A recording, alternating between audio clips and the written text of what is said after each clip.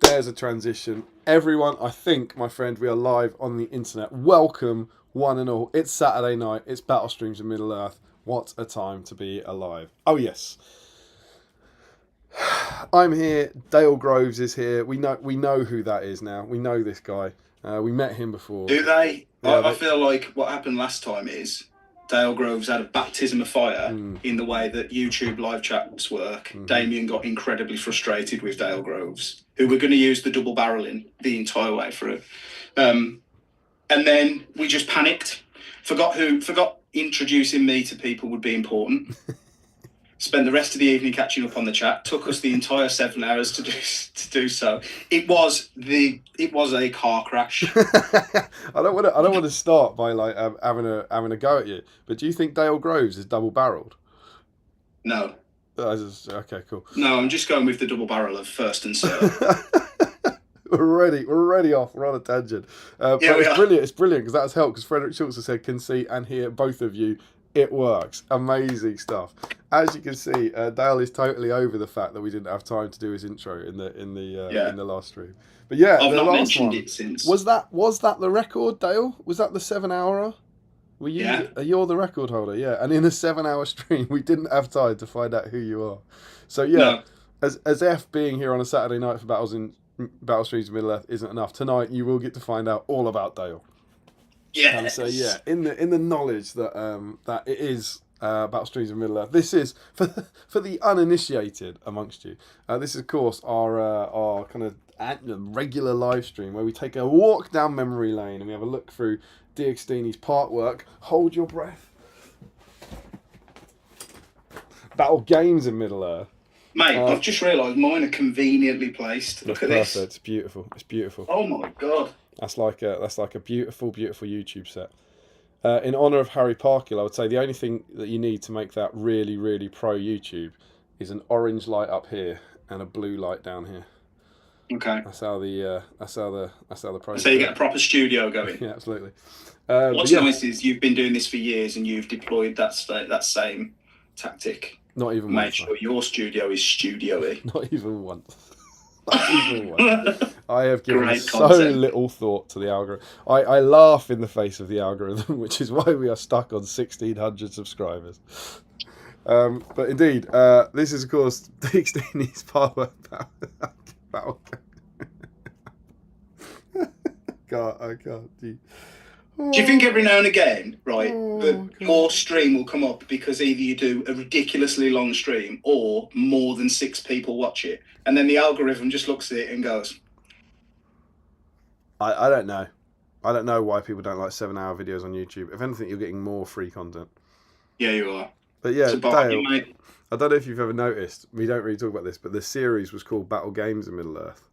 And what we actually did was we changed the word games to streams. Ah. And that's where the title comes from. Okay. So historically, in every issue, we take in every episode, we take a look through one of these episodes. No, I can't get it the right way around. One of these issues, and we have a little historic walk down memory lane. We look at the rules, we look at the profiles, the painting guides, and investigate what was going on in this fantastic part work. And we've been doing this now for over 5 years, and as you can see, because this isn't just an arbitrary issue, we're going to be coming back to this later in the stream. We're on issue 76, if you can believe it. But this is episode 112, and sometimes we do specials, and tonight is one of those specials. Dale Groves, what is tonight? Tonight, mate, is that was seamless. Oh, do you know? I mean, we could try. Do you reckon you've got it in you? Do you reckon we could hand it over? So I am on the right. Yeah, you need to receive it from the non-shelf side. Okay. Steady on. You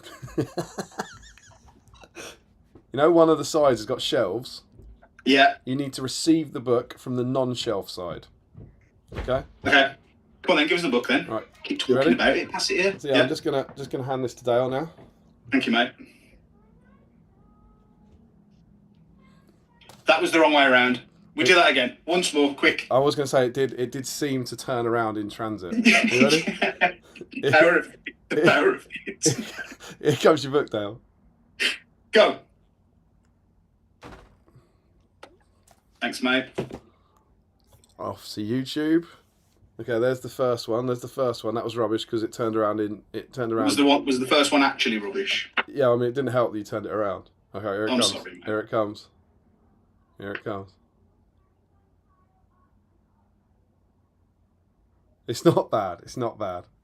It's okay. It's no dairy milk chocolate bar, which is the best thing I've ever done in my life. But yeah, it's pretty good. It's pretty good. So yeah, indeed. What is it? What are we doing?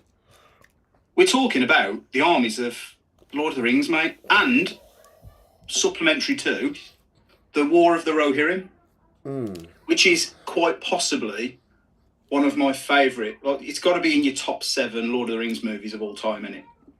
Yeah, I would say it is. There'll be people out there who'll say no. Yeah. There'll be your Bakshi fans will be out there, and your Hobbit haters. You know, it's got to be in your top 7 at It's least. got to be in your top 7 Lord of the Rings movies released since 2001, I reckon. By Peter Jackson, yeah. Yeah, with a strong. Yeah, I agree. I mean, you see it. Dare I suggest? Has it? We're so off track already. Has it displaced any of the other 6? No. No. I would be curious because maybe it would. There's a lot of people don't like the Hobbit films. It will have for people who hate the Hobbit films, but we know they are like almost inexcusably wrong. I reckon Harry Parkill of Entmoot Video fame might. I don't want to put words in his mouth. That's his job. But I think he might prefer War of the Rohirrim to An Unexpected Journey. Possibly. Wow. But anyway, that's a different topic for later. Anyway, but yes, tonight we're looking at this. So Dale, normally what we do is we ask people the whole point of. Do you remember? You ready? The whole point of. I'm ready, mate. Battle Stream. Yeah. Is to help people. It says it. Look. I know. It says it. It doesn't say anymore. That's your first, isn't it? That's your first hosting of with that mug. How's it taste? Incredible, mate. It tastes like backlog clearing. That's exactly what it tastes like, yeah. So the idea is that we all hang out. There's 33 of us so far hanging out right now. We all hang out on a Friday or a Saturday night, and we just get together and we paint something. We paint the same thing purely for the love of the hobby. Now, normally what we paint is whatever came with this. So if you look, issue 77 came with an Easterling captain. That would be a fun one. So normally we'd all paint an Easterling, we'd all paint an Easterling captain, but we're not doing the Battle Games of Middle-earth. We're doing Armies of the Lord of the Rings. So Dale, what's our theme tonight? Anything in that book. What? Basically, mate, you can't miss. Can you?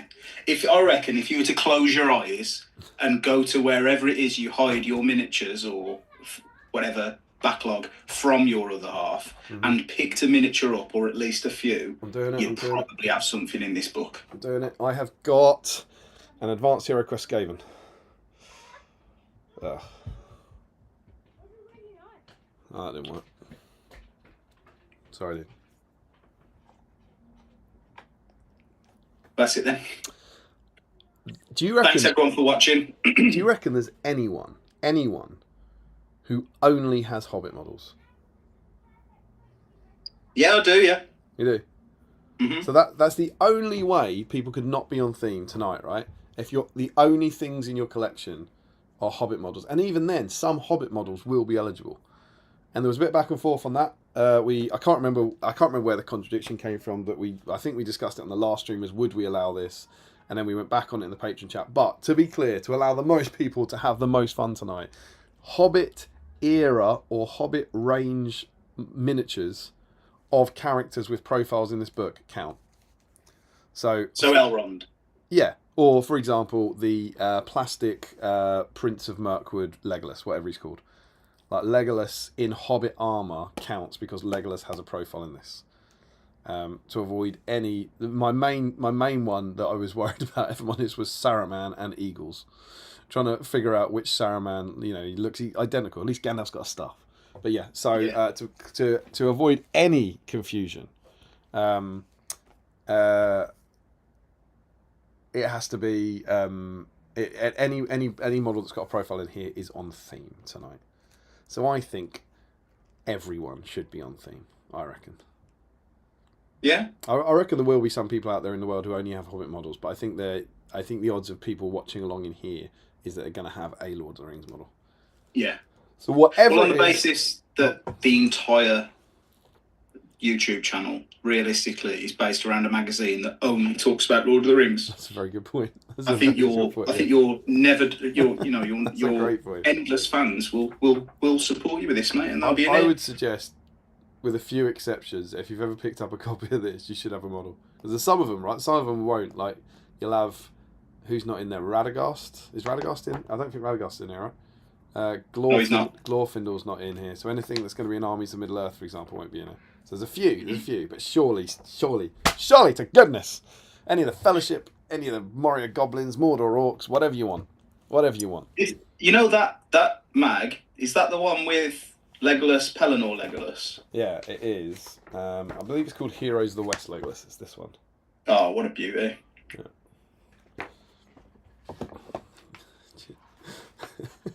Do you know what it is?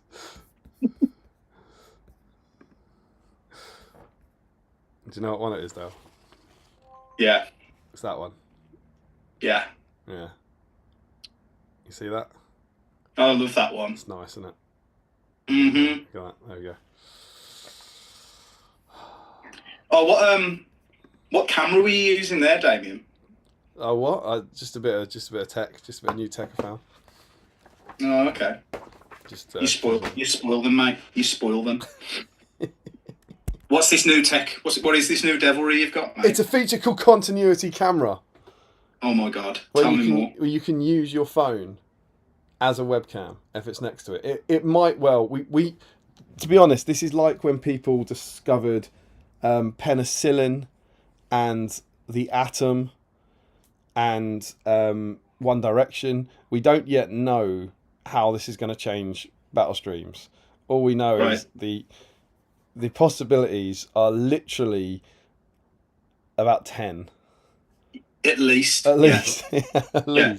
So the possibilities are incredibly useful in the realm of multi-camera streaming on YouTube. Talking about 18 minutes. This is next level stuff, man. Next level stuff. So yeah. Okay, but that's why were you asking about Legolas? What I was asking about him. I was just curious which miniature it was that came with that mag. So you have a couple of Legolas right through the process. It's our second Legolas.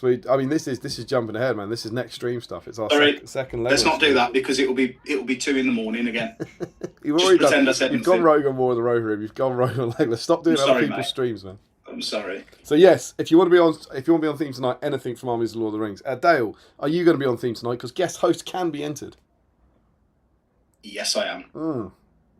Lovely. What are you working on? I'm working on the last assortment of some elves. Shall show you them? Well, please. I say show. I'll just get them down from here. Perfect. There are all sorts of elfy goodnesses on here. Nice. So I'm going to be picking it away at some of this. I'll show it you on continuity cam in a minute, mate. Don't worry about it. Double continuity cam? Surely not. Twice the continuity going on. Are they high elves? Are they Lothlorien elves? Rivendell elves, proper elves. Lovely, proper elves. Hate them. Myself, I got this guy. Yeah. What am I doing? Who have I got? What am I doing? Struggling. It's just 5 years of bad habits, mate. Yeah. Oh, there he is. Tell you what. Targ and Targ. That is. Do you know something, Damien? What's that? Your painting, and for the people who watch this and have never had the pleasure of meeting you, your painting is significantly better in person than it is on most of the content you produce. However, right now, tonight, that's as good as your paint jobs have ever looked. I don't know which bit of that was a compliment or not. Hang on, let's break this down. You said my painting is better in person than it looks in my content. Yes. So it looks awful in my content, does it? No. It looks fine in your content. Sure. It looks way better in person. All right, thank you. All right, okay, so that's a compliment. Thank you. It is a compliment. I like less than half of your paint jobs, half as much as I want to. They deserve. Yeah. And then what was the other one? This is the best my stuff's ever looked. That's the best your stuff's looked on screen right now. I agree with that. This is the best any model I've ever painted looks on screen, and that is the power of continuity camera. It's a game changer, my friend. It's a game changer. But this is as you notice, he's got grass on him. I believe you've seen this model.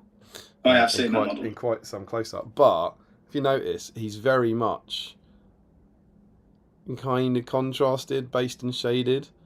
He's a bit cheeky. His skin's done. I think his flesh is finished, and his cloak, which is a really kind of easy job. That was just white and a bit of a contrast.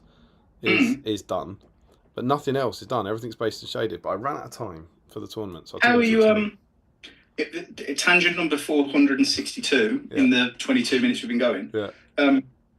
How are you finding contrast paints? Because that was never something that you used previously, unless I'm massively mistaken. No, that's a good question. I've got just under my laptop, I've got a little chest of drawers where I keep my paints.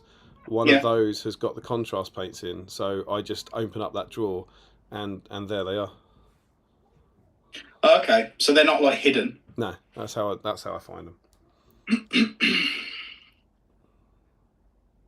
How are you?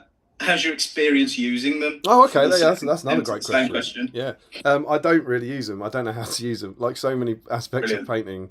That's great. I'm awful. They didn't. I'll just keep setting them up, and you just keep missing them by miles. They didn't have them in the early 90s, so I don't really use them. But this was just dumb luck because I had to do it quick. So I just chucked the Apothecary White over the base coat, and I was like, "That looks great." Yeah. And I was really something in this contrast nonsense. I was really worried about how to paint a white fur cloak as well, and I was like, "Oh, that'll do. Job's a good one." So yeah, I did something that I hate doing. You'll find out about this in a vlog sometime in September. That I'd run out of time, and so I had to finish him to take him to a tournament when he wasn't finished, if that makes sense. So he's on the table, he's back on the handle, and I'm trying to touch up. The horse is pretty much done. The horse I'm pretty happy with, but I need to do basically Targ's clothes that aren't his cloak. That's what I need to do. They're proper. They're proper horses, aren't they? Yeah, he's big. They're proper horses. The new horses. He's a great model as well. He's really good. They look really good, mate. He's really awesome. So yeah, that's me. And because he is in the Armies of the Lord of the Rings book, I'm on theme. So there we go. So we're both on theme, and we want to know if you guys are on theme. Dale, if they are on theme, what should they do? What is this theme nonsense? How can they? Is there any way for people to get involved in the stream? I was waiting for you to explain it, mate, on the basis that you just told people to get on theme and no idea what that means. If they post what they're on theming with in the whip thread, which Damien may or may not have posted in the Great British Hobbit League Facebook group. It was up at 7:59, mate. Unbelievable. I was a minute early, and not for the first time. Put your stuff in there. Tell us what you're working on. Tell us what you're eating. Put some snacks in there. Tell us about your evening. How's your week been? What you're feeling excited about with the hobby. All that good stuff. So it's in a nice contained little envelope of hobby goodness. We'll read through it probably at about 3 a.m. Please post an envelope of hobby joy for us to unwrap later in the stream. Obviously, if you are off theme, if you're working on something from The Hobbit, if you're working on something from Armies of Middle-earth or whatever, still put it in there. We'll still have a look at it. We'll bring it up, but you won't be in with a chance of winning. Oh my god, I haven't set up the dice. Right, I'm going to do something magic, all right? Yeah. Before anyone panics and thinks I really haven't set things up, to be clear, I have set up dice cam. Okay. But I'm going to let you behind the curtain on this one. Dale will probably know this because he's hosted a few times, but the viewers won't know this, and they'll probably be sickened to their core. You'll notice that normally, when we cut to here, there are 8 purple patron dice in there, all with the 6s showing. I don't roll those dice. I set those up. I set the 6s up. Unbelievable. No. But not tonight, because I forgot. So Dale, do you know what I'm going to do? You're going to roll them? I'm going to roll them. I'm going to get 8 6s. Go on then. You tell me how much money, genuinely, will you give me if I roll 8 6s? If you roll 8 6s with those dice, I'll stream this show with you forever for nothing. That, if anything, that sounds like a threat. How much money will you give me? Or a punishment. I'll tell you what, I'll give you a tenner. A tenner for 8 6s? 20 quid. This has got to be worth 100 quid, surely. 8 6s? No way. No way. 20 quid? Because I know my fortune with dice. Alright, 20 quid. Right, 20 quid, mate. Here we go. Ready? Yeah. Panic over. Statistically bang average. I mean, that is the most battle streams thing you're ever going to see. You know what's he important? could roll those for the rest of the night. He's never going to get them all. You know what's really important, Dale? Yeah, you didn't stipulate how many times. I didn't, did I? And you can go back and watch that tomorrow, and I was really careful not to. Yeah, really careful. Keep rolling, mate. Be fine. Literally, it's never coming up. This is the next 4 hours. There you go. 20 quid, please, my friends. These are, You of can't course, re-roll a delightful, re-roll, mate. So. Patron, purple, Battlestreams Middle Earth Dice. But that's not what's available tonight. No. That is a prize that regular payments of money can buy. The prize that money can't buy is this, dear lady. Woof! Look at that roll off! Elven Blade for the win. This is a black Battlestreams Middle Earth Dice. I still haven't got one of those, you know. Well, you've never won one? Years I've been watching this. I'll give you another fun fact. As I make it, the last 3 winners haven't got one yet because I've run out and I can't get in touch with counter-attack bases. Oh dear. I can't get in touch with them. We do. I'm aware the last few haven't been posted out, but for the first time ever, we need more Black Middle Earth dice because somehow we got through 100 of them. Can you Adam and Eve it? So yes, that will be the prize tonight. One of you will walk away with an as yet created black Battlestreams and Middle Earth dice. One of you who's painting something or assembling something, just working on a model from Armies of the Lord of the Rings. And of course, to get you through the next few hours, you're going to need some sustenance. And we want to see your pictures. We want to see what your stream snacks are. Dale, what have you got to get you through the night? I've got a little bit of luck. A Cadbury's caramel, and only 135. Bargain, mate. Did you know what's even better? I stole it from Boarding Brum, and we'll talk about Boarding Brum in a bit. Great. Yeah. Is that? Oh, there's more. Reese's Overload. That's very exciting. Is that an overload of peanut? Pretzels, caramel, peanut butter, and peanuts covered with chocolate flavour coating, mate. So there you go. So good for you. It's protein. What you got? What? Have you not got any drinks? I've got tea, mate. Tea, which I'm hoping my daughter will replenish at some point. No beer? On a Saturday night? On a party night? No beer, mate. Body is a temple. Someone's got to be sober to control this joy and jubilation and fun. Absolutely. I'm going to be the fun sponge. So I of course have my Battlestreams tea. Tea. I've got a beer ready for later. Yeah. And I've got one hell of a stream snack. And I don't know how far I'm going into this tonight, but I received a package that I've got to give a massive shout out to. Jens Elmos, one of our loving patrons from Denmark, has sent the care package to end all care packages. Look at this. This thing is chock full, and I wanna make sure I get all the nations correctly represented. There are treats in here from Denmark. Is Antenberg a place? It sounds like a place, but that's like a separate category. I don't know. Maybe not. Then Germany, Sweden, Finland, and some other places. It's a care package to end all care packages, and some of this, my friend, is for you. Amazing. I know. He has sent a care package for the guest hosts.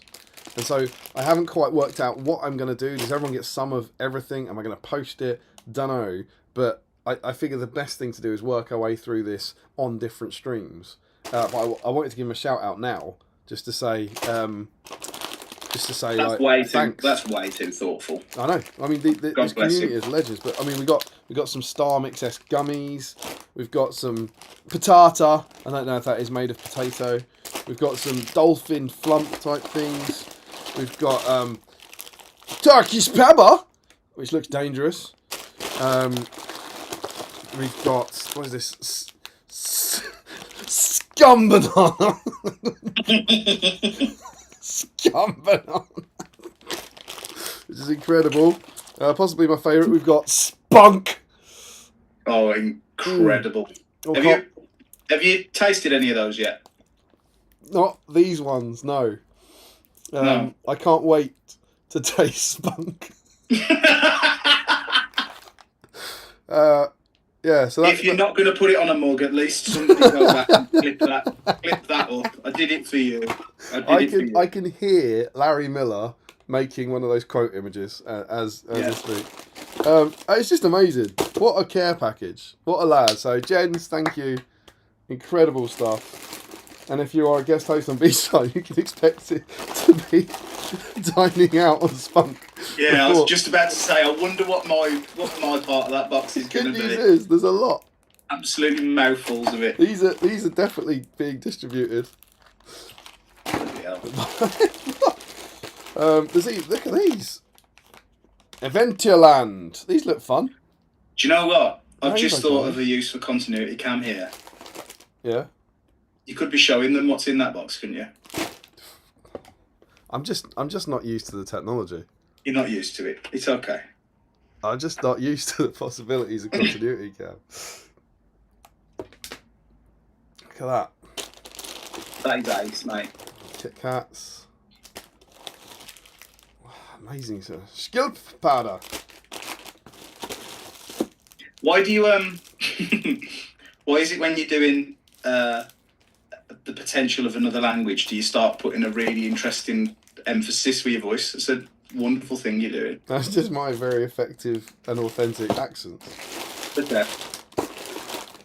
How like cool is this, though? Scum It's ace, banana. mate. I love it. We've got double scum banana, so someone can have a bag of that. Yeah. Incredible scenes, right? I think this is licorice, so I'll be sending that off because licorice is the devil's work. Original hit. Do you not like licorice? No. No, me neither. It's vile stuff. But what I thought, Dale, I can't not Yeah. tonight. What shall I have? What would you like me to have? Are you honestly asking me that? Yeah. Get the little box. Get the little box out. Oh, these. Yeah. Get yourself a mouthful of that before we decide anything else. All right, I'm gonna come back. Okay, yeah, and that's enough of the smut and dirty innuendo. What's smart? What did I see that looked cool? This. Oh.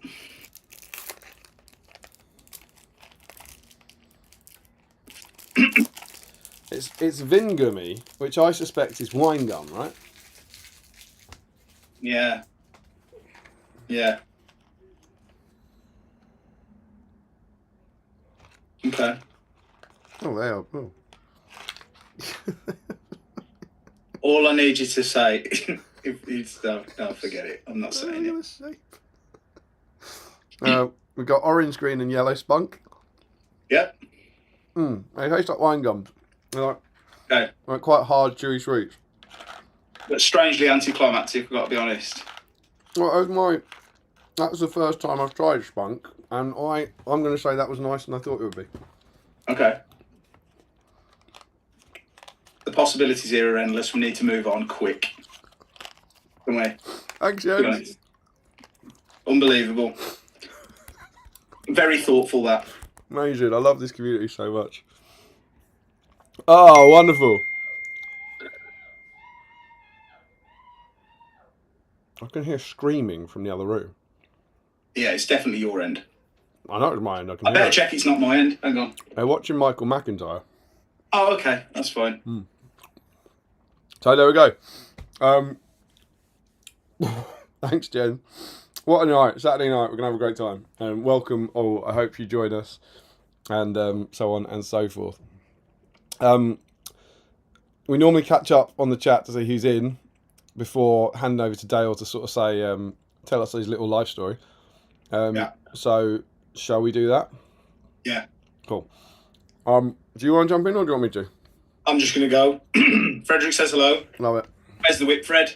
We've already answered that. Don't you think that's a weird thing with the way that we do the chat? That by the time we're reading it, they've answered each other. Observation. Post-teen spirit. I'm going to just read stuff and try and get through this as quick as possible. Says, hey all, Doublé, evening all, Holzman's in, Steiner Carlson's in, Richard Clammer, Sean Clark, Frederick Schultz. No, not Piano House has started. We made that joke all of our own while we were in the little holding screen talking about kids and parenting and boring stuff. Ricky drinks paints, don't recommend it. Good evening, everyone. Frederick Schultz, a BSIME on time. Wow.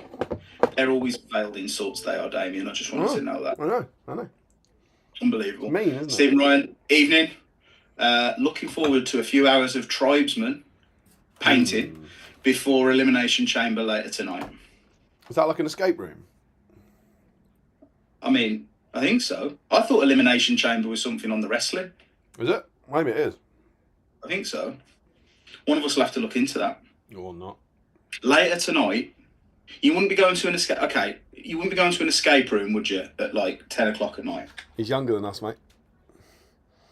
That is true. Most people are younger than us, though. You know that. I sent my wife a picture. Elmo, who do you want to win the chamber? It's definitely wrestling, man. It's wrestling. Maybe he's asking who wants to win the escape room. Yeah, who wants to win the... And if I just read the one below, I wouldn't have had to ask that question. I want Stephen to win the escape room. I don't know who he's going with. But... It's 8:38, mate. I'm going for it. Jen Elmo, evening. Got the baby to sleep. Luckily, they are late, so did not miss anything. Not very kind. Haskell's in. Tough week on the working front. Sorry to hear that, mate. That's how I feel. I'm delighted to be here. Looking forward to the Oasis that is a BSIME live stream. Hope all and sundry are well. We're all right, Michael. Sorry to hear you're not having the best time of it, mate. Hope the next 16 hours worth of content softens the blow of a shit week, mate. That's a little swear word. We'll beat that out. James, good evening, everybody. Buckler's in. Says evening, everyone. Frederick Schultz. Can see him both. Can see and hear both of you. IT works. Unbelievable. Stephen Ryan. Anyone but Paul is wrestling. I assume that's Logan Paul, right? Logan Paul doing wrestling now? Yeah. Oh. He's really good. Is he? Yeah. He's an actual athlete, mate. A bit like us, but not into Middle Earth. Joe Holzman, what if we, or he might be into Middle Earth, I'm assuming there. What if we like the mystery? I think the mystery is about not finding out about me. To be honest with you, depending on how quickly I get through this chat, you probably won't learn anything about me today either. Frederick Schultz controversy. You either have to kick Dale or allow Dale in for the dice giveaway. There is no in between. What will it be? What's that? You either have to kick Dale or allow Dale in for the dice giveaway. There's no in between. What will it be? Why would I kick him? I think there's a third option there, Frederick, which is he just gives me a black dice. I don't get that. I don't understand what that's saying. Why do I have to kick He'll you? explain. He'll explain later. He'll have seen us fumble around trying to understand what he's saying, and then he'll tell us again. Michael Curtis, good evening. Tom W, hello, gents. Very much looking forward to the live stream. Hope everyone's well. We are, mate. Tom Macklin's in. Haskell, if I remember correctly, didn't Dale's baptism of fire... Here we go. Didn't Dale's baptism of fire include a run-through of the new rules? Yes, it did, Michael. We started talking about the new rule book at 11 p.m. I think that's what did it. Yeah. We should have broken it up, shouldn't we? Yeah. Should have broken it up into little sections. Or try to be less thorough, but that's not our style, mate. Scott Newman, good evening. Rich Clemmer, a guy who talks so long about banner VPs doesn't get an About Me section. Ooh. You know my thoughts on this kind of stuff. Just tell your friends. Don't worry about telling the internet. Just tell your friends. Tonight's a Dale special. Get out the fancy Northmen. Paint your human allies of Erebor dwarves. Get your spear and bowman going. Don't do that, Frederick, because you won't win a dice. How do you feel about, as few people raise this, hosting a stream in which your namesake's not allowed? It's... On my experience of taking part in these things, they're as equally likely to win painting Dale as I am painting anything on theme. Right. So they'll be fine. Oh, yeah. I don't mind it, mate. I've got a strange sort of mental block of collecting and using Dale because of the name thing. Like Army of Dale, Garrison of Dale feels like a really cool thing to have on the basis that that's my name. Yeah. But never done it. I thought about doing it, and then Paul Kelly, one of our mutual friends, talked me out of it. And at the time, I thought Paul was a good player, so I believed him, and I sold all my stuff. I then grew to learn that Paul's not a very good player, and I should have given them a try myself first before I sold them all. Oh, what? He talked you out of it because he said they were rubbish? Yeah. And now, of course, they're even better. They're vastly better. The irony, right? Beautiful. irony. Classic Kelly. Yeah. I'm probably the only person, other than I think there's another Dale that I know of, Dale Hasty, who's not a million miles away from here. I think he's coming to our event tomorrow, actually. You say Dale Hasty? Yeah. That's a great Middle Earth name, isn't it? I think so. We digress. Joe Holzman, Justice for Not Dale. Frederick Schultz, War of the Rohirrim, here we go, mate, is just as good or even better than the Hobbit films. I might actually side with Barry Snarkill on that. That is big. It's bold, mate. You side with Barry Snarkill. He thinks the Hobbit films are rubbish. You like the Hobbit films, don't you? Me? Yeah. Yeah, I do. Yeah. That was Frederick said the second bit about Frederick said with about Barry Snarkill. Snarkill. It was I led on. Better than two the Hobbit comments into film. one, mate. Wow, I mean, it is big. We're not really going to get... Are we going to talk War of the Rohirrim today? Maybe not. I've not watched it again yet, which I think will really help. And I think I said this to you when we did the rules. I found everything felt really safe. Like, nothing bad's going to happen to anybody here. Everything's going to be fine. And lo and behold, it was. In what? In War of the Rohirrim. The film where everyone dies? Did they all die? Almost everyone dies. That's literally the worst review you could have possibly given. Haleth, Hammer, Helm. Yeah, that's fair. Yeah, but we knew they died. Wolf, Targ. There's about 2 characters who survive. Okay, you enjoyed it. That's okay. You enjoyed it. Such a rubbish take.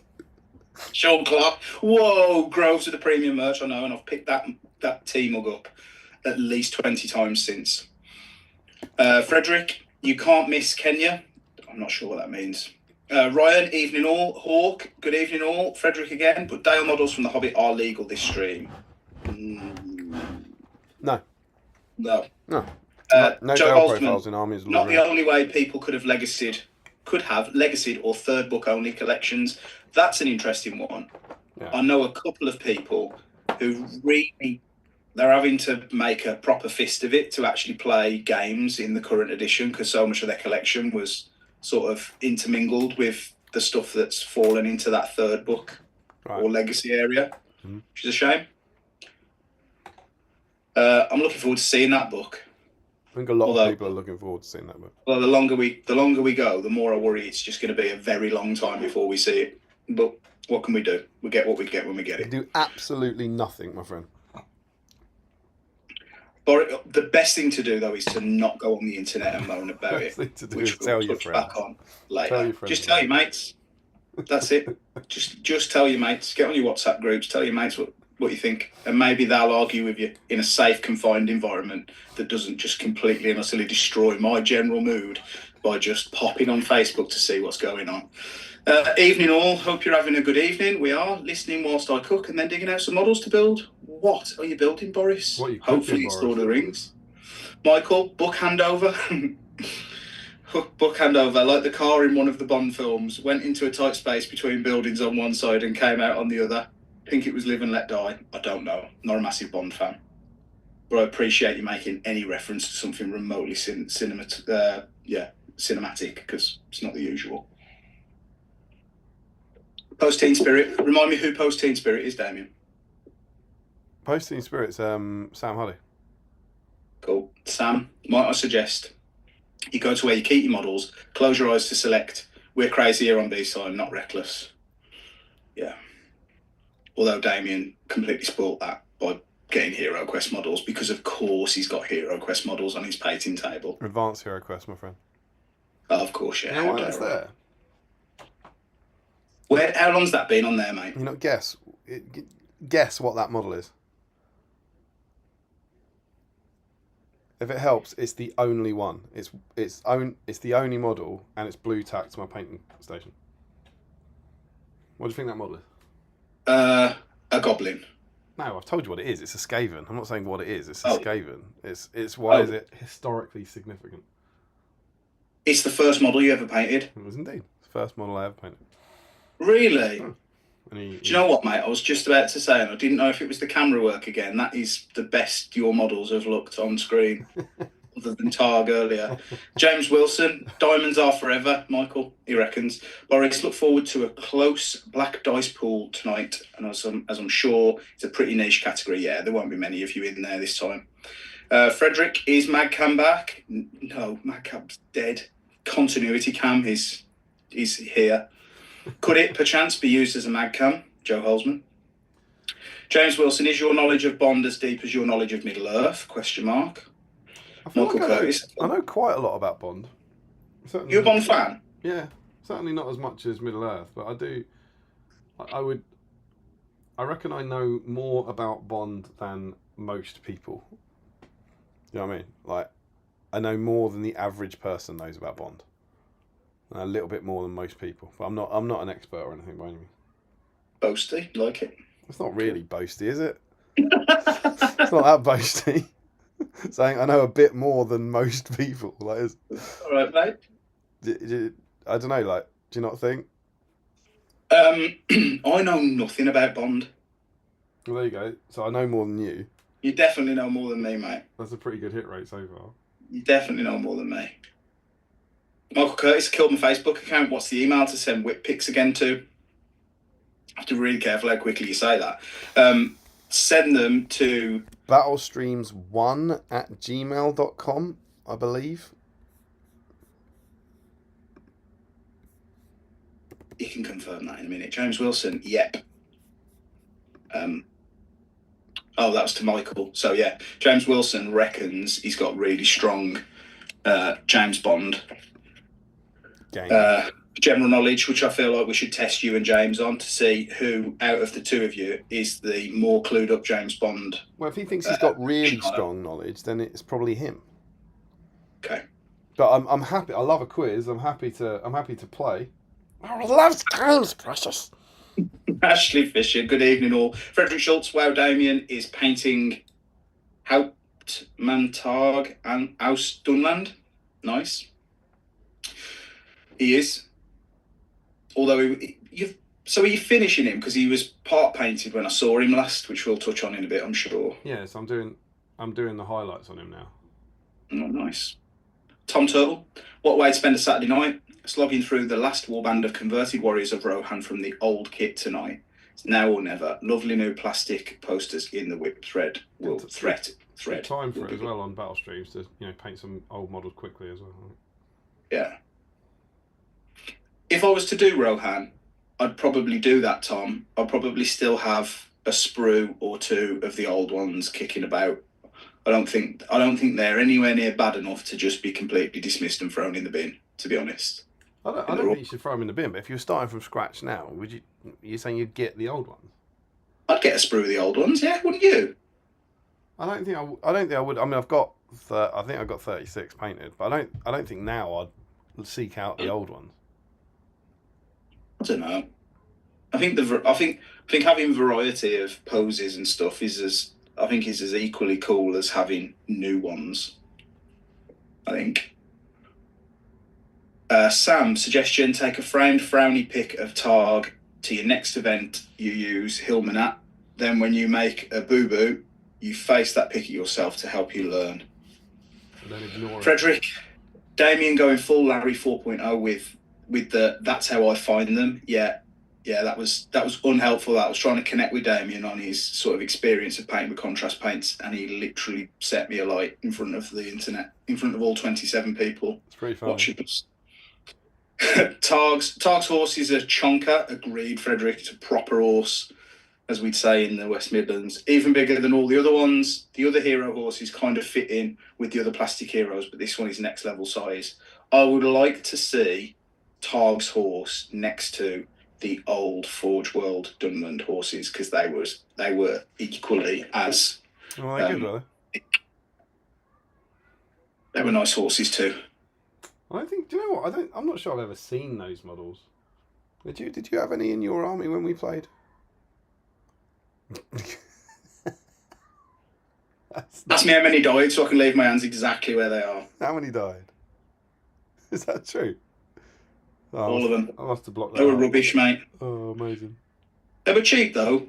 I think they were like 12 or 13 points, strength 4, so they were good if they won the fight, but it just never happened. Mate, you charge them in, That's less 5-3. That's less points than pounds, isn't it?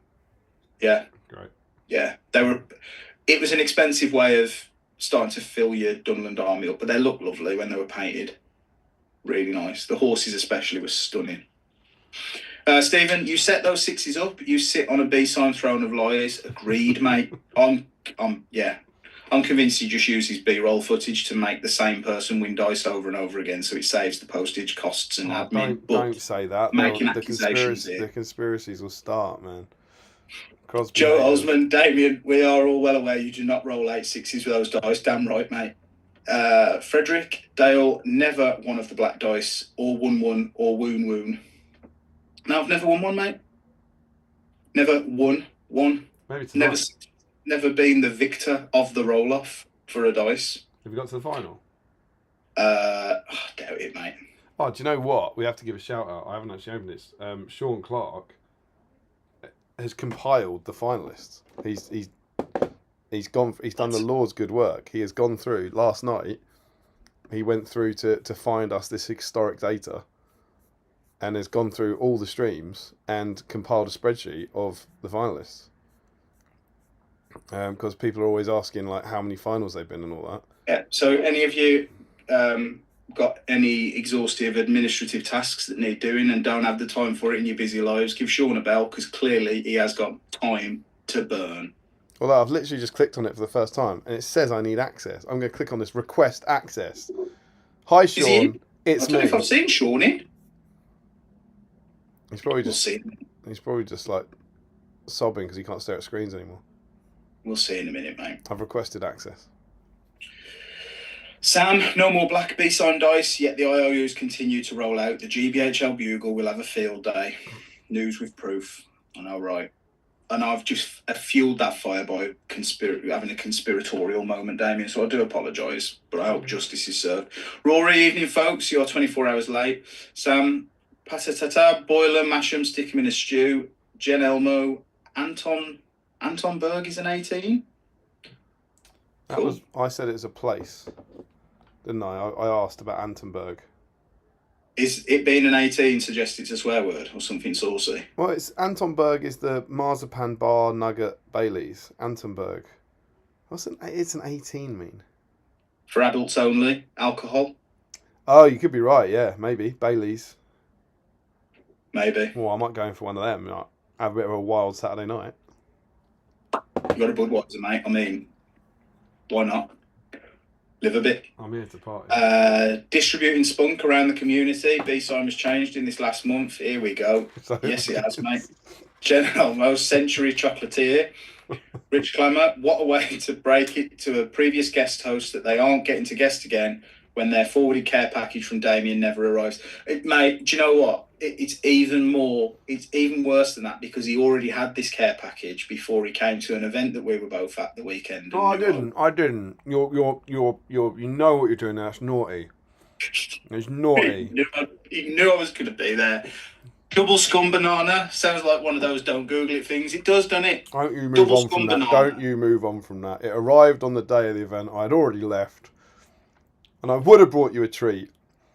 Yeah. How dare you? In lieu of a treat from you, Damien, I'm going to open my Cadbury's Caramel, £1.35. Is that sticker stuck on or is that printed on? It's part of the wrapper, mate. Is there normally a price on them? That's weird, isn't it? It depends on what you're buying and where you're buying it from. But yeah, a lot of confectionery now, mate, it's all got recommended retail on the package, which is unhelpful if you sell the stuff. Absolutely. Michael Dubé, I agree that licorice is the devil. Yeah. But do you like aniseed? Is he asking us? Mm-hmm. No, it's horrible. Agreed. Jen Elmo, spunk is named an old Pippi Longstocking tale. It's not the best sweet, but needed to send them because of the name. Agreed, mate. Good lad. Agreed. You got to get it in there. Sam, is that Michael Haskell locked and gagged in Damien's cupboard? Is he what? Is he Michael Haskell what? Locked and gagged in your cupboard. What the scream? He needs the screaming. He needs the scream. Nah, if I gag him proper, you can't hear him screaming. Yeah, another thing on the internet. Clip that up, guys. You never know when it might come in useful. Frederick, we can hear the screaming, but we also heard the notification ding sound. Yeah, they were screaming and messaging Damien at the same time to try and get his attention. And interestingly, he stayed exactly where he is. Has anyone seen the AI video? This is Sam, of Council of Elrond done as a rock opera type job that's been going around this week? No, but I'll tell you what I have seen. I've seen the one where it's a deep fake, where all of the members of the Council of Elrond are Arnold Schwarzenegger. It's probably the funniest thing I've seen in a long time. Yeah, I saw that. It's the face, mate, where when Gimli strikes the ring with his axe, it's Frodo stroke Arnold's disgusted, scared, pain face. Horrendous, but brilliant. Mark Fry just tuned in. Sorry for the absence. Lots going on in the household. Not in a good way. We'll eventually catch up. Sorry to hear that, mate. Sorry to hear that, dude. Hope everything's okay. Frederick, either remove Dale as guest host or allow Dale as an army in the whip Fred for the giveaway. Oh, okay. So he's linking the fact that because I'm here, Dale is on theme. I don't think that's true. I mean,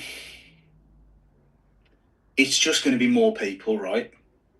No, you can't have Dale. No way. Okay, No way. All right. I tried.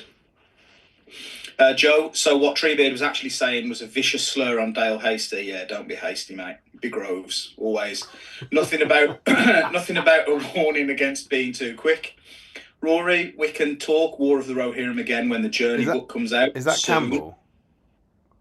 Yeah. It's Rury. It rhymes with brewery. Yeah. Apologies, Rory. It's all right. We did it for about 3 years before he pointed out. Okay. I've only said his name probably 6 or 7 times tonight, so he won't be completely beside himself with rage yet. Sam, but my mates told me I should go on Facebook and raise hell about the missing book. No, don't do that. Common misconception I'm seeing lots of people fall into is that anyone other than the people closest to you care how you feel about pretty much anything. I'm here to tell you they definitely don't. So just don't do it. It's not good. This take from Dale is literally my new favourite thing in the world. Like, anytime he says "tell your mates," it makes me genuinely laugh out loud. Like, it's just really if everybody did it, the internet would be a safer place for everybody. Yeah. Just relax. Why not just say your friend? Where were we? I think that was Sam. The chat hasn't jumped. Don't worry, I think in Sam's defence there, I think the joke was meant to be that he told his friends about it and they told him to put it on the internet. I think that's the gag there. I think he's right. Don't do that. Richard, what year is Daniel Craig's Bond supposed to have been born? Here he is. Ladies and gentlemen, I'll give you Damien O'Byrne. I haven't got a clue. Bond specialist. I haven't got a clue. Does Daniel Craig's Bond have a birth date? Are you accusing Richard? I would have thought, do you reckon he's got a passport or something? Do you reckon he's got a birth date in one of the films? Yeah. What do you reckon? Like Casino Royale, let's assume that the years are the same in the universe as they are when it's released. 1964. What's Casino Royale about 2000? You know what's crazy? That's super close to what I was going to say. Wasn't Casino Royale about 2005? Is it around then? Maybe 2008. You think a bit later? Because I was going to say he's about 40. Yeah, because 2005, Brosnan was still doing those films in the early 2000s, right? GoldenEye, I'm pretty sure, was 95. I reckon then Tomorrow Never Dies is 97. World Is Not Enough would be 99. And then I reckon Die Another Day was a little bit later, maybe 2002. Mm-hmm. So then give it 4 years for a new Bond. So that's 2006. Okay. Maybe 2007. And you said 64, right? I was going to say he's probably about 40 in it. Which would put my answer as 67. So I'll go, there you go, Dale goes 64, I'll go 67. Okay. See how we do. I don't know though. Do you know why I don't know? Because I know slightly more about James Bond than the average person, but not a lot about James Bond.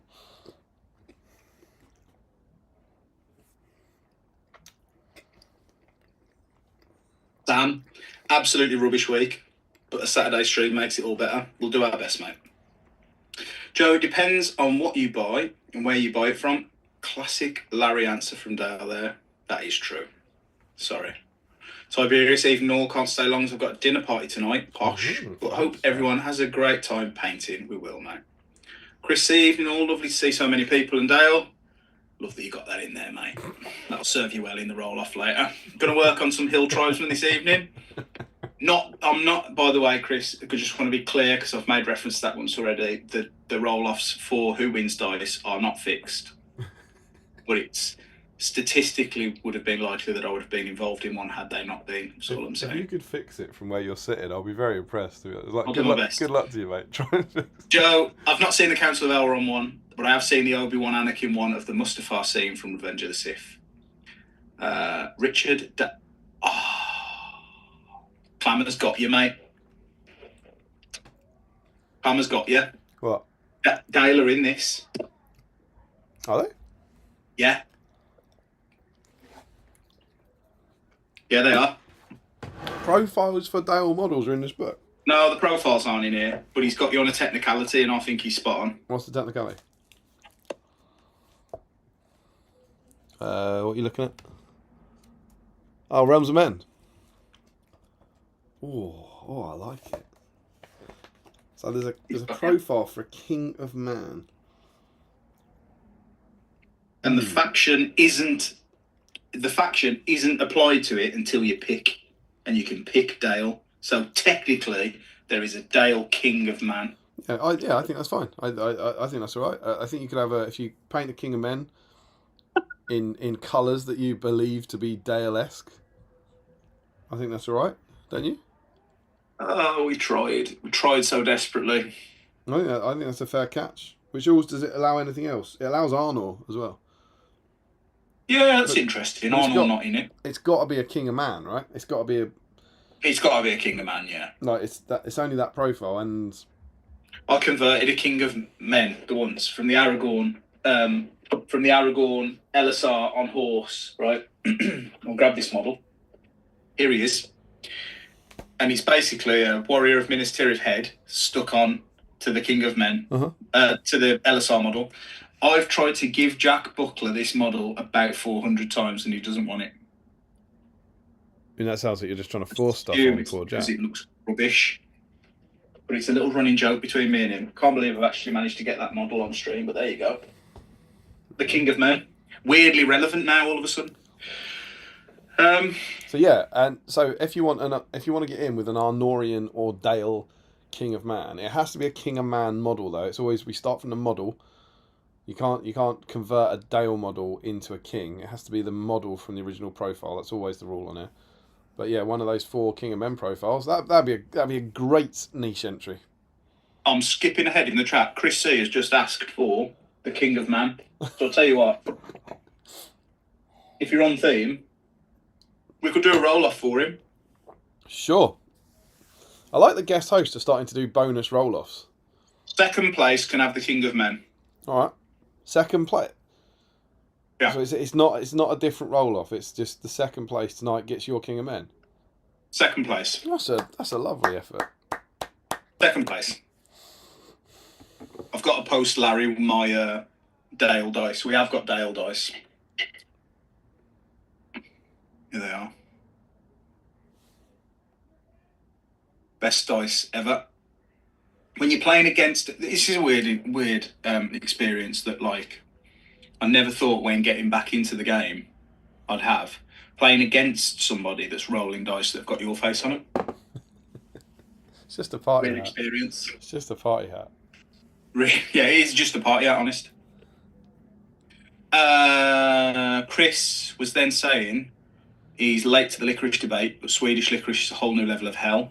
James then goes on to say, I'm going to throw a curveball by saying red licorice is nice, but black licorice is disgusting.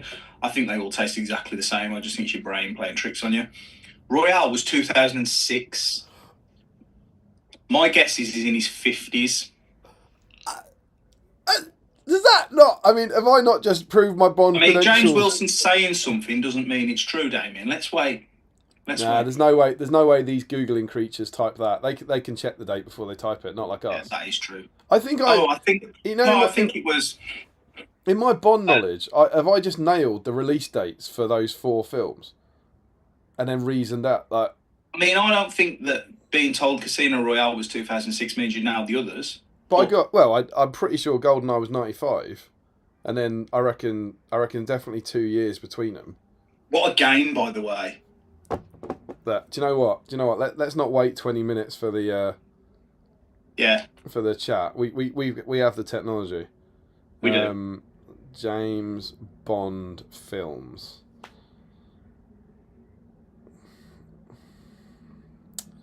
And we got this.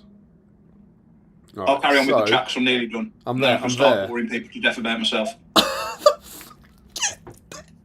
GoldenEye 95. Tomorrow Never Dies 97. The World Is Not Enough 99. Die Another Day. The one where I said I think that took a bit longer. 2002. Casino Royale about 4 years later 2006. So do you know what? Yeah, I know Bond. Do you know what? I know Bond. I think you should have a James Bond category that's 7 stones. I'm pretty pleased with that. You and James Wilson should be on opposite teams. Yeah, there you go. Backing James every day of the week. Dextra the dexterous. Time for a victory spunk. Get some spunking you got, mate. Sam, I'd consider licorice a form of psychological torture, probably from Ramsay Snow. Agreed. Richard posted his passport in the Facebook chat. So that means whose passport? Hang on. It'll be Bond's. What did I say? Confirmation bias here. You're just doing things that make him think he knows what Bond is. All right. Stan, although I must say I prefer licorice over glass sprinkled chicken. Chris C, I'll have it, Dale. You got to win it, mate. But a good idea. I'm glad you said that because I think it's a cool thing for me to give it away because I've been trying to give it away for about 4 years. What did we say? What were our years? 64. Was that me or you? Me. And then you said conveniently that that's what you were going to say. No, I didn't. I didn't pick the same as you. I said it was very close. I think I went for 67. Yeah. On this passport, his birthday is 13th of April, 68. That's pretty close. That's irritating. That's pretty close, mate. I'm quite happy with that as a demonstration of my Bond credentials. Double, hate licorice, love aniseed. Phoebe says they taste the same. They really don't. Feels like an argument that you're bringing to the chat here. For you guys to fight out amongst yourselves. Joe, I'm already on theme, but I'm very tempted to crack out King of Men now and paint it as a Dale King. Do it, man. And special bonus points for getting a Saga or Victrix miniature with a bald head, cutting the head off your king and sticking a bald head on. I've got a Warrior of Minas Tirith that I bought in a job lot ages ago that's had that very same conversion. I assume it's to be an Osgiliath veteran, but it looks conveniently like me. And it's the worst paint job ever. Still love it. It's one of my favourite minis. Michael, now we should just have a King of Dale week. I'd go with that. Chris, I'm glad Larry didn't bring any extra giveaways. A pair of nearly new shoes and a chicken sandwich is not one I'd want to win. Joe, I don't even think Larry would claim those shoes as nearly new. Michael, mentioning GoldenEye, what are folks' favourite Sean Ben film demise scenes? We'll come back to that. Chris, let's not forget that James Bond is based off Saruman, or the person who plays Saruman beautifully. Do we actually know that, or is that just Christopher Lee saying that? Well, he knew the author, right? Yeah, but Christopher Lee knew everyone. I know he's dead, but the more and more stories I hear about Christopher Lee, the more I'm thinking, of course you did, mate. There's a lot of stories about incredible things that he did. Yeah. Yeah. He's basically... He was like the of his era guys from the In-Betweeners, wasn't he? I do like the thing is, genuinely, it started some of the ludicrous things I've heard him say have made me doubt the validity of the other things that I've always believed. Like, did he meet Tolkien? Did he read Lord of the Rings every year? Yeah. Has he stabbed a guy in the back? You know all of them. You're like, oh, there's a lot more stories recently since he died of people saying that he's lied about things, which is interesting. That's a shame, mate. Wow. Well, he can't defend himself either. Terrible. Yeah, exactly. Chris, Michael Haskell, just films, or can we include TV series? Oh, for Sean Bean. Good question. He was in a really interesting drama not that long ago that I watched. Time. Yeah. It was horrible. Yeah, it was dark, wasn't it? A 3-part dramatic series about prison, and genuinely, I mean this, I've never deliberately drunk and drive anywhere. I obviously don't do that. I hate people who do it, but it made me not want to have a beer. You one beer and drive. It made me scared of going to prison. I know it sounds obvious, but in a way that nothing ever had before. Yeah. It made me watch it going, I would not survive in prison. There's a lot of people saying prison guards saying that was the most realistic depiction of prison they'd ever seen on TV. And it properly kind of affected me, scared the crap out of me. Yeah. I thought it was horrible. It was a really tough watch. Normal people must go to prison all the time for weird stuff that carries a prison sentence, because it always has, fraud and all that, tax evasion and all that stuff. And they're thrown in, with I don't know, just a completely different part of society. It's fascinating. It was very, very good. Yeah, it was. It was the thing that there's no spoilers in this, but apart from the first 10 minutes.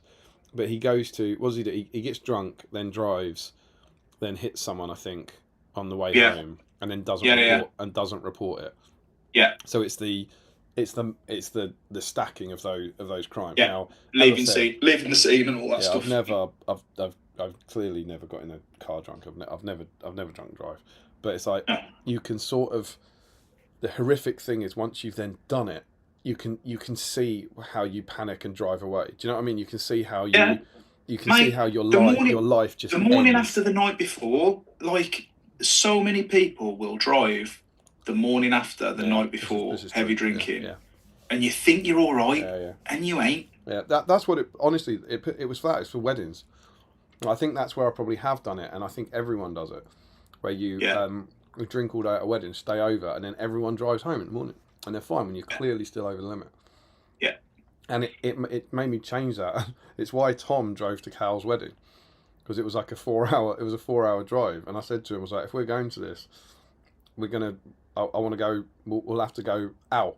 We'll have to go out somewhere the next day and come back in the evening because I ain't driving home. And then he ends up driving because he was like, well, I'll drink less than you. Yeah. And that sort of thing. It was like, Jesus Christ, it's not worth it if I do that. No. It's like it's playing. It's suddenly they're not an accident. It's dangerous driving. You go to jail. And that was that program that did that. Yeah. Powerful stuff, mate. It is terrifying. The whole idea and premise of prison, conveniently for it, because I guess it's one of its main purposes as a deterrent. Yeah. It is absolutely terrifying. Yeah, I agree. Chris. Hang on. So Sam asked, does Minas Tirith guy have a party hat too? He doesn't, mate. But green stuff's good stuff, man. I'm sure you can knock one up. Chris C, do we get bonus points for sculpting glasses? I assume you're saying on the King of Dale. Of course. If you can sculpt glasses, mate, you're a better hobbyist than I am, I tell you. Joe, if it gets me an extra entry in the dice roll, I'll absolutely get the Kings of Men out. Sam, for me, I think the favourite Sean Bean death was Ned Stark. Good shout, simply because of the shock value. He did that role. I mean, I'm not saying anything new here. He did that role so well. Can I just go back to that? Because I think that's a genuine question. Remember last week there was a conversion sprue, and if you did a Guritz, you got a double entry. And then wasn't there another one? I can't remember what it was. Didn't we? We added another double entry in for something else, I feel. So I think Joe's genuinely asking there. He's going to do a King of Man if we make Dale King of Men double entry, but I don't think we do we? I don't. Of all the miniatures that we're going to see in that whip thread, you would not have seen a single King of Men without that. You want to do it then? I think so. All right, fine. I mean, it's not a special week, so I'm up for that. So what are we saying? What's the rule? If you paint a King of Men in what, Dale or Arnorian colours? Yeah. If he's an alternate King of Men. Yeah, it shouldn't be Gondor or Rohan, because you can paint a Gondor. Is that right? Yep. So a King of Man in Dale colours or Arnorian colours, you get 2 entries into the dice draw. Yeah. Do it. Sweet. All right, fine. So what's your entry for Sean Bean favourite death scene?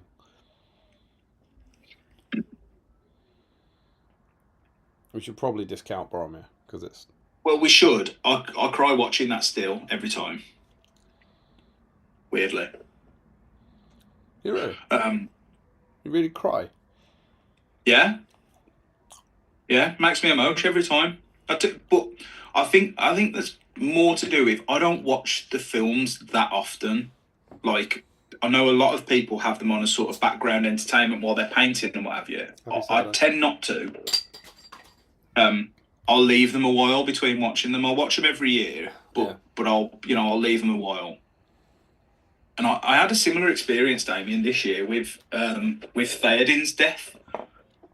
I went to fortunate enough to go to the Royal Albert Hall last that would have been about a year ago now. It was sort of the start of last year, early last year. Mm-hmm.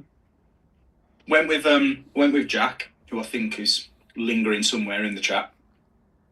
He's furious now. He's not getting that King of Man.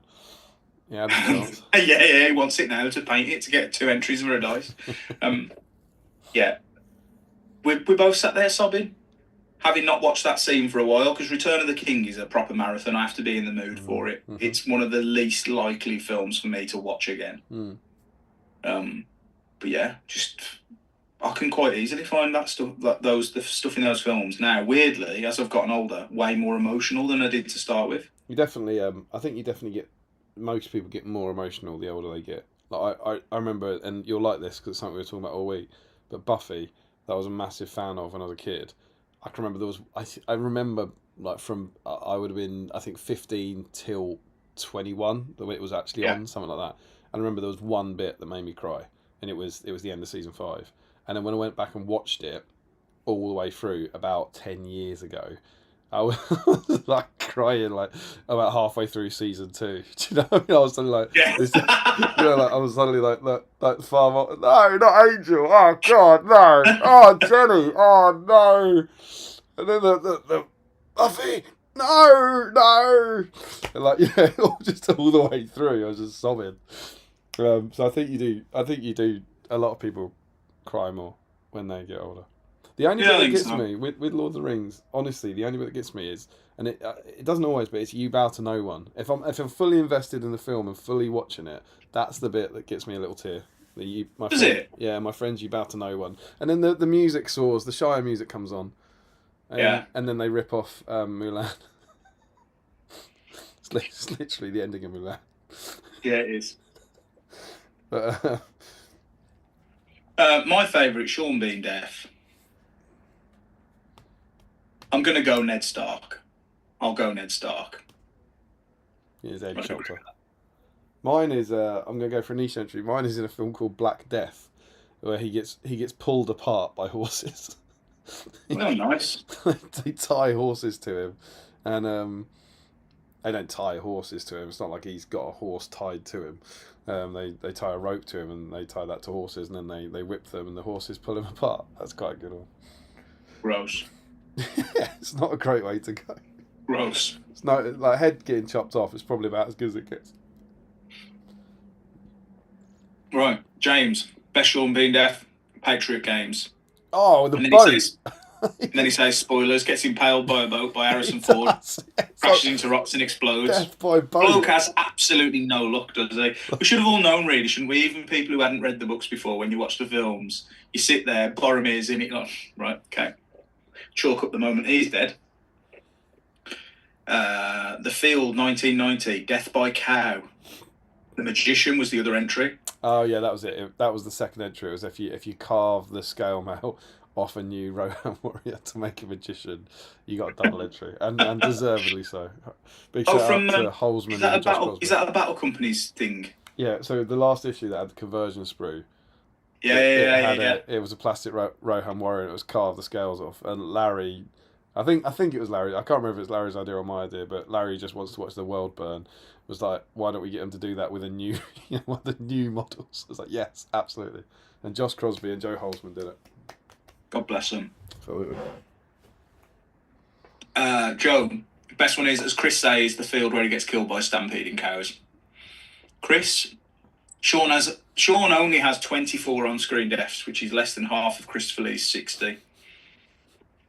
However, it's still less than Danny Turgeau's 65. Imagine dying on screen 65 times. I reckon Christopher Lee's probably made up half of his, though. I think so. Yes, I was in 2 films with that in. Found out a while ago he's like 5'5". Always struck me as like 6 foot or so. Well, turned upside down. It's weird that famous people look taller. Joe, Kings of Men have been located. Love that. Michael, Patriot Games was a good Sean Bean death. Sean, easily the best Sean Bean death is in The Island. Joe, on an unrelated note, does anyone know of the Middle Earth minis with bald heads? You got some wild men. Wild men have got bald heads. Orcs, weirdly, loads of orcs are bald. I think there's 2. There's a Morannon that's got an absolutely wonderful receding hairline and then long hair at the back. And you can sort of start his hair at any point in your head that you really feel like, and it looks all right. Although, please don't make a conversion of me using a Morannon orc. That would be incredibly offensive. So we got this He'll dude. do one of them. There you go. This dude. There you go. I mean, if I wore clothes like that and had a flaming brand like that, not a million miles, is it? This one's got a bit more hair Ruffians, on Joe. Sean's right. Ruffians. Isn't one of the hero ruffians bald? Yeah. I don't really know. Is there a hero ruffian? Oh, there is. There's 3, there is. yeah. I don't really know What's which his way name? round it is. It's Sid. I want to say it's Sid Briarthorn, I think. It is Sid. It's Vicious Sid. Sid the Banner Briarthorn.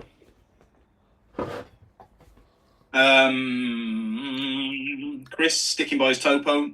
Do we get points for sculpting lasses on him? Just a bunch of girls draped all over him? Absolutely. I love that. I'd love that. Sam, I thought the magician was a Sean. I thought the magician was a Sean Bean film death suggestion. It doesn't sound like his usual film. Ironically, though, you would have gone along with it, wouldn't you? That of course he was in a film called The Magician and died. Sean, Vaudeville Ruffians. Chris, some of the Wildmen have bald heads. Sam, Clansmen of Lamadon. Joe, has to be Human Dale. It's for a King of Dale. That is true. Use him as a blue stuff mould for a fresh head so I can make fresh hair. Lovely. James, think a couple of Corsair models are bald. They probably are. Sid Briarthorn. We've already destroyed a Rohan model for a dice entry. Might as well do it with the Hill Tribesmen. I have none of the Forge World Ruffians, so they're not an option. Mike Haskell, one of the Corsairs is bald, I think, and we are through the chat. So this is for people to put a bald head on their King of Men and make it you as a Dale King of Dale. Is that right? Yeah. That's pretty magic. That's pretty good. I'm humbled, man. It's good. That'd be pretty awesome.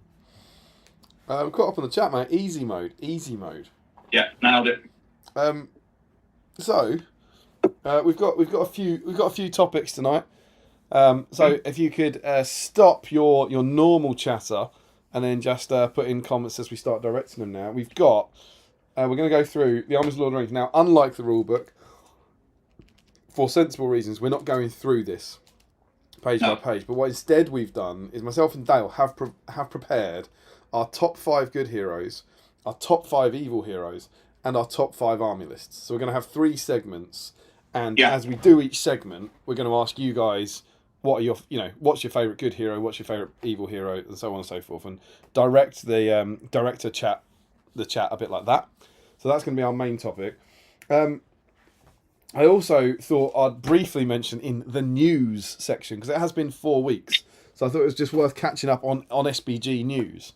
Dale, what have we had in the last 4 weeks? In SBG? Yeah. So let us know in the chat now. We just want to chat to you about any news, any SBG news, and there is some. We've had 4 weeks We'd had Hera before then. We did. What have we had? We've had a new model, my friend. Am I going mental? I think so. Oh my god. I can't believe it. We've had a new Bold, mate. He's bald.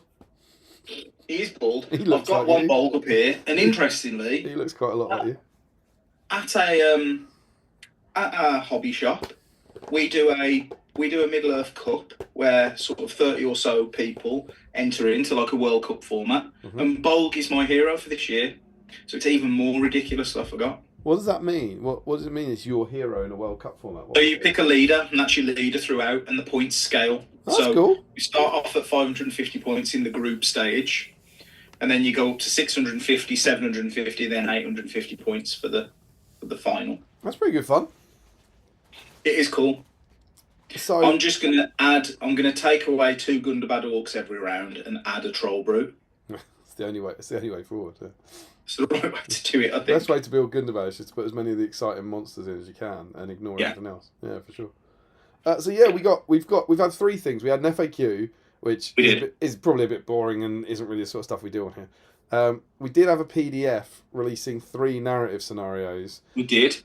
Which is better than nothing, but went down like a cup of cold sick because it's the prisoner's dilemma thing. It's like, I've got nothing right now.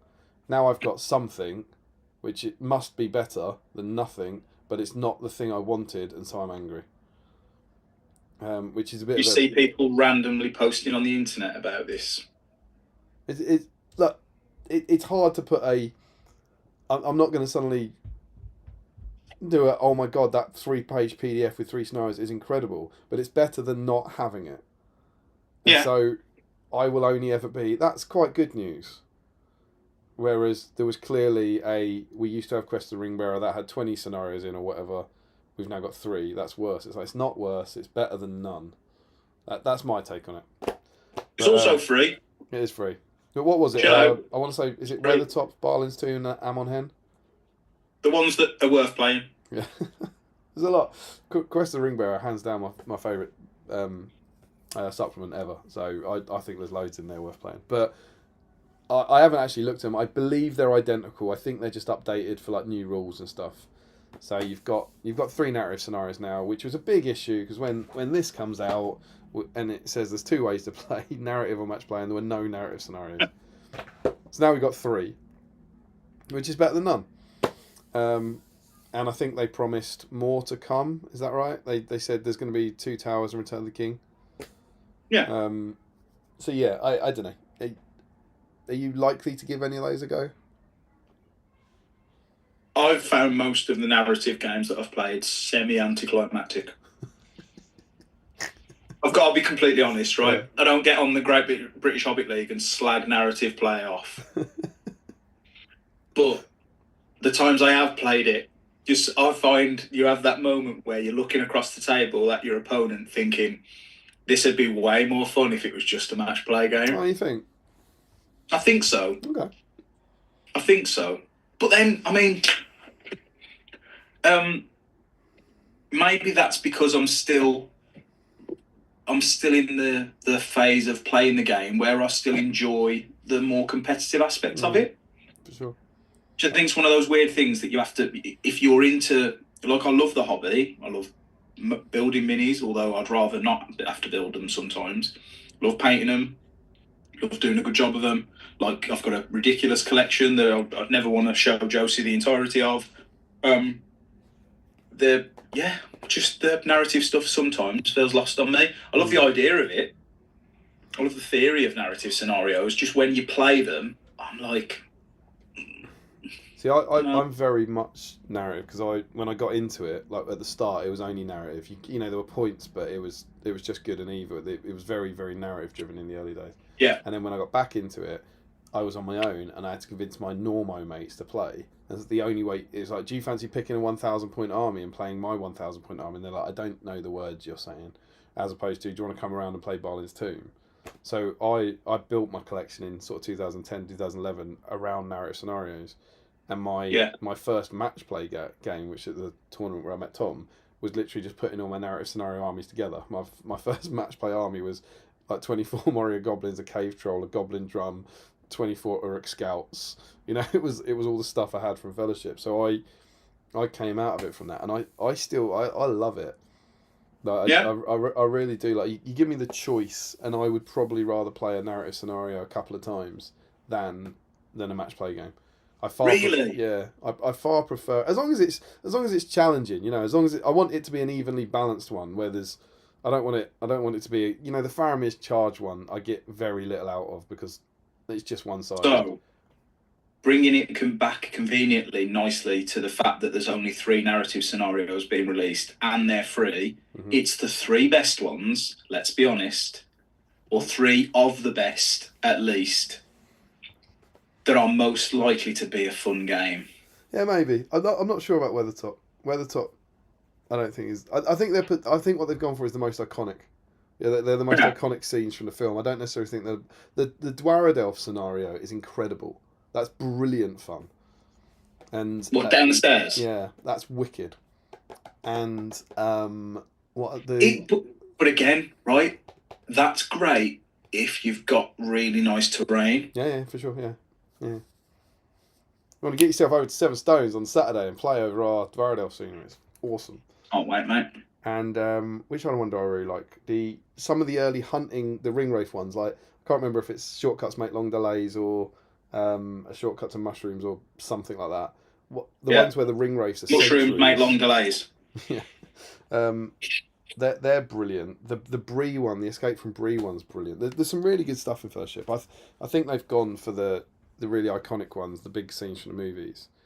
And Amon Hen, and it's not the version that's there now, but the 2-part version that was only ever printed in White Dwarf.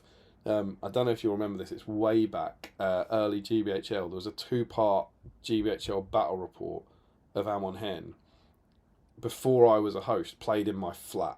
It was 2 videos, and it's 2 completely separate games. The first one, Aragorn, Legolas, and Gimli have to get off a table edge, and then the next one, say it takes them 7 turns, and then the next one, Boromir and the Hobbits have to survive, and Aragorn, Legolas, and Gimli come on turn 7 if they got off.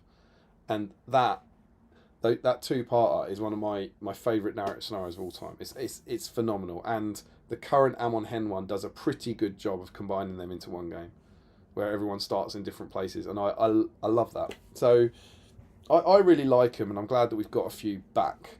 But yeah, it's for new players. Like, I'll just use the book. Do you know what I mean? Like, you don't.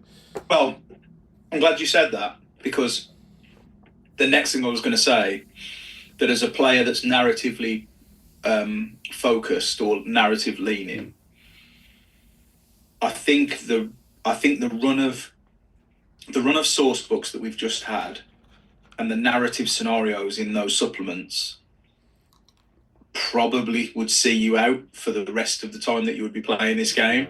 Yeah. They're great. Yeah. And actually they reached the peak at the last one. You know, throughout them being printed, they were getting better and better and better. Scouring of the Shire is beautiful. Like, you could just have that as a book. Really good. You could just have that as a book and have a collection of minis. Yeah. That allow you to play all that stuff, and that could just be how you play Middle Earth, and you'd never. I don't think you'd ever tire of it. No, it's a game within a game. Yeah, Scouring of the Shire is. I agree. Yeah, Scouring of the Shire is very good. But then I think the Rise of Angmar supplement and the scenarios that are in there are amazing. Okay, that's cool. But they're really nicely. You can just see they're really nicely written. A few have got some. They're quite heavy on miniatures, but yeah, beautiful book. So I think if you've got that collection of books, I don't think you'd need other stuff. Yeah. I mean, you're right. It's a game within the game, so it's a whole other way of playing it. And I do really like it. I mean, it's what we're doing in SBG at the moment. We're doing that War of the Ring timeline. Yeah. We're working our way through all the scenarios, which has been a lot of fun. So I've got to play a bunch of them that I haven't played before, which has been nice. But the Dead Marshes one that we did in the last issue was really cool. I love sentries. I love sentry rules. When you've only got like 10 models and you've got to sneak around scenery. There's a thing, and this is such a niche thing, and I've probably said it at some point on one of the streams before. There's 112 of them, for God's sake. One of my favourite things as a kid. Did you ever have those Usborne puzzle books? They were like Escape from Black Island, and it wasn't like fighting fantasy. It was like they were about A5. You opened them up, and it was like a maze, and you had to get round, and then there'd be like a system of cogs, and you had to work out. You'd either turn it left and you'd get out, or turn it right and it would fall. They were like picture books. Yeah. But they were all set in England, and they were kind of like almost Famous Five type stuff. I used to love them, and there was always one that was like you had to sneak into a castle or a mansion, and there were guards, and you had to plot your route through it, so that none of the guards would see you. And it would take you 10 seconds to do it now. But I feel like I spent hours and hours staring at this and trying to work out.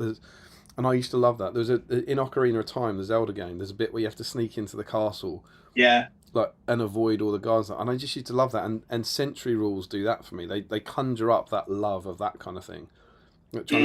Loads and loads of scenery, and sneaking around gradually, trying to stay out of sight of things. I just think is brilliant. Bit of a Metal Gear Solid.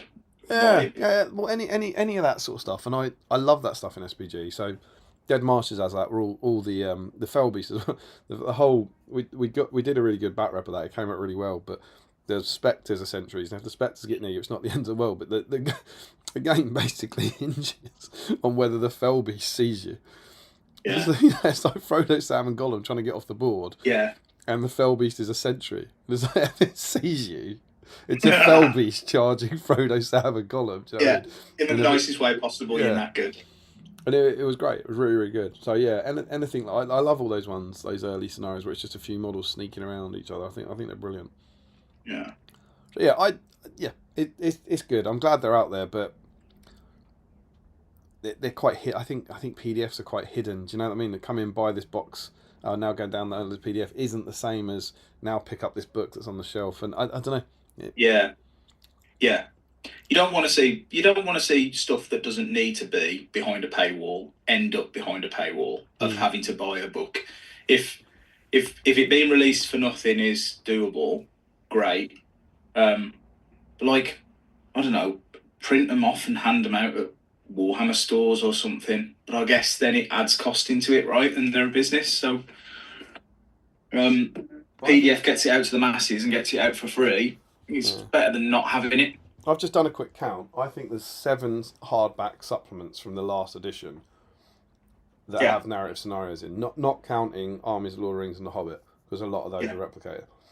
I think it must be galling, because it's clearly not their decision. You know, for like Jay and Adam, who was there for half it, and then Rob, to put like 6 years into creating this beautiful set of books, and then you're back to zero.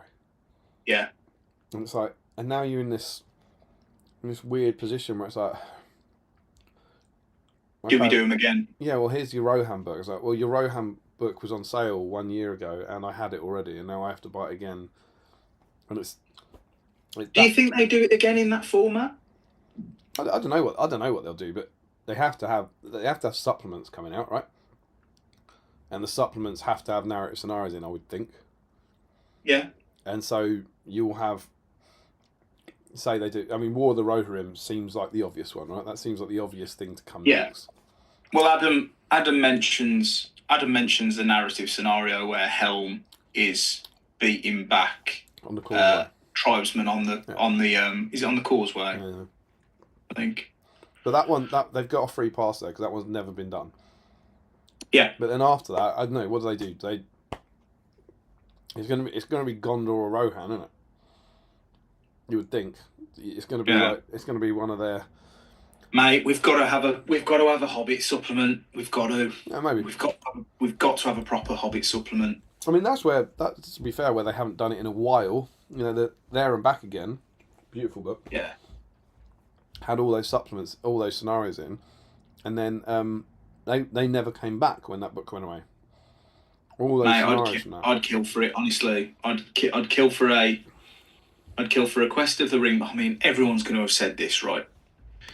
A Quest of the Ringbearer-esque book, Hobbit era. Yeah. Yeah, like Thorin's Journey. Sorry. I'd love it. Yeah, I'd love that. I'd be all over that.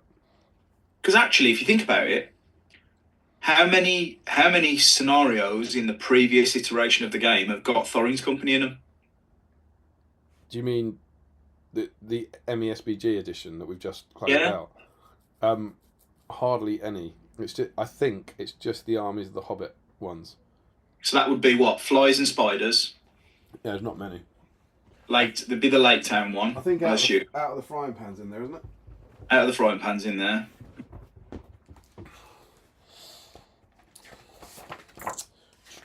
Which I just think's really sad. Destruction of Dale, which is the Smaug one. Aznol Bazaar.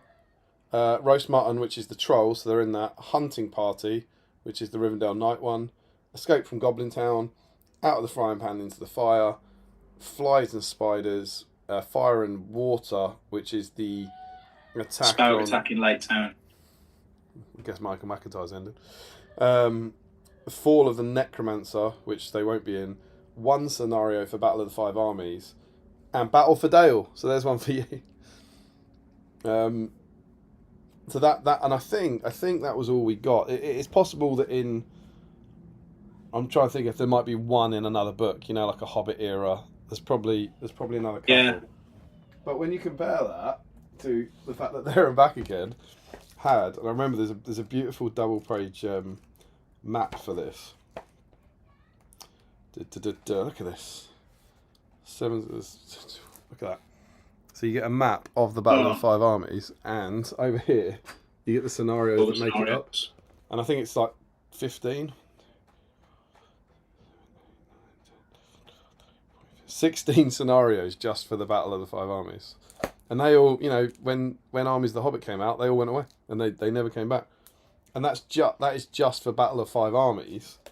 We need it, mate, in my opinion. And actually in there, there's also 2 for the 7 for Desolation of Smaug, and about another 2 for the Battle of the Five Armies, the film. And then there's all the ones from Unexpected Journey. So there's about they've done about 30 scenarios for the Hobbit. And in the last edition we had whatever we said it was it 7?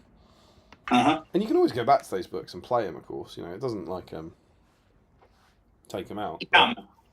Maybe actually though that's counter to my point that I said about you've got the PDFs, and I get that only having 3 scenarios is sad if you're a narrative player. Just go and play the old edition.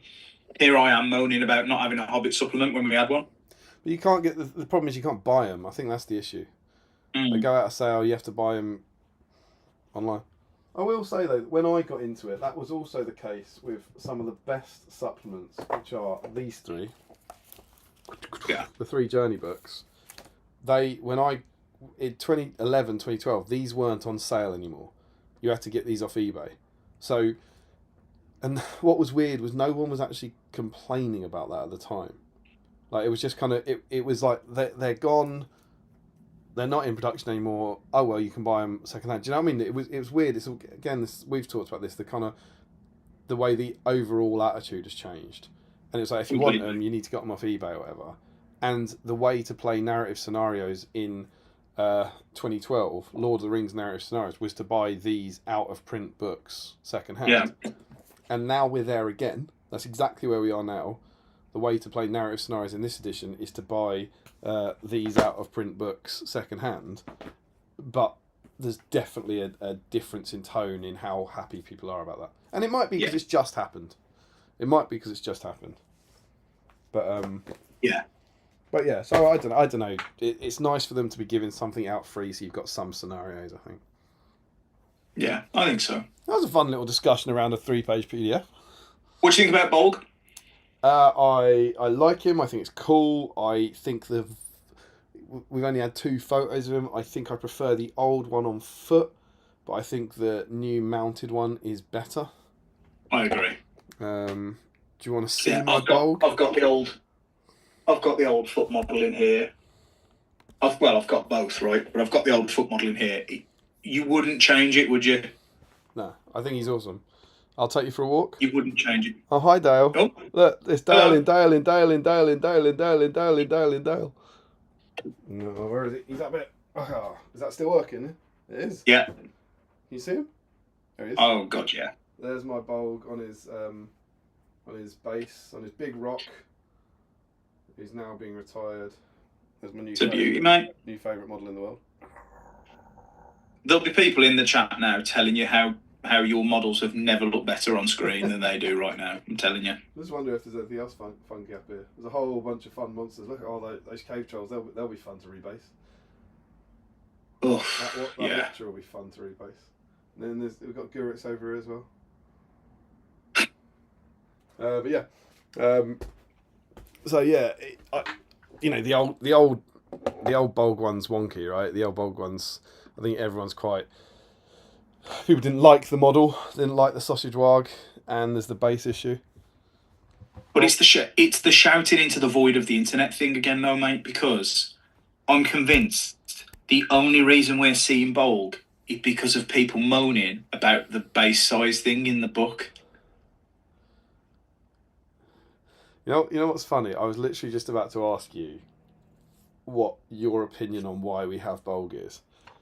That's it. And I'm gonna for the clicks, I'm gonna say I think that is absolutely insane. You think they have heard the chatter since December about the base size and have sculpted and released a Bolg? No. I think a Bolg. I mean, we know from sort of mutual friends who've been around this sort of stuff that the frightening way that the scheduling works means that there is infinitely more going on or already designed and ready than the stuff we've got right now, right? Because they do it miles in advance. Yeah, sure, yeah. What I'm saying is, I think a Bolg model and probably an Azog model or other bits and pieces, a Catapult, Troll and various other exciting cool stuff from that era is designed and will eventually see the light of day. Right. But amidst the whinging and moaning and consistently being asked through FAQs of why is Bolg's warg this size and why shouldn't it be that size and what should we do? Yeah. I think they've just gone, shut up a bit, please. Right, that's less insane. Yeah, just calm down a bit. You'll get your Bolg on a 40mm base, all right? For now, enjoy having him on the limousine one. There are crazies out there who said he's been sculpted since. Do you know what I mean? It's like, no, of course. Oh God, no. Of course he hasn't been. It's impossible for them to do it that quickly. Why is my streaming software frozen? Has it? Yeah, we are moving on Zoom. The live counter. We're moving on YouTube. Yeah, the live counter is still moving, which is promising. But on the actual stream, hang on. Oh, don't you say hang on. We have paused on YouTube. I know we're moving again on the streaming software. Okay, that's good news, and it never stopped. We're still live. It never stopped. So I think we're gonna wake up again in a minute. Okay, I'm keeping an eye on YouTube, mate. I'm very curious to see. I don't think we ever went off. But there's something a bit iffy there.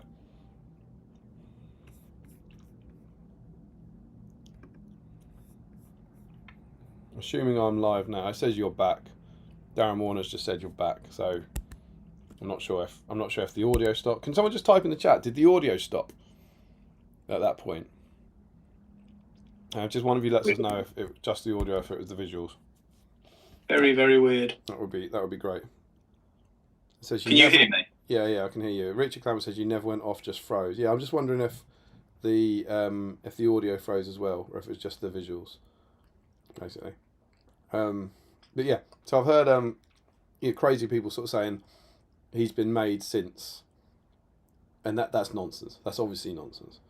But yeah, they're saying audio continued, so that's fine. So the chat hasn't been interrupted. It's just the pictures.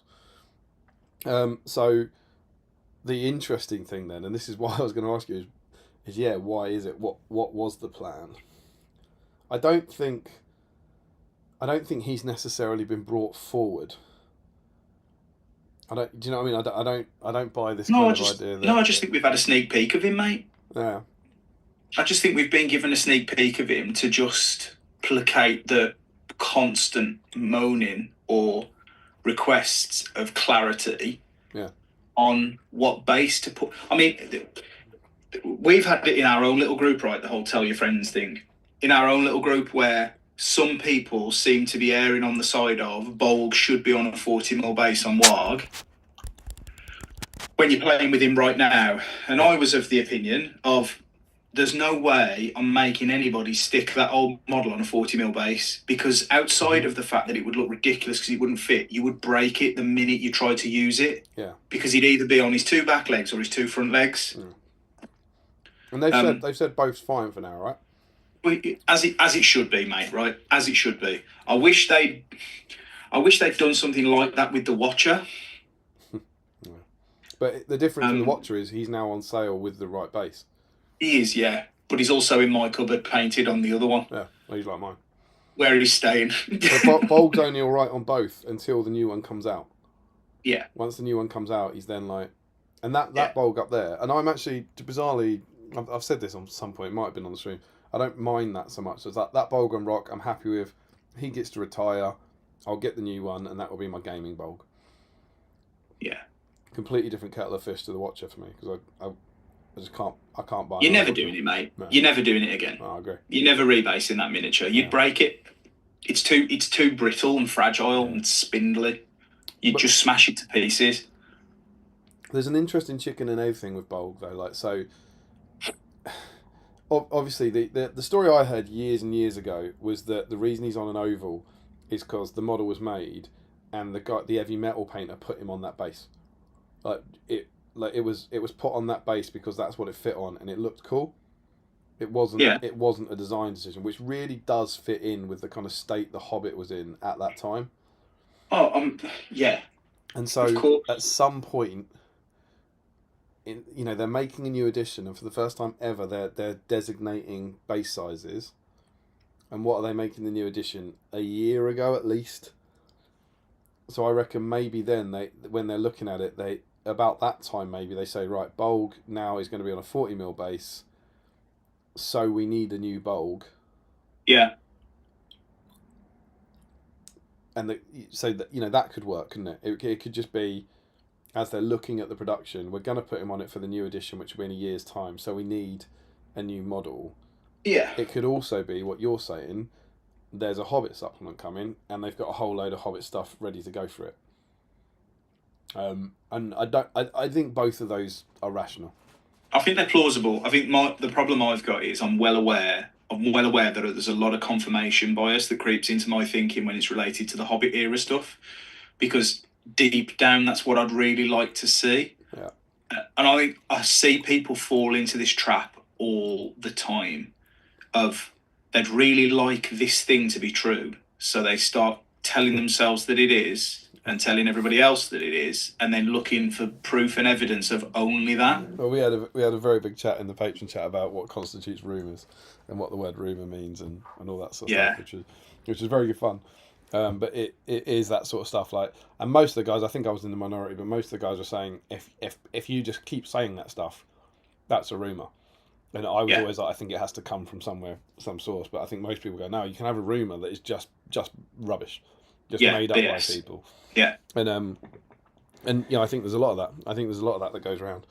There's just people making things up and repeating them. And well, the release, even just the release schedule of stuff. I mean, the whole launch of the new game, the new edition, was so widely incorrectly reported of when certain things were going to be out, that even if you just understood, and I guess I'm sort of privileged in that I know how the GW release process works a little bit better, a little bit more familiar to it, because of, every week we go through this cycle of pre-ordering the stuff that you're going to be making available for people the following weekend. Sure.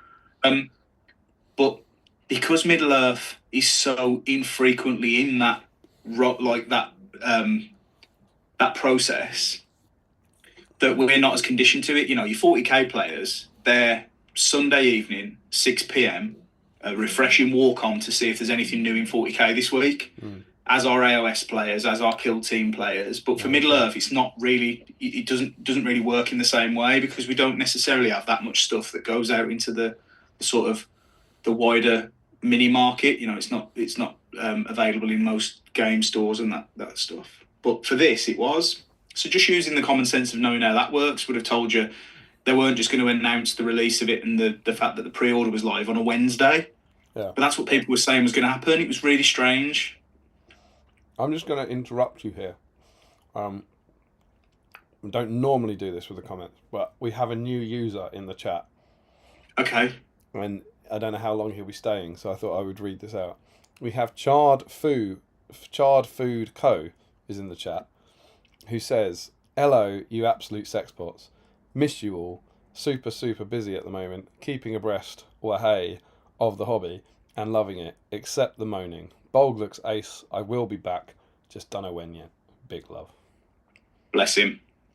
Who's that? Are you new here?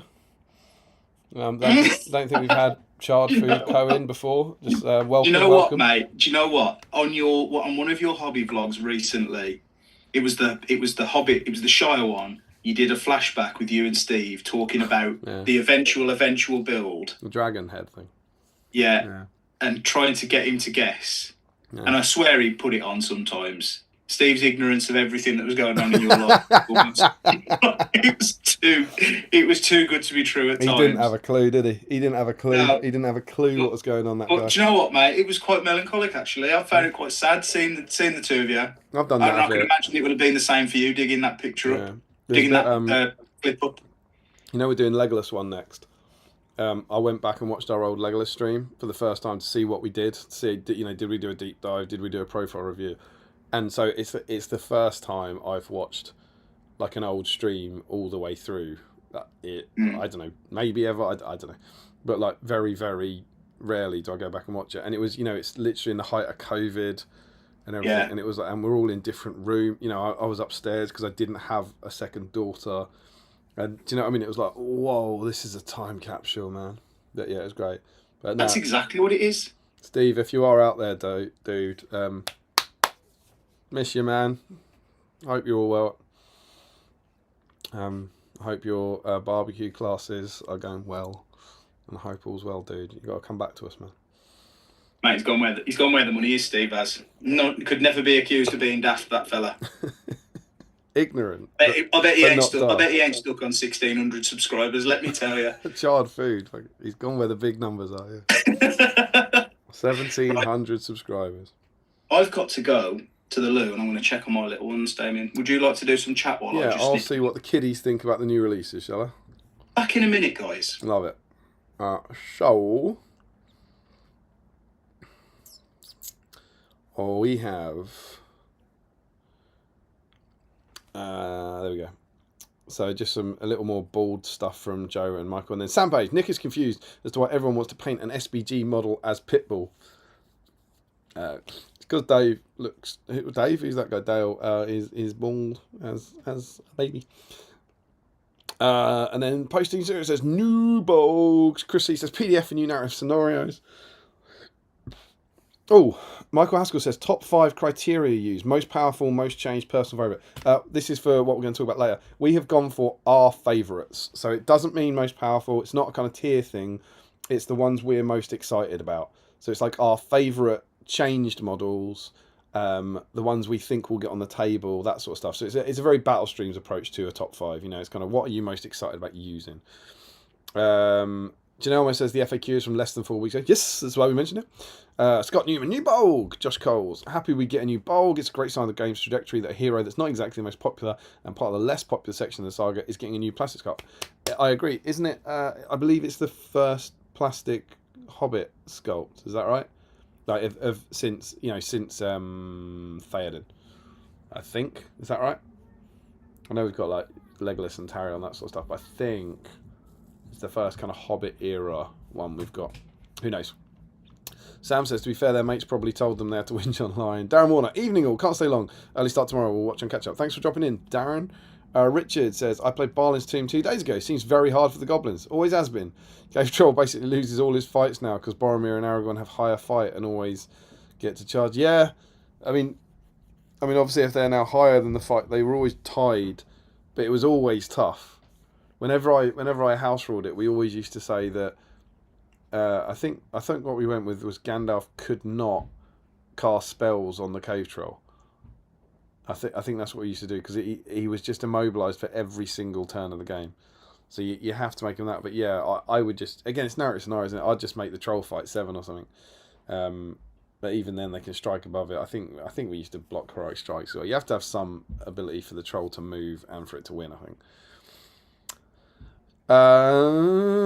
Sam says, interesting one. I almost lost Faramir's charge as the orcs. Bloody hell. Fluff most of the shooting and they hit me like a truck. Faramir killed Gothmog and it was much more squeaky bum time than it had any right to be. And then he says, Faramir, Dad, I took Osgiliath back in the death charge. Denethor, Boromir wouldn't have lost it in the first place. Yeah, Sam, if you'd have lost that scenario as the orcs, man, that's pretty embarrassing stuff. Joe says his Dale conversion is in the Patreon chat. I hope it's also in the whip thread. We'll be in the Facebook chat later, hopefully with Patreon. Very exciting, love to see it. Sam says, I wonder if there'll be a little quiet for releases next year as they build up to Hunt for Gollum. Maybe. Hopefully they'll get that. That'd be cool. Oh, James says Hunt for Gollum has been moved to 2027, apparently. They're still writing it. I hadn't heard that. That's interesting. And then Sam says, yeah, well, the same for 27. That's confirmed by Andy Serkis. Gutted, but rather they do it well.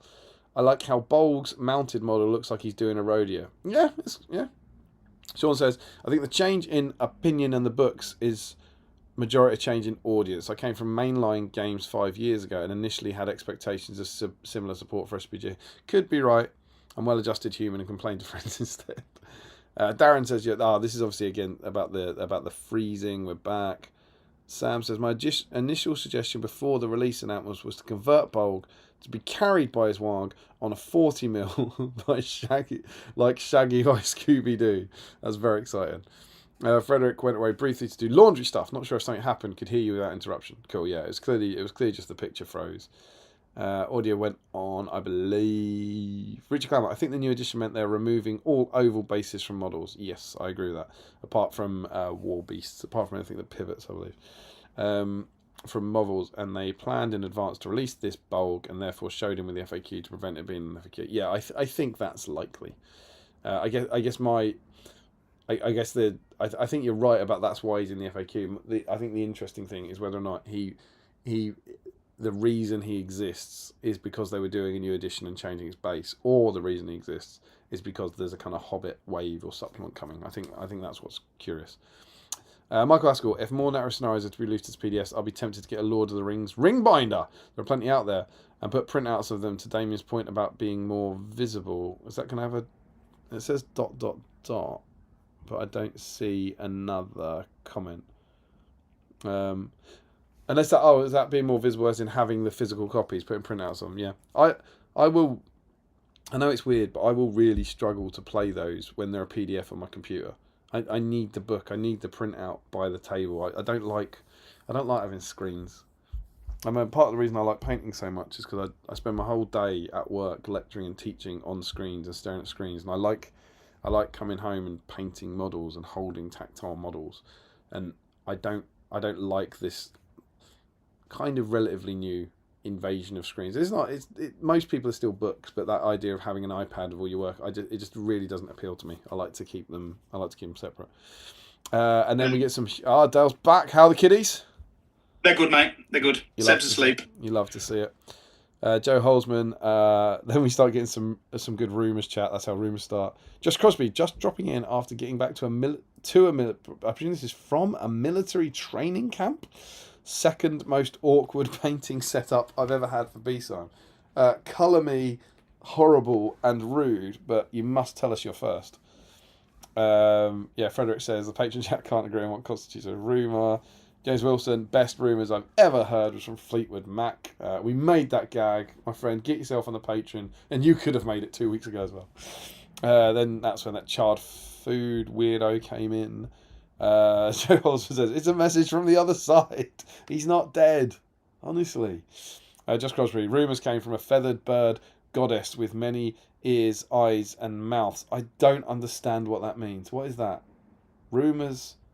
So this must be about crow. It's a crow-related thing with Crosby. A feathered bird goddess with many ears, eyes, and mouths. Don't know what that is. And Charred Food says that he is new. He looks like Steve, just fatter. Very Schultz. He asked Charred Food, are you sexy boys and girls? This is, I don't know if you noticed this, but the bots that we used to get, sexy boys and girls, they seem to have stopped when Steve stopped being in the stream. It is interesting, that, isn't it? Yeah. And so the question is, A, was he sexy boys and girls? Because we never saw them in the same room at the same time. On the other hand, were the sexy boys and girls here for Steve? Both could be true. I don't think they can. Unless he's kind of full on Fight Club 2 personality. Himself. Yeah. He's fan clubbing himself. Sean Clark says, rest in peace, he's not dead. Doing all the finalist spreadsheet reminded me a lot of love. I'm glad to hear it, mate. That is cool. Whenever I do go back to one for like one clip or whatever, it does always really make me smile. When I went and did the halfway song, which is a long time ago around that, Living on a Prayer, it really, all that I found every time was that we were just laughing. We were just laughing for so long. And it just made me grin. It just made me really happy. So yeah, it's cool. It's a nice thing to look back on. Sam says we miss Steve up there in Manchester. Ashley Fisher says R.I.P. Steve's not dead. Frederick Schultz, first new plastic Hobbit sculpt. Yes, I think you were away. Someone got excited about the fact we had a new plastic Hobbit release, and I was saying that I think it's the first. Yeah. The first Hobbit hero we've had, which is cool. Harry Parker is in. It says, evening, gents. Lovely to have you in, my friend. Oh, and Chard Fruit is in. And he says, freezing and streaming issues. You had one job, O'Brien. All I'm saying, dude, is I don't know how many there's been. Is there 12 since you were in it last? We've had no freezing issues. You have literally joined the chat and it started freezing. So that is a fair shout. I'm just saying, man. Richard Clammer says Bolg isn't in the FAQ because they revealed the model. That's the key point. Save themselves publishing the question in the FAQ by showing us the 40mm model. Yeah, I know what you're saying. I get what you mean. What my point? You don't being, agree. My point being in why did they sculpt it? Not why did they show it now, but why did they sculpt it? Was it a year ago? Jay went, oh, he's going to be on a 40mm base in a year's time. Can you sculpt it? Or was it a year ago they were saying there's going to be a Hobbit supplement now. Let's do a new Bolg. That's the bit. Just Crosby got back to the military. Oh no, he did. He got back to the military base. I was out go-karting, and rumour is from Aenid 4. That's what that means. That must be a game. Rumour is from Aenid 4. Is that like that multi-headed feathery goddess is a character from Aenid 4? And I don't know what Aenid 4 is. And he said the most awkward was a Dio. Is that Duke of Edinburgh 10th floor? That's quite cool. So there we go. That's what people think about their new releases. But now it's time to find out what people think about Dale Groves. We're not going to miss him again. No, we're not. Oh my God. So Dale's going to tell us about his hobby journey. He's going to tell us how he got here. His little story, and you are now going to put your questions for Dale in the chat, and then as and when he tells us, as and when he reaches the 1st of March 2025, we'll go through the chat, and Dale can answer some questions for you. Over to you, my friend. Lovely. So I weirdly, unlike a lot of people, I think that now play Middle Earth, I didn't start out playing Middle Earth, and I guess it's just the age thing, right? I'm just of the generation that Warhammer existed before the Lord of the Rings did, which sounds like a ridiculous thing to say when we're at the complete other side of that. But I was born in 1990, so I'm 35. So at the point where tabletop miniatures sort of really like caught my attention, it would have been 5th or 6th edition fantasy, Empire and Orcs. So it would have been 6th, right? It was the first box of minis I had. Went to Games Workshop Warsaw, which was a great little store. It's still there now, amazingly. Some wicked stuff in there. But, you know, Lord of the Rings wasn't in there at all when I first started going in. And actually, I've got some of the early White Dwarves here. I'll grab them in a minute. Where we first started to see Lord of the Rings miniatures being sort of leaked and previewed and stuff. So yeah, started out playing Warhammer Fantasy. Tried 40k, could never really get my head around it, and still can't to this day. Actually, I love the minis. Never played it, but I turned 11 as the films came out, or were being, you were seeing the trailers and stuff. Is that a good age? Huh? Is that a good age? To have what, for Lord of the Rings? Yeah. I presume you went to see him in the cinema or stuff, and that. Yeah, I got to see them at the cinema and all that stuff. I don't know. I think having already got an interest in Warhammer because of Warhammer, and then there being this other thing that's sort of part of the genre, but it's its own entity altogether, was interesting. I tell you what is weird though, you start having more interest in Lord of the Rings and you realise how much of Warhammer was just basically copied and pasted with words swapped round and letters swapped round conveniently. Yeah, I mean, it was a homage, wasn't it? The whole it was a love letter to it, wasn't it? Yeah, sure. So, yeah, Lord of the Rings comes out 2001. I had a few bits and pieces, but I've got to be honest, it didn't grab me straight away. I didn't have the magazines. Shock, horror. I only picked the magazines up at a later date. The classic, you go through to sort of 14, 15, realise girls are way more interesting than Warhammer. What? Or you kid yourself and tell yourself that. So I hid my stuff away. And then the sort of hobby stuff goes completely quiet for me then from about 14, so that'll be 2004, through to just before I moved from my old house, which would have been about 6 or 7 years ago. Okay. So in the process of thinking about moving out or moving home, so me and Josie were living in Walsall, not a million miles away from the Warhammer store actually. But we were thinking about moving. You're still together? Yeah, we were still together then. That joke will come back to roost for everybody in a minute. So yeah, we were living there together. We were thinking about selling the house, so I'd got a load of stuff together. You go up the loft, and I had a load of my old Warhammer, like my old Lizard Men and a few Space Marine bits and pieces that I collected, and my Orcs and my Empire from the very first box I had. And stupidly, and this is the weird thing with collectibles, stupidly you assume because the stuff that's of value to you, but it's very personal because you've painted it and stuff, would be worthless to anybody else. Right. So I gathered it all up, didn't even think of looking on eBay or any of that stuff as if it was worth anything. I just chucked the lot away. No. You threw it? The lot, mate. I thought that was going to be like you undersold it on eBay or something. No, I threw the lot. So, I had the old plastic Games Workshop cases with the red foam in, which you obviously use as well, Damien. I had a few of those with Lizard Men and Orcs, Empire, like the tank. I had the old metal steam tank. I had a metal Stegodon with the skinks on the top. I mean, you name it, right?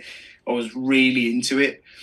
I threw the lot away. I just assumed it was valueless. And actually, I hadn't thought about it for, God, that would have been, 15 years? I'd not even thought about miniatures or Warhammer or anything.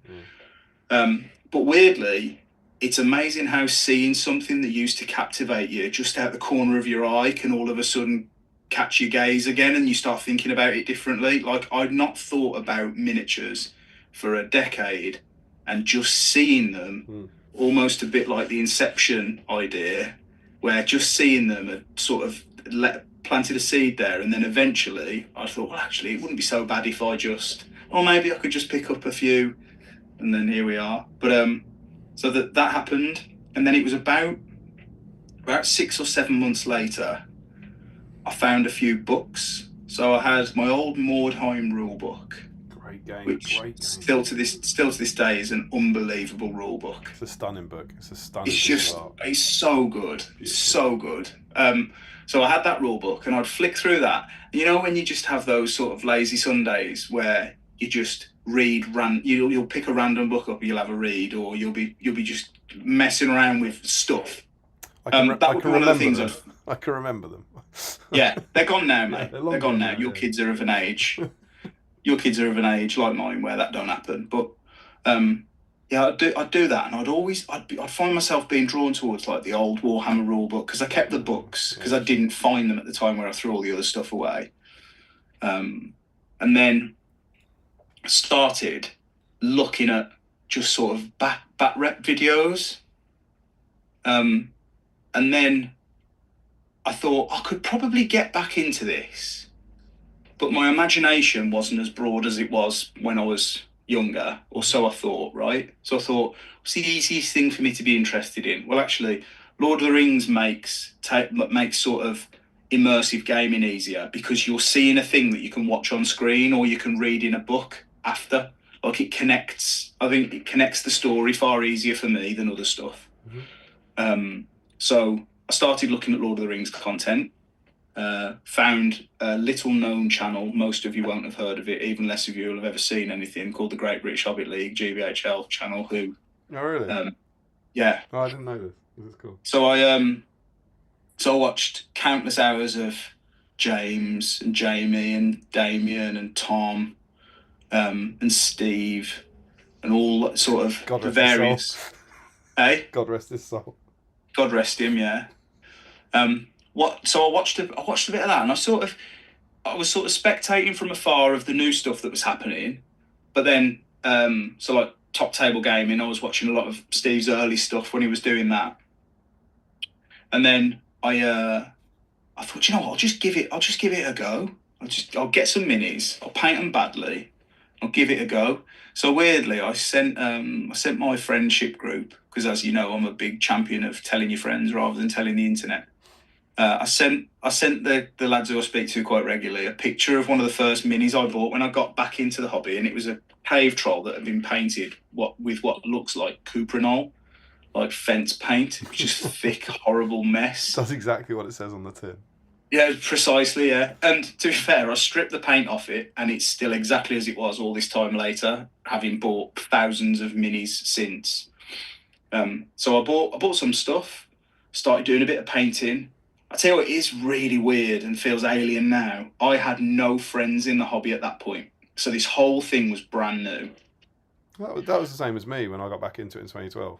I had no one in the hobby. It's fascinating, isn't it? It's such a leap of faith when you do not know anybody as an adult, when you've got an established life outside of wargaming. You know, you've got your friends and you've got your hobbies and your other interests, you've got your job, your family. But you know, just from seeing my old stuff and then that just lingering in the back of my mind, all of a sudden I'm thinking, well, actually, I'll just turn up to a wargaming event as a total stranger and play games. Yeah. A load of the videos on GBHL and Zorp were helpful, sort of learning how the game works. And weirdly, the etiquette of playing, which I'll come back to. In fact, no, we'll talk about it now, because I think it's one of the big things that have changed in the game in the time that I've been back into it. Because your gateway into the game being you guys, you know, you and Tom, or Lockie, and the sort of the style that he plays the game,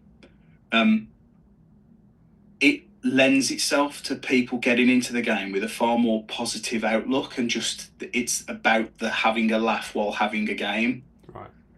And now the content around the game has shifted, and a lot of it's about sort of competitive play and what's good and what's rubbish and what to take and how to optimize your list. And I think to clarify, by content there, you mean like kind of big YouTube channels, right? You mean the kind of discussion, the video stuff that people are producing. Yeah. And I agree with that. You know, you think podcasts around the game. Yeah. Most of them are geared around being successful whilst playing the game, or getting a good outcome while playing the game, which I don't think there's anything wrong with. And like I say, this is from someone who's not particularly into narrative play. So actually, you know, matched play and being competitive is something that, you know, I really enjoy. But there is a different mindset in players now than there was when I first got back into it. So I got back into it. I went to an event in Worcester. Liam Smith, who does a load of really cool events sort of in this area. So he's south of me. Got absolutely spanked 3 or 4 times. But overall had a great day. and that was it, mate. So Back. from then, What year was that, sorry? I think I'd plucked up the courage to actually start playing at 18. So the edition we've just seen leave was the one I started playing. Right. Okay. And it was brand new. Yeah. So that's probably late 2018, early 2019 then. Yeah. It was before COVID. Because that was strange. Like, you get into this thing, you're like, God, this is great, and then all of a sudden, God, you can't do this anymore. Yeah. So have you got my Towlight Ochre? I've got my Towlight Ochre. Have you? That's my Xan dust, which can be used sparingly sometimes, is it? I feel like I must have lent you my Towlight Ochre. Did you say you had Xandri dust? I've got Xandri dust, yeah. Oh, I haven't got Xandri dust. Can you pass that over and I'll see? Yep. Oh, cheers. Thanks, dude. I appreciate that, man. No props, mate. Thanks. I'll use that instead. Yeah. So played in some events. COVID happens. And then started to try and work out if there was anything about the game happening near where I lived, because you're sort of travelling here, there, and everywhere. I just watched it on YouTube. It looks pretty good. Did he look good? you got to watch him after you do him. It is pretty good. Yeah. So I started. Yeah, I found a store, which will become even more significant in my hobby journey in a minute. So I found a store near to me called Board in Brum, which is in Walsall, and I could see they hosted Middle-earth events, and they had a Middle-earth community page and stuff. And I thought, you know what, I'll go down there, and had to sort of wait for COVID and then the eventual COVID to finish. And then I went to a Middle-earth event at Board in Brum, met a few of the people that I still play with now. But there was also a couple of shops sort of dotted around that do events. So my core sort of friend group now that I probably speak to more than any of my other friends are all people that I've met relatively recently, the last few years, playing this wonderful little game. Well, that's a nice story, isn't it? And then the shop thing. So the more time I spent at the store, the more I thought, do you know what, I think I could do something interesting with this. Like, it needed a bit of love, and the staff that was working there and is still working there is amazing. But needed some guidance and a bit of confidence and bits and pieces. And I thought, I could probably make this better than it is. So I started talking to the owner at the time about the potential of buying it, never really thinking that it'd happen. But then that potential dream became a reality in December of 2023. And I took on ownership of Board in Brum. And since then, been running lots of our Middle-earth events out of there, having a whale of a time, spending way too much money on Middle-earth themed terrain, because I'm quite sort of interested, obviously, in that particular genre. Got to start spending some money on terrain for other games before people get annoyed with me. But yeah, it's been interesting. I'll tell you what, it's a fascinating industry to be involved in, having been a sort of a customer of it.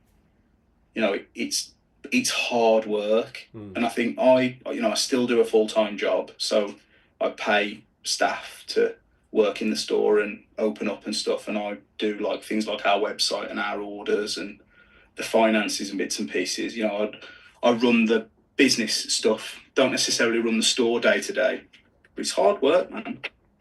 Did you ever run a shop before, or run a business before? I've done retail before, and my sort of day job, it's a lot of the boring sort of management accounts, talking about sort of B2B sales and that kind of stuff. So it's a field I'm experienced in, I guess. But then it's feast and famine, mate. I talk to people who own quite successful businesses Monday to Friday, and then then try running a not very successful, very small business in my spare time. It ticks along quite nicely, but it's a very small operation in comparison. Because I just find that so alien to me, like the idea that, I mean, I don't really have that kind of retail management experience, anything like that level, but the idea that you just go into a game shop and go, oh, this looks cool, maybe I'll buy it. I was like, this is ludicrous to me. Do you know what though, mate? And this is something that I've only really learned about myself the last few years, and it's part of the reason I'm a hobbyist, and it's part of the reason that just seeing the stuff captivated me and made me want to get back into it. I'm sort of probably fairly significantly on the spectrum. Right. I've got some behaviours that are fairly in keeping with that, particularly hyperfixation. like buying, so I get buying into shops. But I get into a thing, and then it's like my hobby collection. When I first got back into the Lord of the Rings, the way I based the models that I would need to own to have a collection that was worth having, I based it around the narrative scenarios. So basically, I made sure I owned all of the miniatures to be able to play all of the narrative scenarios, which very quickly gets out of control, and you very quickly realise that nobody needs 8 orcs with 2-handed weapons. Yeah. Or, it always makes me know. giggle, like, because it happened with the Rise of Angmar supplement. Like the day it came out, someone was asking, can someone give me a spreadsheet of all the models you need to play all the scenarios? And I'm always like, I don't want to yuck your yum, but do you need that today? Do you need, like, what are you going to do? Go and buy them all now? Is that what? That's what I did. Is that what people do? But that's how, you're going to buy them all and have them so that my, if anyone ever wants to play any of these scenarios at home and you cannot bear to have proxies, I've got everything. Yeah, that's me, mate.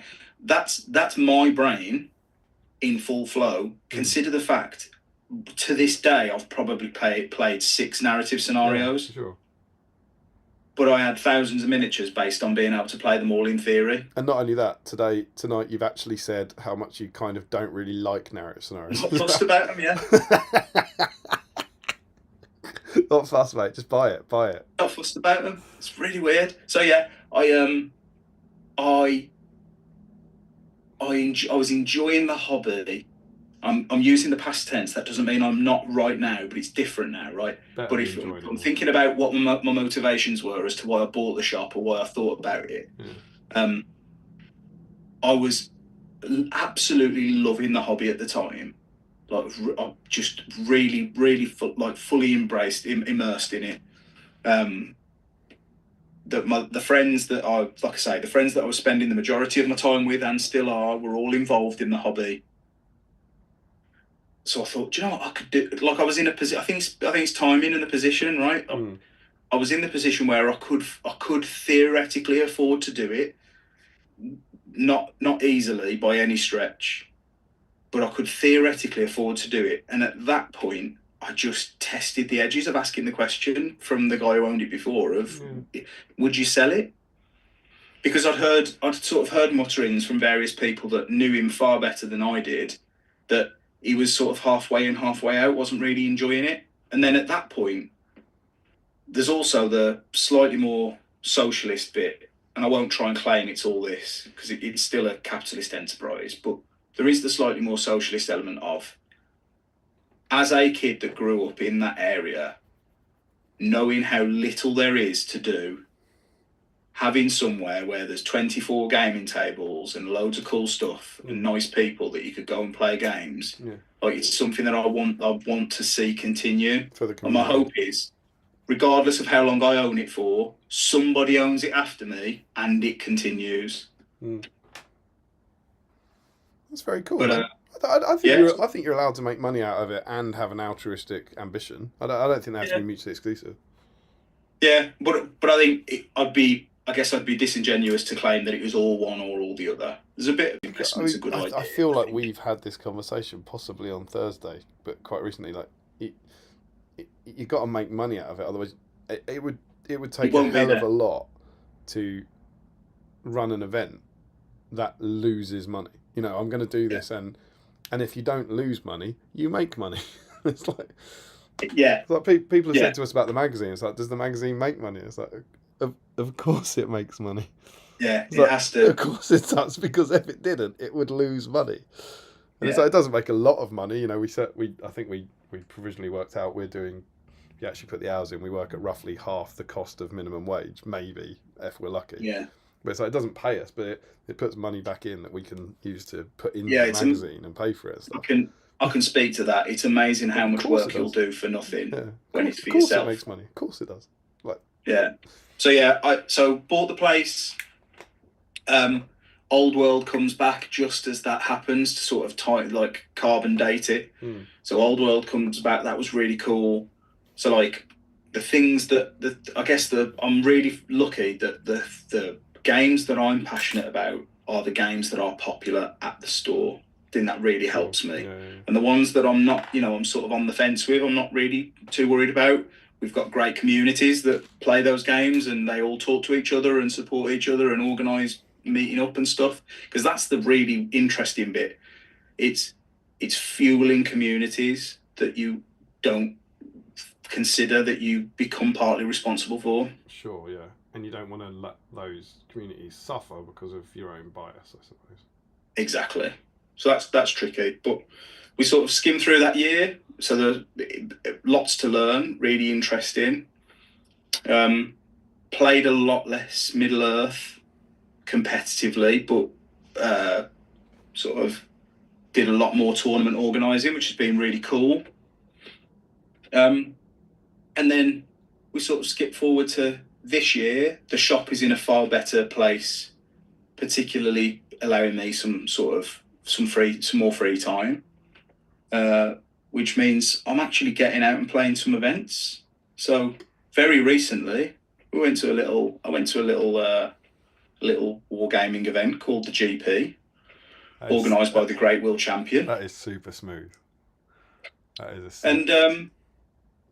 and Damien O'Byrne was there. Damien O'Byrne was there. So I'm back in the saddle playing competitively. So the GP, for those that don't know, I assume most of you do, it's sort of the most competitive Middle Earth event in the calendar. It's certainly the most thorough. The winner of that event has run the gauntlet.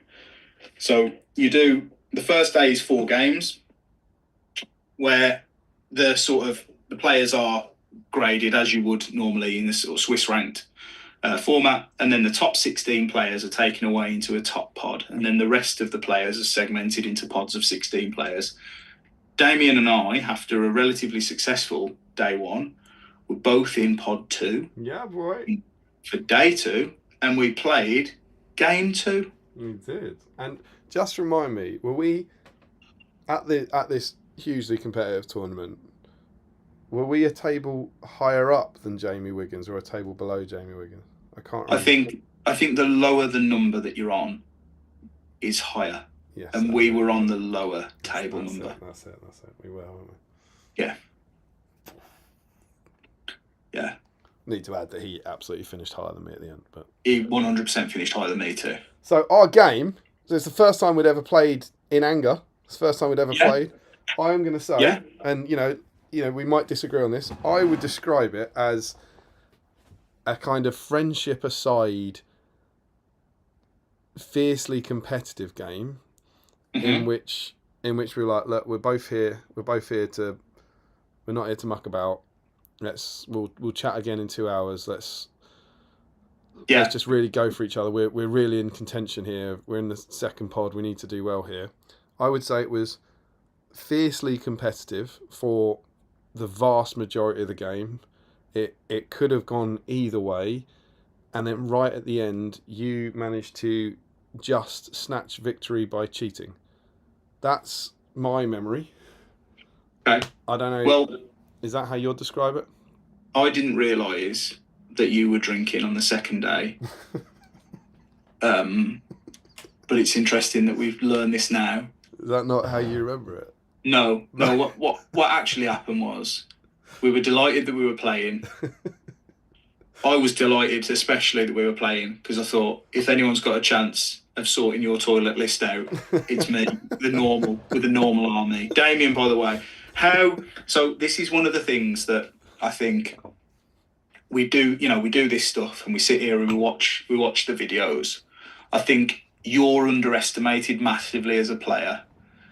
I think you do a really good job of making everybody believe that you're a seal ripe for clubbing. And you're not. Right? You're really not. And this isn't intended to be a compliment at all. This is so we'll unexpected. move swiftly I like on. this. On you go. But so like it, as much as the list you were using had absolutely no right being in anywhere near the sort of top 20 of that event, here we were, right? Yeah. Yeah, because I think I finished day one 27th, and what was it about? Was it about 100? Was it 100 people? 110, 115 players. So yeah, I had Besiegers of the Hornburg, and I had Shankrot and the Troll, Wolf, Targ, and 11 Crebain. That was my army, and I finished day one on 3 wins, 1 loss, and 27th, which was literally the opposite of what I wanted. I was like, I presume I'll get tanked, and then maybe against some of those ludicrous fun lists, I might do all right in a pod in day 2. No.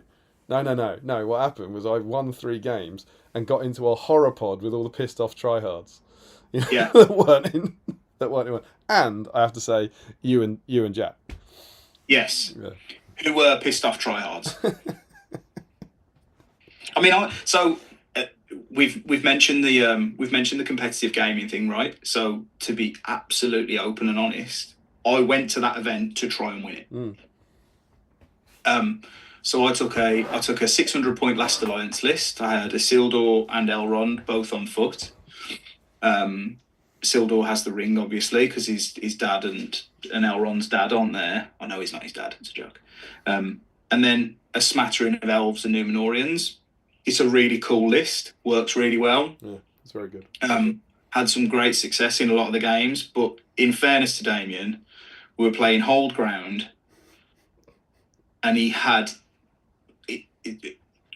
almost no chance considering the sort of the scenario. If it was something a bit more funky like Recon or whatever, Yeah. which because we've got sort of a strange pool of scenarios now. You're playing the same scenario a couple of times through a weekend, which is new for me and weird.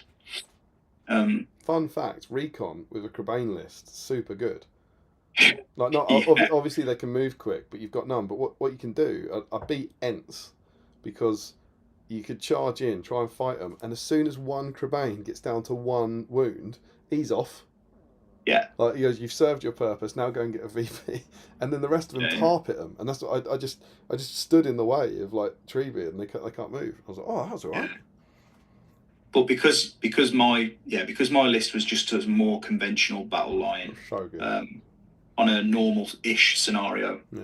It's a bloody good list, that, you know. I mean, we'll talk about armies, won't we? Surprises. Last Alliance is in my favourite army list. I'm going to sneeze. As it should be. Bless you. Yeah, so we played. Did that make a noise on your end? No, I don't make a noise when I sneeze.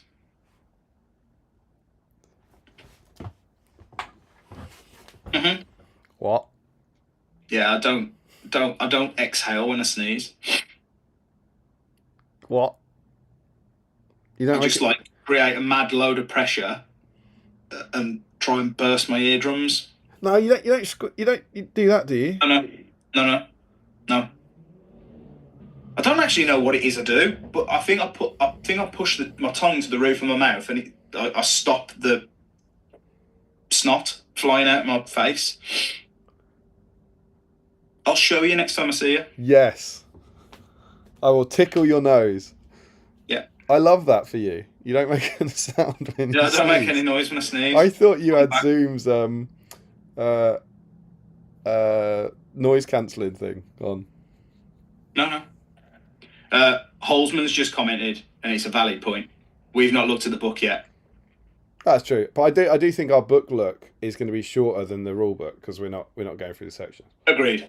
But yeah, that's me. So I'm back to playing games. Before you wrap up, I have to undo my disservice because you haven't wrapped it up. What I said was nonsense, and Dale crushed me. To be absolutely clear, it was super fun. We were just giggling hysterically for the whole thing. But he, having won, I think I'd won another one. I think I'd met you having won 4 games and lost 1, and you wrecked me. And then you also, I have to say, like I lost 2 more after 2 more. I ended up winning 4 and losing 4, but all the other ones I lost, I was in. You were the absolute biggest ass kicking I got for the whole tournament. You were the only game that I was just like, almost from turn. It was that first. What the hell is that? What the hell is that? Can you hear that? Can you hear that? It's just me looping. What the hell is that? Can you not hear this? Seriously.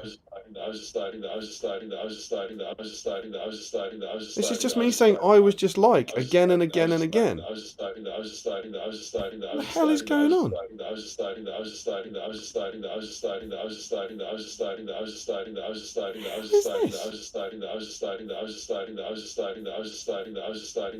Can you look on YouTube to see if this is coming through? Because I can't hear you, Dale. Dale, I can't hear you at all. No, I can't hear you. I just lip read that.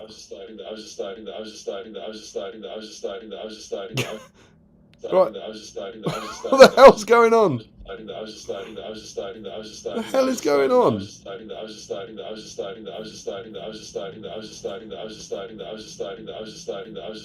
Is this you?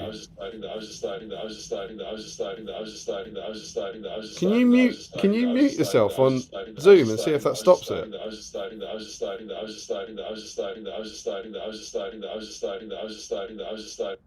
Right, that stopped it. It stopped. It has stopped. What have you done? Have you just muted yourself?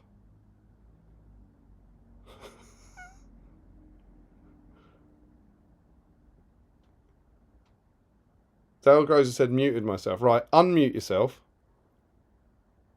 It's on your end. It's on your end. You've got like I think you've got like a YouTube tab open that is like looping or freezing or something. It's me going I was just like.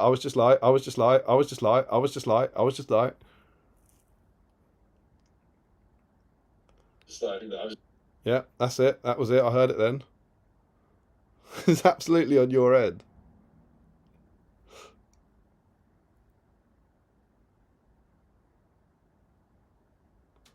It must be. I reckon it's your YouTube window that's popped up or something. Stop that. Stop it. Right, so that's Dale. Dale's now shaking his head, which makes me think he doesn't know how to stop it. What about now? There, that's better. Yes, that's you. I can hear you, and I can't hear me saying that's. I was just like. What was that? Don't keep doing that, because then I think that's happening again. What the hell was that? I don't know, mate. I'm gonna try and blend back in things like the internet and see what happens. Amazing scenes. Well, you have stopped it. All right, wonderful. Mate, we did well then. That was Crisis Aversion 101, Matt. And I think we got to about turn 3 where I charged into Dale's battle line and got absolutely spanked. Just flat out spanked. It's a really good army. Yeah.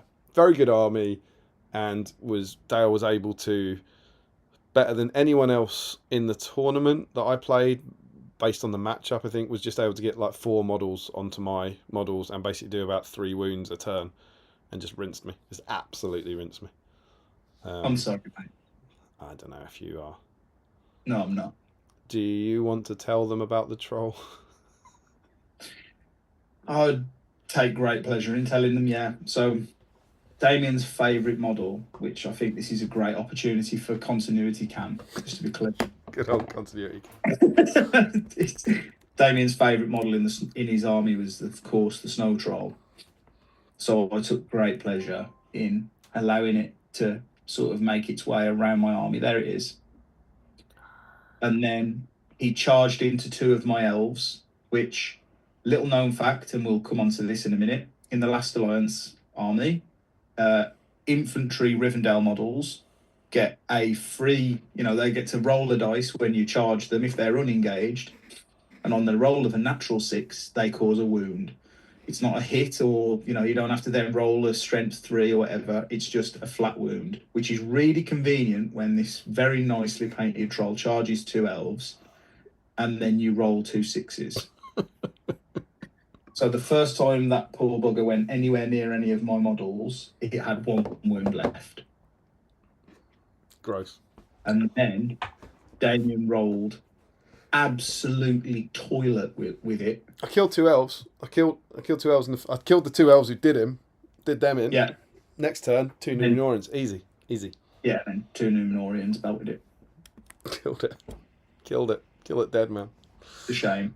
It's absolutely gross. And I thought, I think I said to you, I'm not naive, I don't think I would have won it, but I thought as long as the troll's there and my heroes are alive, I'm like, yeah.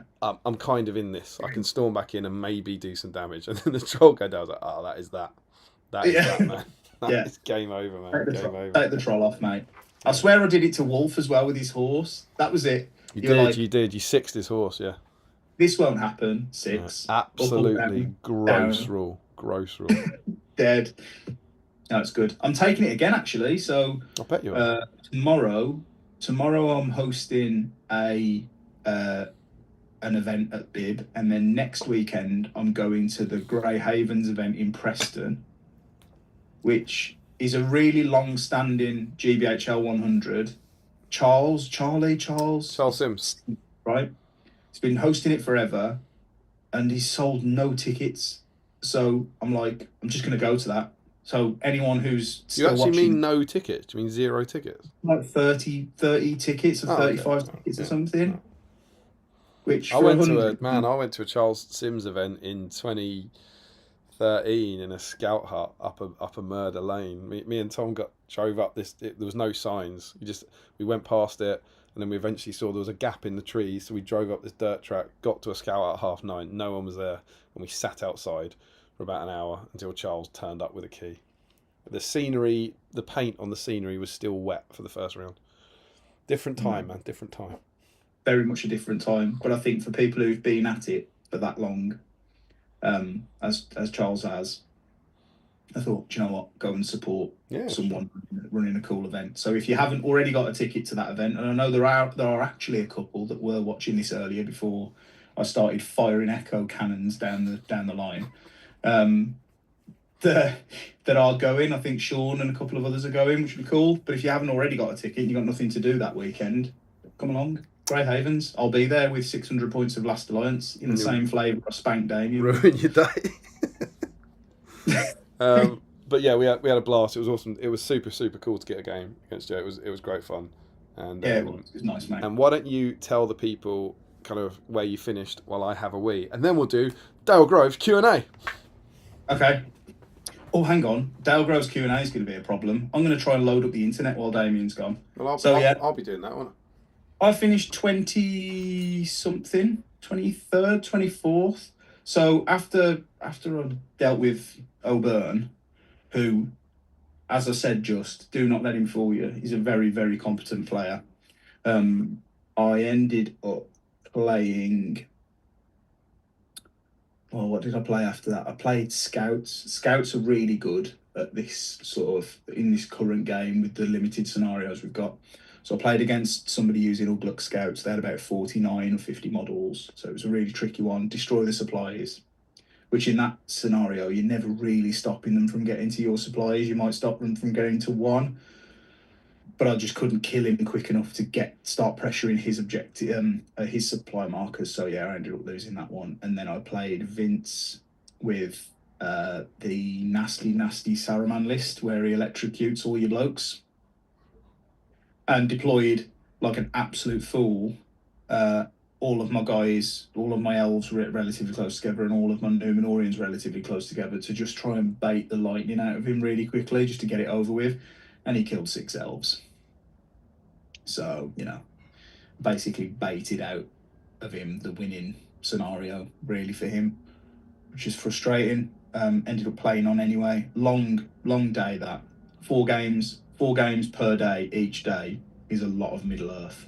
Love it as I do, but playing it at the slightly more competitive end of the spectrum, it's a lot. But I finished sort of mid-20s. It was cool. I'd have liked to have done better, as I mentioned to Damien. I sort of make no secrets of if I go to an event, I'd like to try and do well at it.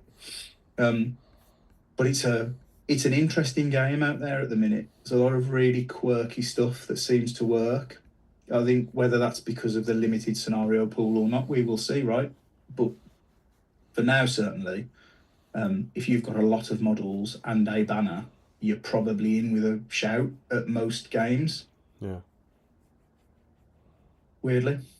Cool. Did you say you were going to read out the Q&A bit? Yeah, of course. They're your questions. You get to sit and paint and answer, assuming anyone asks any. Wonderful. So we have Josh Crosby, who says, you don't know what the Aeneid is. I'm surprised you're a man. It's not. Is it the Aeneid? Am I saying it wrong? Is that Aeneid? Is that the is it like the Iliad? It might be like the Iliad. Maybe it's particularly with the culture. Is it one of the old poems? Basically said one word, and then it's like another word, and neither of them make any sense to me. Well, the Iliad is the big old Trojan poem, isn't it? It's the Trojan Wars. I wonder if it's that, but I don't know. I don't know that one. Sorry. Okay, so first question: do you know what is your favourite Linkin Park album? Hybrid Theory. I would also have to say Hybrid Theory. Meteor was amazing, but yeah, Hybrid Theory. I was there, man. I was there. Went to see them live at the NIA. I wasn't there. No, I went you to weren't. Games Day at the NIA. I would have seen you. I'd have spanked you there as well. I'm so much better at Linkin Park than you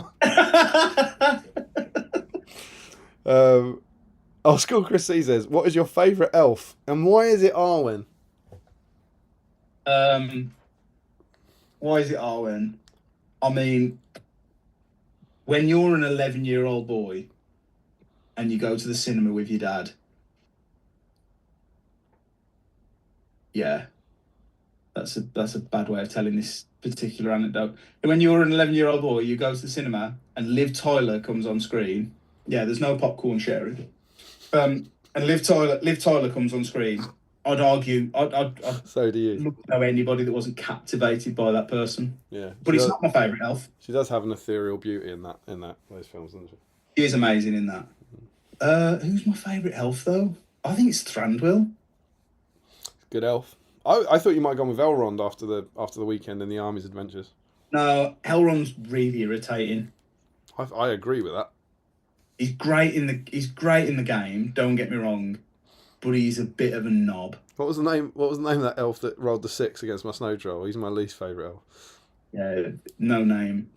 It adds further insult to injury when they haven't got names on the fine. It's just some rat. It's just an elf. So Thranduil, though, yeah. Thranduil, I think. Like book or movie. Movie. Cool. He's good. He's cool. Oh, he's cool. Yeah, he's cool. And then old school Chris C, not Doublé, jumps in with what's your favourite Michael Doublé. He actually says what's your favourite Michael Doublé song. Michael Doublé. It's a weird one, Doublé, because has he ever had a UK #1 single? I don't know. I don't think he has. A weird bit of Michael Bublé trivia. Mm-hmm. I don't think he has. But I think his first actual #1 was called Home, but it was in the US. I'll go with that. I'm going with Home. How does that go? No idea. Great. So your favourite Michael Bublé song, you don't know how it goes? Mate, I couldn't give you 2 verses from a Michael Bublé song. Did you just sing any Christmas song? He's covered it. Mate, they're not his songs, are they? Or say Feeling Good, which is what everyone else does. Old School Chris C says, if you... Oh, there we go. If you had to wear Larry's shoes for a year or eat a sandwich made by Larry every day for a month? Which would you choose?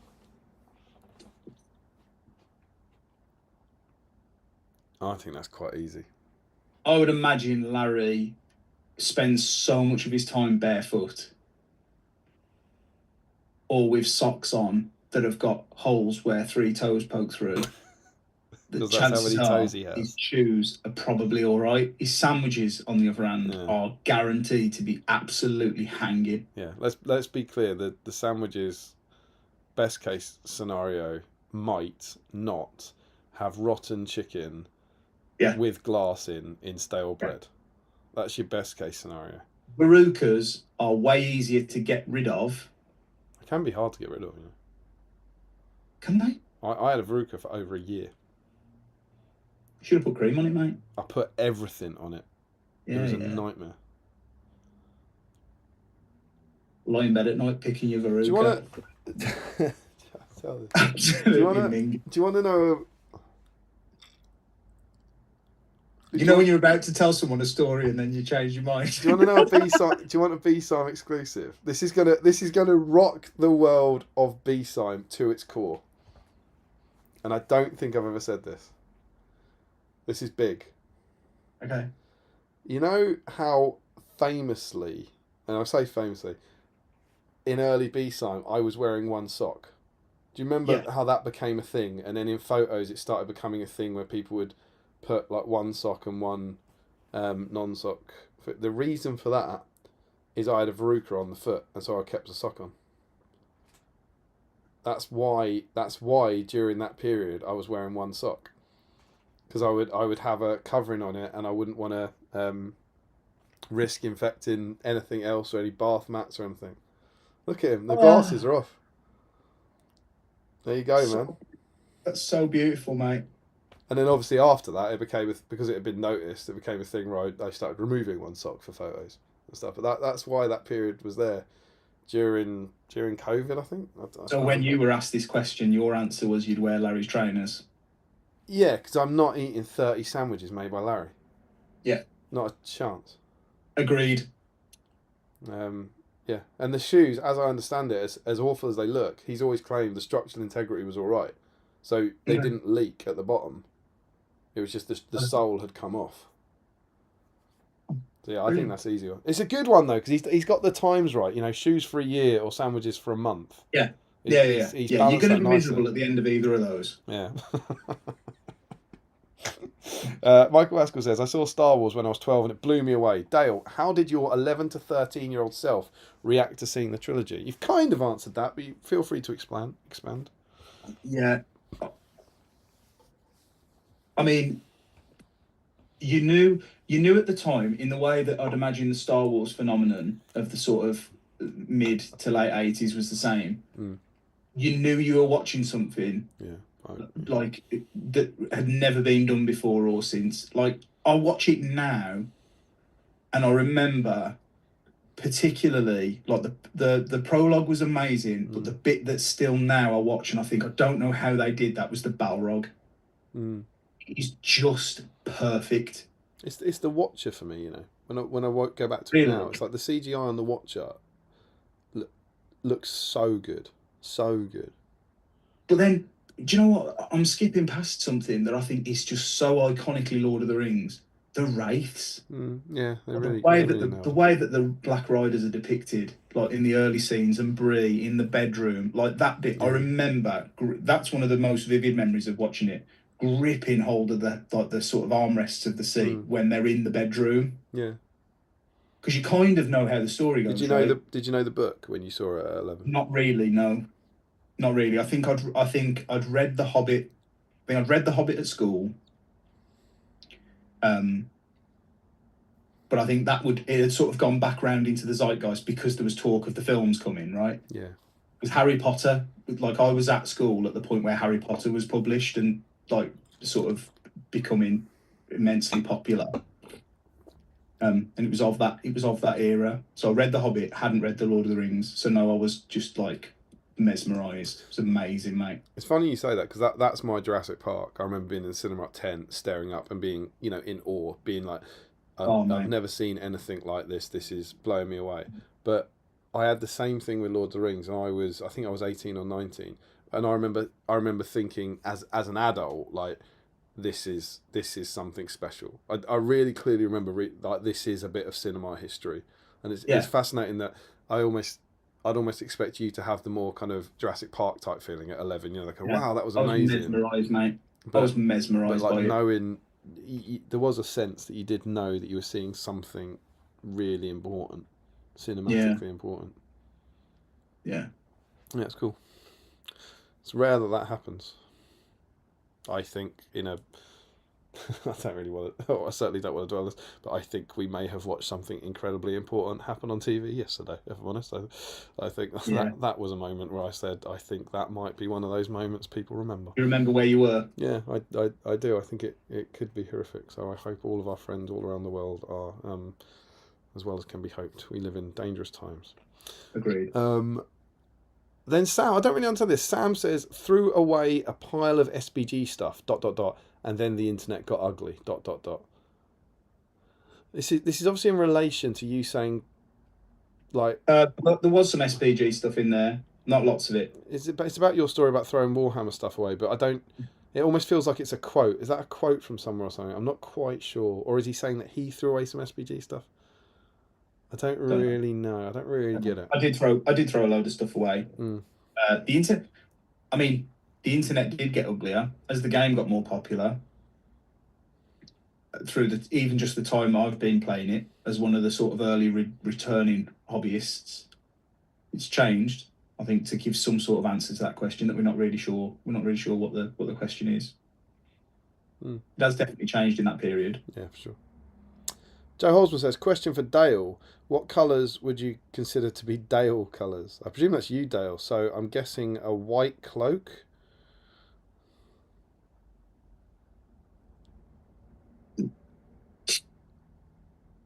Dale colours. If I was to have decided what the men of Dale would be in, they'd be in purple. This is Joe painting his King of Men, I think, to look like you. So I think that's what I think he's asking for. If I was to do Esgaroth, they'd be purple. I've seen some purple. I think there were early. I want to say maybe Sam Page. Maybe there was some early adopter of Purple Dale in sort of 2014, 2013. They should be purple, I think. That sort of regal, royal. Yeah, I think so. I think they should be purple. There's too much red in Middle Earth. Hot take. Way too much. I would always go. I'd go blue. Blue's my favourite colour. So, and there's not a lot. You get Del and Roth, don't you? There's not a lot of blue in Middle Earth, but I'd like blue. I like a blue. I tell you what, mate. I really enjoyed painting the blue on the Rivendell. Oh yeah, of course, you get the nails as well. I really enjoyed that colour palette. Love the gold. Love the warmth. Yeah, it really picks up the blue in your bent Rivendell dice as well, which is nice. Yeah, exactly. Just the glint in the eye of the nameless elf that killed your troll. Well, he didn't kill your troll, but he did half the job, didn't he? What's that you rolled there? Oh, is that an elf helmet? Cool, lovely. Two elf helmets, mate. Yeah, two shot classes of Middle Earth. How many dice is that? 6 dice. How many elf helmets? 5. Oh, love that for you. Love it. It's the best bit of the book, that is, mate. The best bit of the book, that way. Two random elves get elf helmet after elf helmet after elf helmet. Sam says, being the same age, Michael, the trilogy was a game changer. I think you and Sam Huddy are the same age, Dale. The ring race were terrifying to 11-year-old. You've got confirmation. But it set an insane expectation for other films. Oh, that's an interesting thing. Yeah. Carl Daly is in. Daly SBG says, hello, you handsome chaps. Hello, mate. It's been a while. Not seen Carl for a long time. No, I agree. Not seen him in person or in chat. Hope you're doing well, man. Joe Holzman, I can second that shout. Leon and Law do great events. Yeah. Jord of the Rings. Are there any tickets left for Dale's event tomorrow?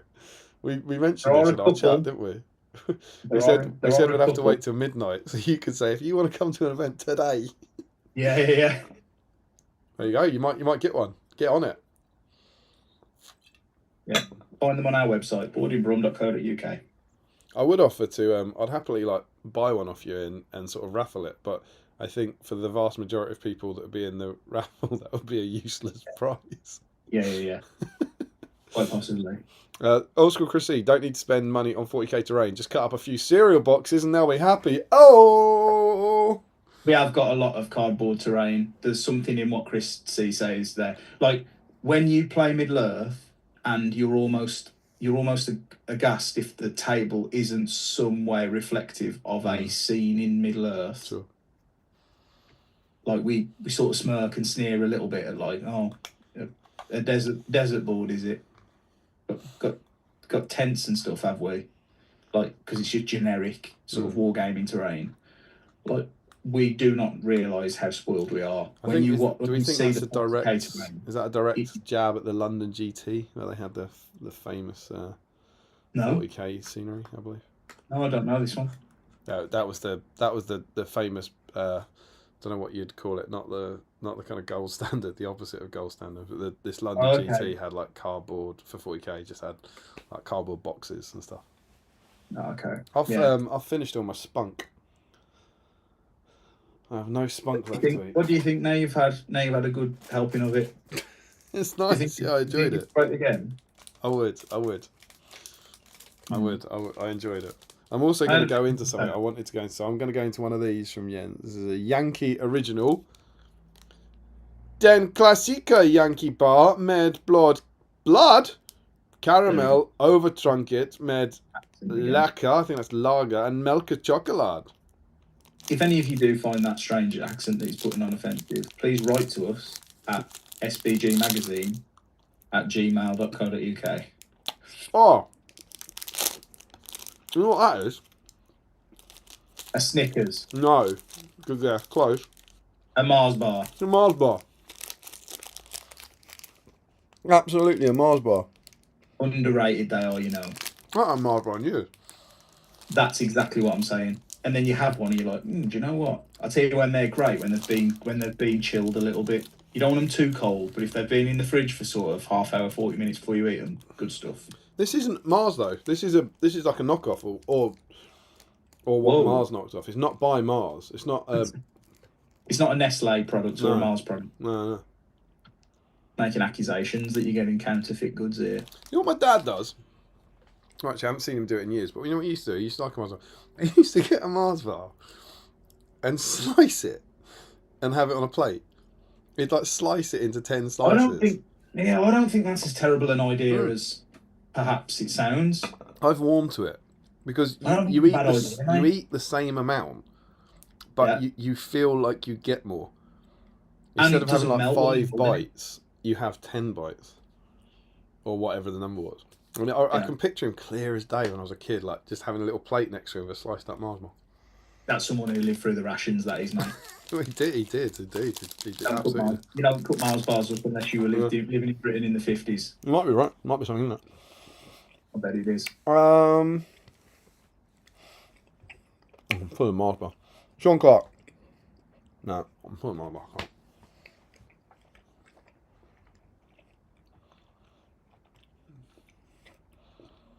Awkward, isn't it, when you've committed to eating something? It's the caramel. It's a tough one to get through. It goes longer than you'd expect it to. Sean Clark, coming in as an adult was similar for me. Dale reached out to me when I was new. I did. And I never ever liked what he said. Wow. He always seemed incredibly aggressive, incredibly clingy, and somewhat bigoted. Nice. That is strange. Oh, I'm sorry. Thanks for that, Sean. He says, he reached out to me when I was new to play a game of BIB. What does BIB stand for, Dale? That'd be boarding brum, mate. Sounds good. That was invaluable for me to come out of my shell and meet other gamers. Cheers, dude. That's nice. My pleasure, mate. Well done, sir. Sam says, November 23. You're in here often making orders, Dale. Why don't you buy the whole shop? Dale. Yeah. Frederick says, lol, okay, so you have a sort of businessy management main job, but bought a hobby store as a hobby side hustle. That's exactly what I think. I'm like, what? I don't understand that. That's precisely what happened, yeah. We've chatted about it in the past, where it's like, I don't have time to, send out dice on the side. Dale's running a shop. Yeah. The time thing's interesting, right? Because I think you've always got time to do the things that you really want to do. You make time for the things that you really want to do, and if that happens to be running a little sort of sideline hobby business, then you'll find time to do it. But it's not necessarily that you don't have time to be able to do things. It's that you're going to have to give other stuff up. Is the truth of it. Which, you know, it's got to make sense to you. There are times where I just think, why have I done this? Why have I got myself into this? But I have to be honest, particularly over the last few months, the guys that work for me at the store have just been amazing in taking a load of the pressure off me to enable me to do the stuff that I add value doing, rather than spending lots of my time doing the things that I don't add value in. Oh, Dale, to answer your question of why do you do this, let me read this comment from Michael Haskell. Having public spaces for folk to gather and be together or do something together is increasingly recognised as important. Good on you, Dale. Yeah, I agree with that. I've skipped over Cameron's comment. Paints the 4 up. He said, played 6 scenarios, should come to my tournament. Were they all custom scenarios? Is that what I'm thinking of?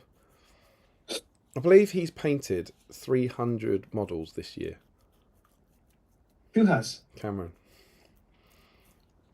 God. It's something absolutely insane like that. Joe Holzman says, guys, as low as I am to encourage a short stream, I will point out it's 20 to 11. You're not yet started at the book. It's fine.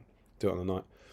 Yeah. Frederick Shaw said, these are all separate comments. This is stream of consciousness.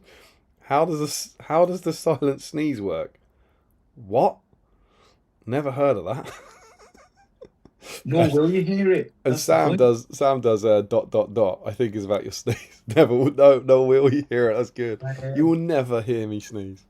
No. It'll still be fun though. Joe Holster said, I'm absolutely not suggesting you hurry up, just making an observation. Yeah, Joe giving us the hurry up. Sam says, it sounds like a Channel 5 documentary, The Man Who Silent Sneezes. That's not offensive enough to be the title of a Channel 5 documentary. It would be something like The Man Whose Nose Didn't Work. It's very, very clear that the person is at fault in the title of the documentary. The freak that didn't sneeze. Yeah, that's good. The monster. Yeah. Absolutely. And then we start getting echo streams in Middle Earth. Echo. We can't hear Dan anymore. That was a proper disaster, wasn't it? It's amazing how quick you forget these things. Richard Clammer says we can't hear Dan anymore. I don't know. I think he thinks your name's Dan. I don't know. We can't hear Dan. Dale's muted. What's going on? BSIME remix. Richard Clammer does correct his typo to Dale. DJ Damien. Ergensteigen, says Sam. Don't know why. I think that's me saying I was just like, and Sam's trying to translate it. He's saying, "Is that German?" And he's saying, "Ergensteiger." I was just like, and I was just like.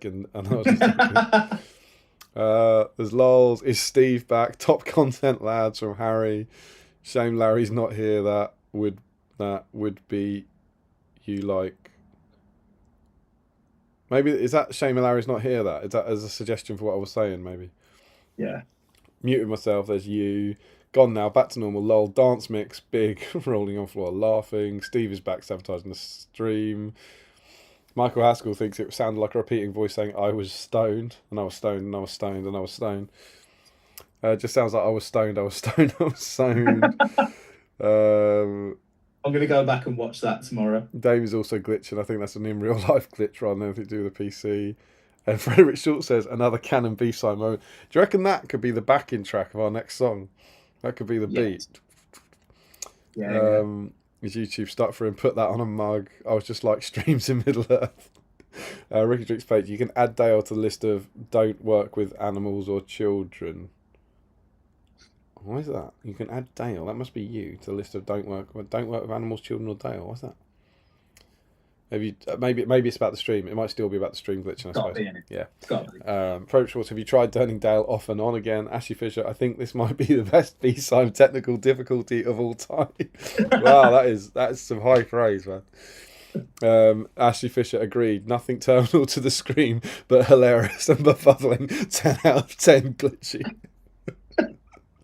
My opponent, this is old school Chris C. My opponent charged an elf with Witch King at the weekend in Race on Wings, died to the impact hit, rolled a 6 and he failed both fate. Oh, that's the Witch King. Oh, that is gross. You would be nursing a semi for the rest of that game, wouldn't you? Sean Clark says he's there in Preston. Emma Video says very jealous about GP. Was very ill the last fortnight. Still not 100% yet. Now sounds like what was the venue like? Yeah, it was gutting to miss you, Harry. It really was. It was a great shame. The venue was great. The venue was great. It was in a hotel. It had, you'll know what this means. It had like an Ardacon vibe where everyone's in the same place, which I think is good. I stayed on the hotel, so if you stay there, you never have far to go. I think I'm allowed to say that. I don't think it's mentioned. How did I describe? Was it with you where everything? Was it with you? I said it that everything felt a little bit rubbish. Yeah. Was it you that I said this to? You're like, it wasn't bad, yeah, but just everything was a bit rubbish. Like the breakfast was a bit rubbish, and the bar service was a bit rubbish, and the taps were all gassy, and they were a bit rubbish. And our room was, I stayed with Jay and Charia. We had this massive room, and 5 of the plug sockets didn't work. And it was like, room, great. Plug socket, rubbish. The shower was a bit rubbish. And it was just like, everything was just, it was great. The community aspect of it was great. The spaces were great, but everything was a bit rubbish. It was an excellent event. Yeah, it was. I agree. But I guess that is the ever-present challenge of external events where you take a tournament on the road. Yeah. I mean, I don't think I've ever been. It certainly wasn't Ardacon air conditioning gate misery, but I've never, ever, ever, ever been more miserable at an event than that Ardacon when the aircon didn't work. I've never experienced anything like it since. I think, to be honest, first Ardacon where we started a game at 11:30 at night, that was a worse experience for me. I was like, I don't know what we're doing here. This is insane. Why did you start that late? It was just what the first schedule was. It was scheduled to start at about 10, and they were behind schedule. It was insane. Ugh. Yeah, it was crazy, man. But yeah, so it's a hard thing to put your finger on, but like it was just everything. Me and Cal went to the other bar where everyone wasn't to get a Coke to avoid the queue, and we were at the bar for 15 minutes to get 2 Cokes, and it involved three staff members. It felt like they'd never had that many people on premises ever before. It was a brilliant event. Like all the wargaming stuff was brilliant. It was really well run. It was awesome. But the hotel was like it was their first day running a hotel or something. Yeah. Lovely staff, really great, but just everything was a bit rubbish. But I had a great weekend. I loved it. Old School Chris C. Lots of people have theories on which Linkin Park album is best, but in the end, it doesn't even matter.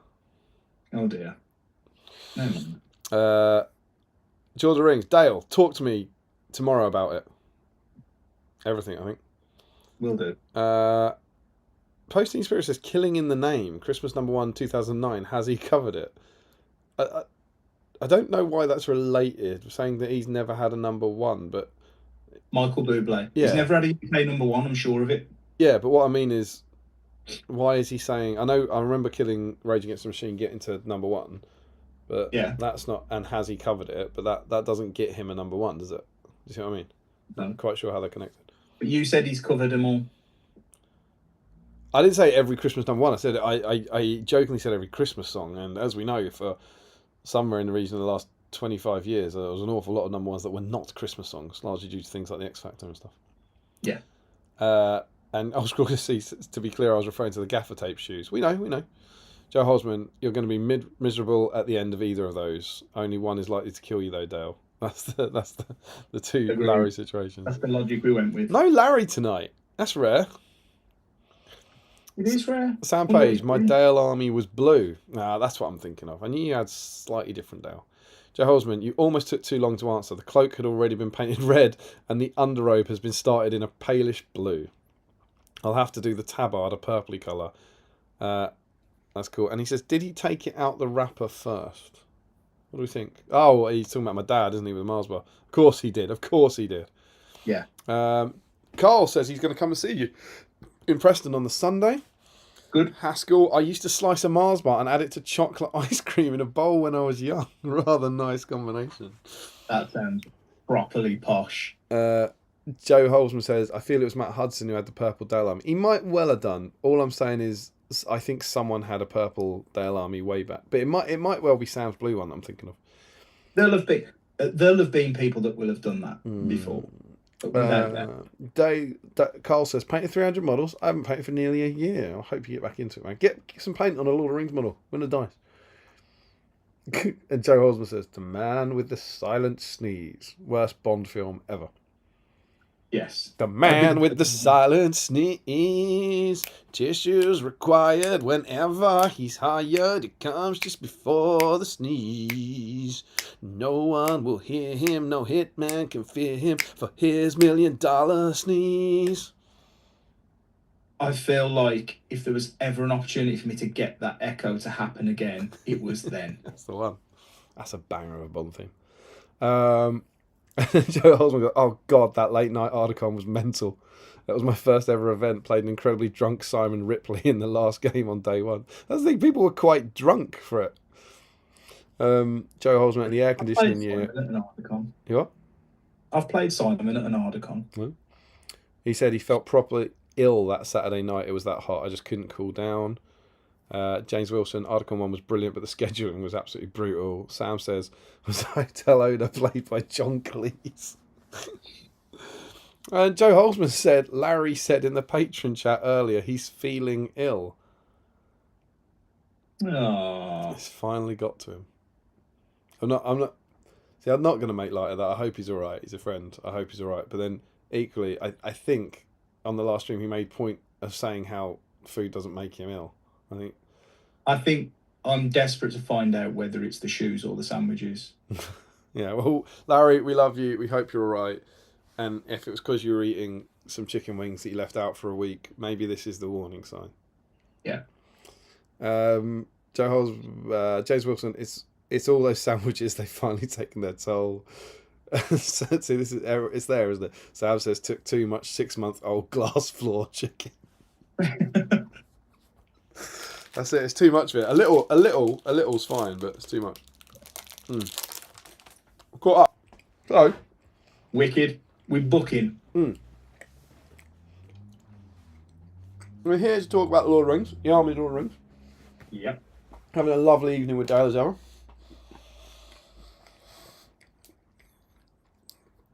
I'm going to do 3 sections and then 3 chat catch-ups. So, Dale, what do you want to pick first? What are we going to go for? I think we should go with evil profiles. So we're going for our top 5 evil profiles. We've still got 28 people watching at the moment. So what we'd like you to do now in the chat is tell us your favourite evil profiles. And try and, we don't want a top 5 from everyone, but maybe like anyone who's watching, put a little thing in about which profile and why, maybe, something like that. So comments about evil profiles from the Armies of Lord of the Rings.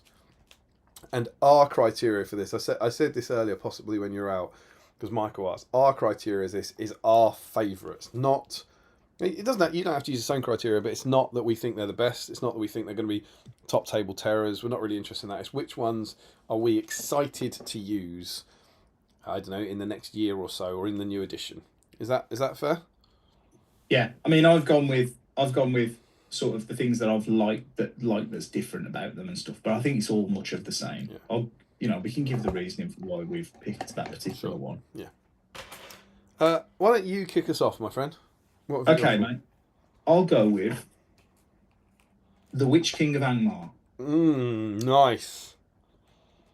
So, why are we saying that? So, first and foremost, I like the Fight 6. Mm-hmm. I like this better in combat. It's giving him some purpose.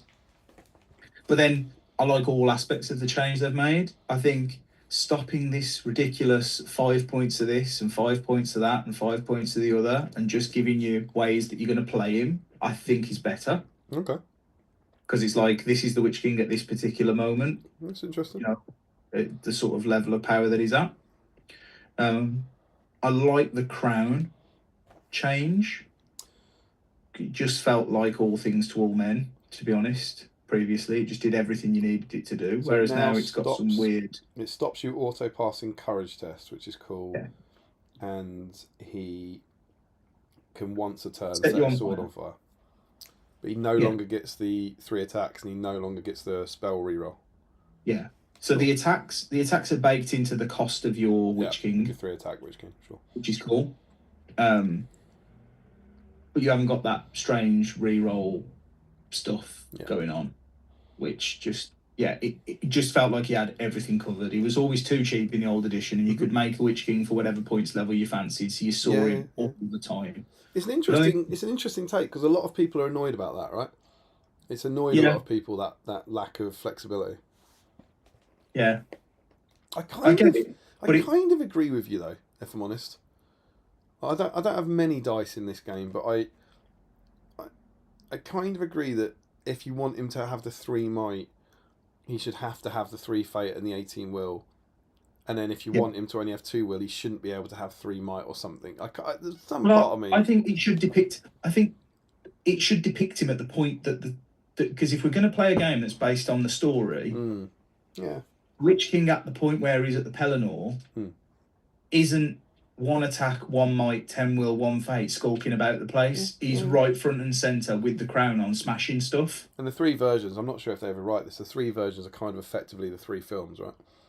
It's him growing in power throughout the films. Exactly, mate. So I like that change. He's cool. And where do you think you're likely to use the Witch King? I'm far more interested in the Witch King in the Angmar part of the story. So horse, is that horse? Yeah. So sorry to answer the question probably in the way you meant it. I think sort of mid-tier Witch King on a horse. Offering a little bit of support, getting involved when needed, but not sort of the epicenter of the list. Cool. And of course you have a relatively new, lovely model of that. I do. Have we done the new Witch King on horse? Yeah, I've got him, painted him. I've done the I've done the one on foot. He was the model to have last edition. Let's be honest. Yeah, it's a good point. I've done the one on foot with crown and flail like Pelennor, but I haven't done the one on horse. Yeah, very rare that Witch King on horse. Yeah, this is the thing that I think the change is. This is where I think the change is good, and I think any change that does this, and we'll probably talk about horses at some point through this process. But I think any change that stops something from being obvious and the immediate take is always a good change, even if it makes that thing worse. Yeah. Like the Witch King was never not the answer to the what hero should I start with if I'm making an evil list. Yeah, he was too good in the last edition, wasn't he? But he just did everything you needed him to do. He could fight and he could cast magic really, really well. And he was well costed and he had a horse, or he could have a fell beast if you wanted it. Could still have a Morgul blade. Like, he was really, really good. And he's still good. Yeah. But he's as good as he needs to be for the period of the story that you tell him through your game, which I think is what it should be about. Yeah. So I'm here for it. Good choice. I did dabble with the Nazgul. Not to do spoilers, but I haven't got the Nazgul. But one of the Nazgul or Wraiths on Rings was a closely run thing for me. So I can feel I'm in the kind of Ring Wraith love camp, I think. Yeah. Shall I go? Yeah, go for it. I'm going to kick off with a new one and say the simple hill tribesman. Yeah. And the reason for this, I'll say that there's, I don't know if you found this, but when we were trying to do these things, I really struggled, as if it matters, but I struggled with, is this an army list or is this a profile? Is it a profile I want to use, or do I want to use the army list? And I tried to do my best to go, well, if I want to use a bunch of models, then it's an army list, whereas if I only like one model, it's a profile. But so there's a few bits on that. But the hill tribesman, for so many things that it represents, the fact that I never had I'm going to say I never had a Dunland army, and if Larry was in here, he'd then say you had 18 Crebain and we'd have a good laugh. But I never had a mannish Dunland army, didn't want one, and now I'm collecting one. And it is, I think, in no small part due to new plastic warriors. Yeah. new plastic hill tribesmen that we can use as wild men that we never would have thought we'd get. Like no one in last September. No, it was just before I'd gone. Last July. What are your odds of getting plastic Dunlending wildmen? Effectively, it's Mate, I painted 36 metal wildmen. That's gross. And I converted them all to have axes because I'm a disgusting human being. Because it was the thing to do. And at that, like, you would have never, ever... They were so niche. Because even within the army that they were in, you wouldn't use them. Yeah, I agree. So I think... Unless you're stupid like me. I think the models are gorgeous. I think the models are stunning. I'm about to paint them. I'm going to be using them a fair bit. I think they also have some interesting competitive potential. I think a lot of people are looking at the massive Uber Horde approach and thinking there could be something in this. I think it suits the current scenarios, mate. Yeah, I think they're super fluffy as well, and I think they have a new rule, which is Flaming Brands, which we haven't had before, which has some great rules to it. Really good. The scaring cavalry and monsters with fire is awesome. So yeah, and it also kind of, in a way, I see them as representing the new edition of the game, like Plastic Warriors. So I'm saying Hill Tribesmen for everything rather than that was one of mine. Awesome. My second, I really, really like what they've done with Lurtz. Lurtz, okay. Used to be my boy Lurtz. He's similar points to what he was. Yeah. The Fight 6 is ace. He's still hard as nails, which he should be. The change to challenge. Yes. And he's cool. He's still got his shield. So basically, all the good stuff that they did with Lurtz through the Quest of the Ring Bearer when they upgrade, like they made the Lurtzy Scouts list. Yeah. He's got that in the profile now. So the shield throw, which is really cool. He's good at shooting. He's got the new sharpshooter rule. It's very good. He's got a sort of a berserker rule, so he can ignore wounds on a 6. I don't know if he had that before. He didn't have it, to the best of my knowledge, even in the last edition. He's just he's solid now, and in the confines of his new list. I just went and had a look. He's Valor in the list. He's only in one list, right? He's only in Lurtzy Scouts. Lurtzy Scouts, yeah. So his heroic challenge, he's got Valor or above, which is quite good. Yeah. And he still has a shield throw. Gets 3 heroic combats in his army list. Oh yeah, because that's the other thing, isn't it? The bonuses you get there. Yeah, he's moved. That's the interesting thing with this. He's moved 6, but he isn't. You mean he's never moved 6? Because you can't play him like that. Can't play weirdly. Him 6, yeah. So when you look at that stuff, he moves 8. He gets 3 heroic. Like he's really good, and he should be because he's a serious pain in the arse for the Fellowship. I've got a very soft spot for Lurtz because I always used to take him in the Hobbit era, in Warbands era, when he was 60 points, and everyone used to think he was rubbish. And and my argument was always he's not rubbish. He's just not as good as you think he should be from the film. But he used to be when I was competitive with Isengard. He was always one of the heroes I took because he was a 3-might hero with a bow, and you could just ping that bow off, hit a hero, wound him on a 5, and use a point of might for cheap, easy wounds. And so actually when he went up in points in the last edition, it annoyed me because he didn't fit into my build anymore. He was too expensive. I liked him when he was 60. Well, he's that model that's in the book with the shield up. Yeah. It's the first Middle Earth model I painted. Oh, that's lovely. That's nice. First Middle Earth model I painted, and it looked absolutely hanging. It's all right though. But it's in landfill somewhere. That is. Lurtz, big love for Lurtz. Lurtz is my second. For my second one, I am going to say the humble Mordor troll. Yes, that's a good one. And there's a few reasons for this. Firstly, no one's talking about the Mordor troll. Everyone's talking about eagles and everyone's talking about ents. But all monsters have got better. And I like trolls. I'm a big fan of trolls. I'm a big fan of Gundabad trolls. I'm a big fan of Mordor trolls. I'm a big fan of cave trolls. I like trolls. I've only got one painted up. I've got the catapult one as well, but I've only got one of these guys painted up. I do have another one on sprue. But he's got a 4th wound now, which I don't think he had in the last edition. No, he didn't. Do we know that for sure? I've got it here. Yeah. I don't think the Mordor one had 4 in the last one, did he? Because No, it did. I feel like the Gundabad troll got It was the 4. Gundabad ones that Yeah. had 4 wounds. That was their unique selling point. Exactly, yeah. I presume he's in Barad-dûr, isn't he? Yeah, 3 wounds. So he's got a nice little buff there. He also dodges the large target attacks of the Gundabad trolls. So you can hide him behind infantry and cavalry. He gets dominant, obviously, and he gets all the other buffs to that monsters have got. And so, yeah, I just, monsters, there's a strong argument at the moment that monsters are kind of OP with the Eagles and the Ents. And maybe that's true, but I'm quite glad that you're your Mordor army with a troll. The troll's going to be doing troll things now. It's not going to be breaking the game and winning the game, but yeah, I think that's what all these rules that have changed monsters have been to make monsters better in that sense, and maybe it's flipped too much when you have an all monster army or something. But I think interestingly, I've put the troll chieftain in. Oh really? For very similar reasons. Well, why don't we do that? I mean, they're literally on the same page.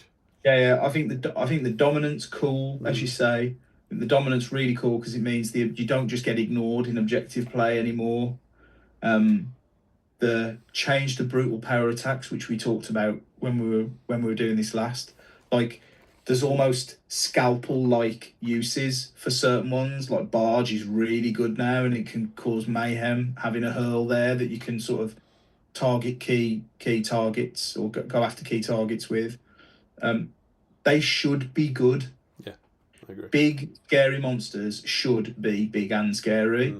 You should have to think about how you're going to deal with them. And I know you and I are like two halves of the coin here of where heroic strike and that kind of stuff comes in. Yeah. And I think it should feel like an uphill battle, in my opinion, to sort of match a big monster in combat. It's where I don't mind it. I don't mind finding it harder to match it when you've got one massive troll in the army. It's where it becomes unfun is when it's 5 Ents or 5 Eagles. I think. Yeah, that's the killer. It's right. You've done that one. Now do it again. I presume your times. chieftain. Is it too much to say you'd normally be using him in the Blackgate army? At which point the troll chief. Yeah. Yeah. At which point he also gets fearless and another point of might, will, and fate. So Blackgate is one of the lists I want to talk about. Interestingly. Oh, spoilers. Little spoiler for you. We can't jump over to that yet, otherwise it will get completely out of hand. No, we won't do that. But so yeah, we both went for a kind of Mordor troll. The benefits of the monster buff, I guess. Yeah.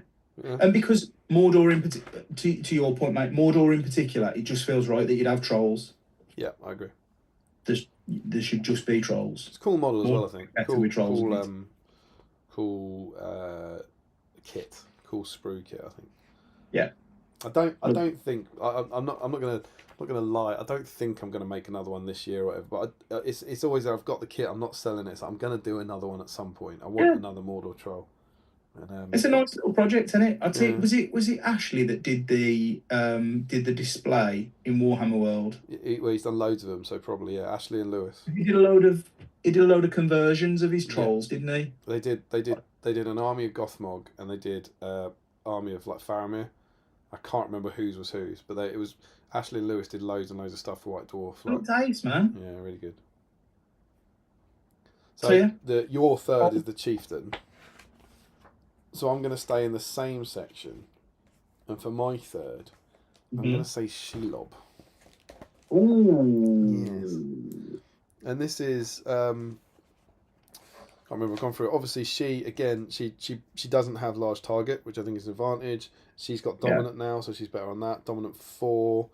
And then there's a combination here of the various rules she got in the old Legion and stuff. So she can now, in her profile, wherever you take her, kill a model within 1 inch, which I loved as a rule. I loved that as a super cool thing. It was a really great one. Like Ugluk, I was like, yeah, she's eating naught. That's super cool.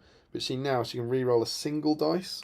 I have a funny feeling in the old edition she re-rolled all her dice. So I think so. Not as good. But then she also now gets the extra attack against man, elf, dwarf, or hobbits, which again was in the Legion last time.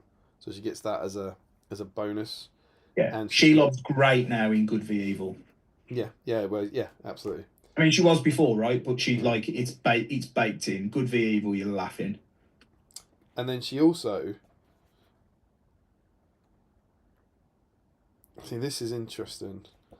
So in the list, in the Kirith Ungol list, she can kill a friendly model within 1 inch, and then she can declare a heroic move for free. Now, what's interesting about that is in this one, it doesn't say if it can be the same model.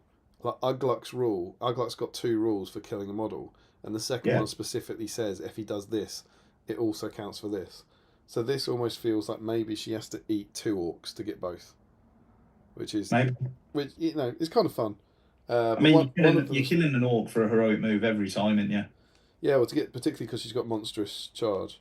Now, the other reason I wanted to do this is that Shelob has been on my to-do list for years. Me and Adam were going to take Kirith Ungol to doubles in, I think, 2022. Maybe 2021 if it was out then. But we were gonna, and we didn't do it because we did the Automatic Gondor, and then we didn't do it last year because it was on the same weekend as Seven Stones. So Kirith Ungol has been like a project that we've talked about quite a lot about who would paint what. We've got the army list written for Warhammer World Doubles. Oh, no way. Yeah, we've chatted about it quite a lot in terms of the basing scheme, potentially doing a display board, and it's always been there as a project. And she's in I've got a box up here of the projects that should be done this year, if that makes sense. So she's been down for years. I tell you what, we had a quick chat about this, didn't we? What won't be helping that cause, and it's certainly one for me where I look at it and think, oh yeah, I'd love to. The picture, particularly of Shelob in the new book, is ace. Yeah. You did mention this. The picture in the profile, that and Shagrat particularly, I think both those pics are really, really cool. It's because we actually mentioned some of the scenery, didn't we? Yeah. But that picture is absolutely wicked. It's the fact that we couldn't recognise any of this scenery. Even over here where we've got I just didn't, these steps, they're not the kind, there's not, and then you said the Gorbag one as well, didn't you?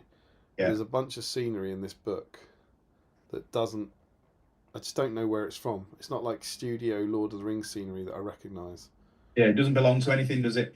This, I feel like, I haven't gone and checked, but this feels very similar to the last edition book. But there was a few bits. Do you remember what it was? Was it the elves we were talking about?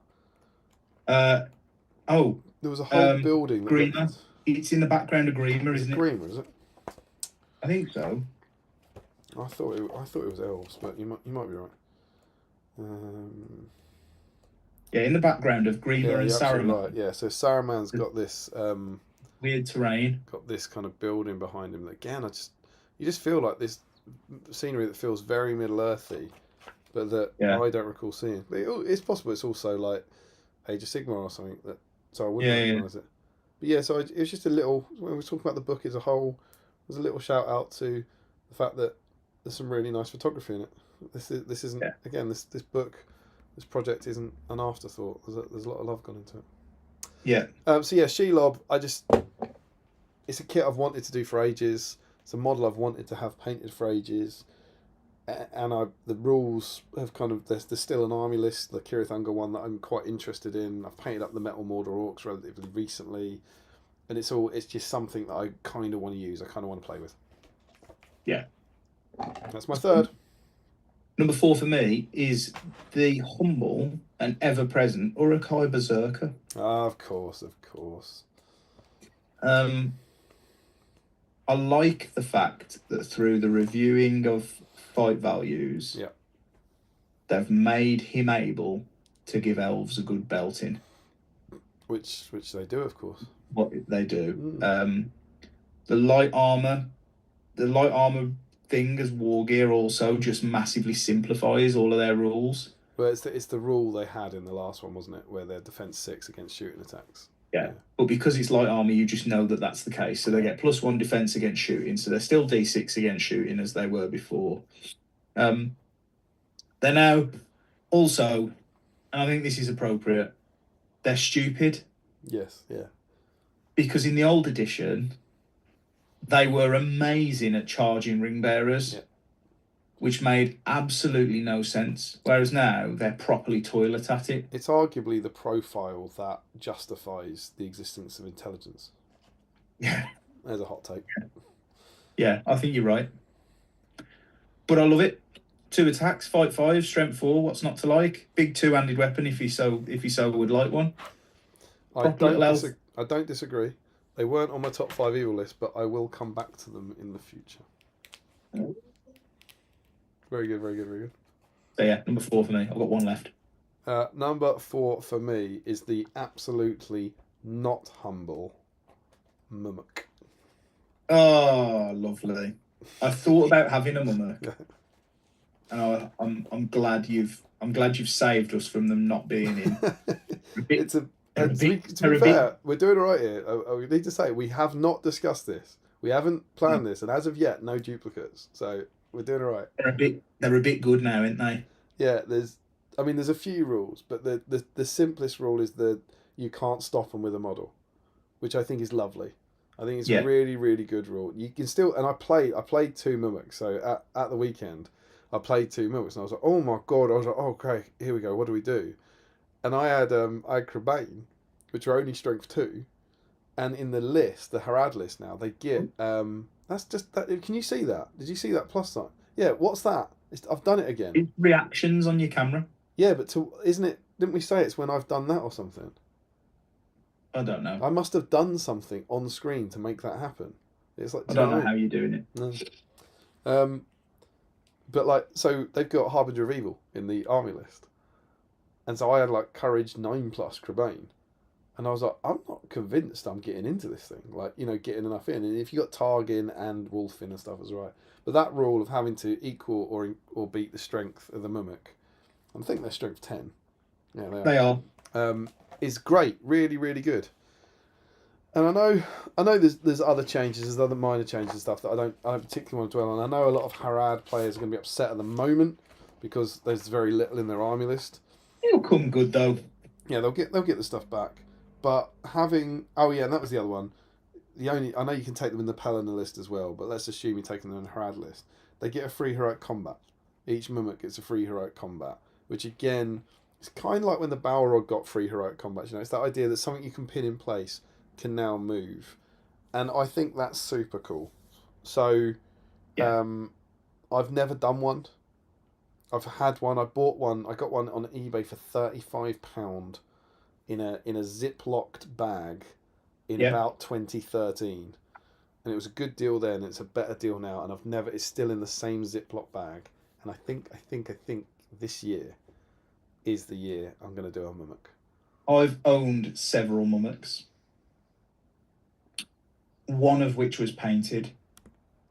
The rest I've moved on or sold on before I've actually got round to doing them. Most recently, I was going to do the War Leader, and just thought, you know what, I'm never gonna do it. I'd even got the sort of paint scheme done for the Haradrim Warriors. Mm-hmm. I tell you what killed me. It was the difference in size of the models between the plastic and metal Haradrim. Okay. Drove me insane. Like if you've got Serpent Guard next to Warriors of Harad, it's like Hobbits and Rangers. Right. And it just drove me insane. Fair enough.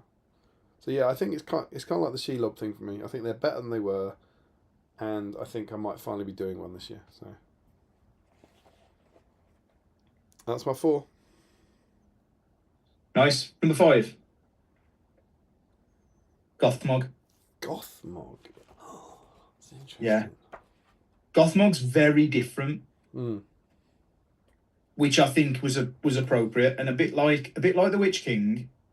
He isn't better, but I think he's more appropriate. Yeah. And I think I'm as equally happy with a change that sort of balances a model the right way as I am with one that makes it better or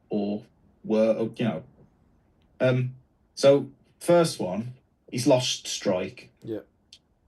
Now, a couple of my friends who've got Gothmogs immediately, and he's lost an attack. Yeah. So he's gotten significantly worse in combat, and everybody that sort of I know that plays him are sort of aghast at the idea that he's gotten worse in combat. The bloke's got one decent hand. Yeah, sure.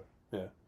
So the idea that he's 4 attacks on the charge, calling heroic strike and belting your Aragorn just doesn't make any sense to me whatsoever. Yeah, I agree. He is more thematic. But then he's kept hold of a really, really good Master of Battle at 2+, which everybody else's Master of Battle in the game now is really rubbish. He's the best, right? There's no one else with 2+. As No far one as I see. near him. Yeah. There's no one near him. Azog and Bolg used to get a flat Master of Battle, which was rancid. Horrible. Well, that's a 5+ now, and everybody else that I know to is a 4 or 5+. Whereas Gothmog's kept that, which is really cool. He's got March and Defense, which is awesome. He's cheaper. His rules are still cool. Yeah. His Legion's good. It's good. I like the fact that they've tuned him down a little bit. Yeah. And he feels like the Gothmog you see in the film. Yeah, I agree. So yeah, that's mine. We have successfully dodged any duplicates. Mate, we're good at this. Dale Groves. There's a lot of pressure on you here, but I'm going to say if you can't guess my last favourite profile in the new book, you should eat your foot. Your last favourite profile, Evil. You will kick yourself if you don't get this. Sauron. You're going to have to kick yourself and eat your foot, I'm afraid. Go on. You are going to be upset when you realise what it is. Yeah, I am. Is it Saruman? No.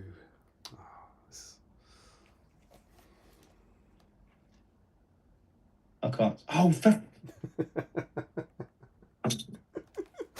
I told you. of course it's that. Of course it's that. No, I didn't put it in there. How could it not be? And it's a little cheaty, but it's 1 points value. Yeah, you're having the lot, ain't you? But Shank and Rot and the Troll. Yeah. They might have catapulted themselves to my favourite things in the game. Really? Yeah, I love them that much. And having played with them at 8 games at the weekend, I love everything about them. I think the models are amazing. That snow troll model is beautiful. Yeah. We've had the trolls. We've had the troll on. I've got the box here. I kept the box. I think all 3 models are stunning. I've painted them, and I'm really happy with the paint job on all 3, which helps. And I think the rules are brilliant. I think they're fantastic. I think they're a bargain. I think 150 points for what you get is incredible. Yeah. And it's very much balanced out by the fact that the army list system. I think this is a good example. And I'm not a fan of the new system. I don't think it's a good change, but this is a good example of the new system working well. If you didn't have the army lists, you would have these dropped into almost every evil army. I think they're that good. Of course you would. They offer such utility, and they do one of the things that I dearly love, which is they give you a really different and interactive rule that changes the game and feels super fun. And I mean, you've been on the receiving end of it.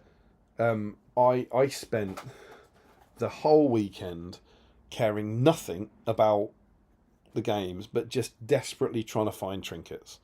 The only thing I cared about was getting Shank and Rot in, killing models, and screaming 6. I got these. Dale's familiar with these. I got my bag of trinkets, 50 gold rings from Amazon for what am I doing? This is such old money. What the hell? I was just about to say, man, what get am the I doing? iPhone. Continuity camera. What am I like? Unbelievable scenes. But this was £10 for 50 metal rings off Amazon, and I had a little bag of them, and I was desperate to kill models, and roll that 6, and I can't describe the joy of killing a model and the excitement of trying to roll a 6 to get a trinket, which also then, of course, I kind of forgot it got you a VP in a way. You know, I didn't care about the VP. I just mainly cared about the trinket. And and I thought that, and the other rules are great as well. The troll's a really good troll. Shank's rule to buff him is really nice. Rot's really good with 3 attacks. The fact that he can eat people's fingers and get wounds back. The rules are amazing, and the models are great, and I love them. I love them. I love them, and they're the reason I took Besiegers. I was going to take Usurpers to this event, and I took Besiegers because of those, and it's the only thing you can take them in, and so I think I might end up taking Besiegers more just because I want to use them.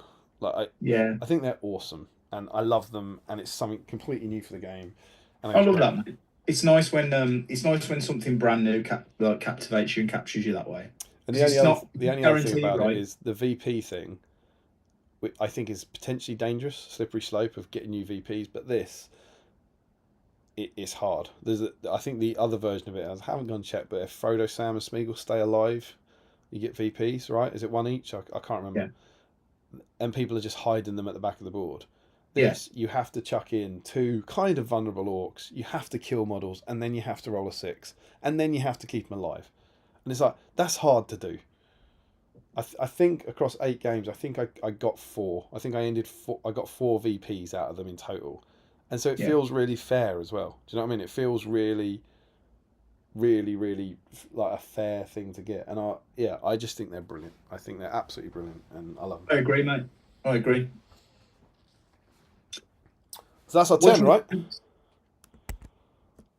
What'd you say? I was going to say, what do you want to do next? Do you want to do good? I think we run through the chat and see what they think about evil. Yeah, let's do it. So you've run out of time to tell us your evil profiles. I suppose we're going to do good next. So are we going to do the good next, or are we doing Army List next?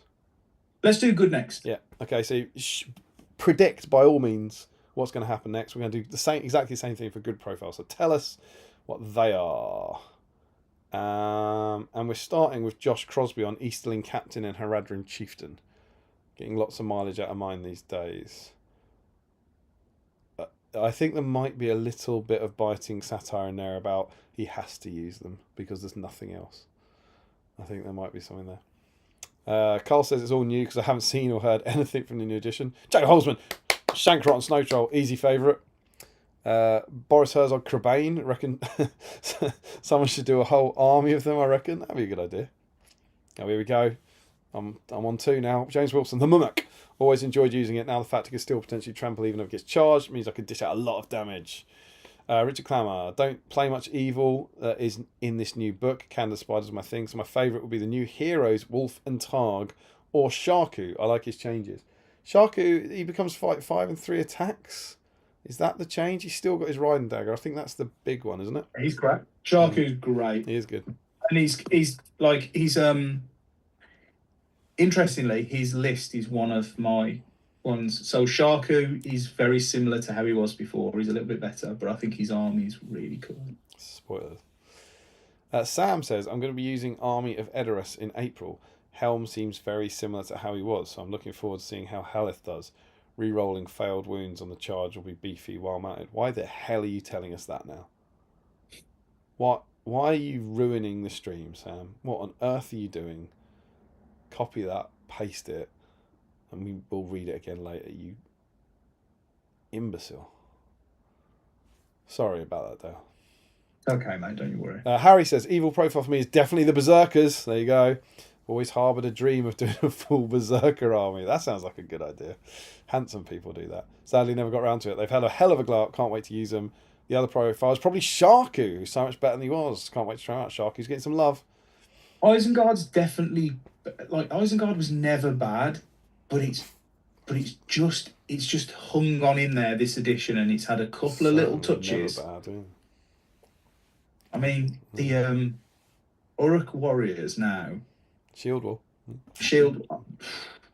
I mean, that was a really close one for me. But to be honest, I could have quite easily put 5 Isengard profiles in. Yeah, well, Griemer's better. Griemer's great. Lurtz is great. Sharku's great. Berserkers are great. Warriors are great.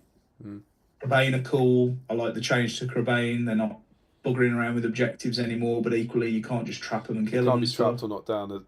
8 games in, it's very good. Yeah. Very good. Really good. Alexi is in.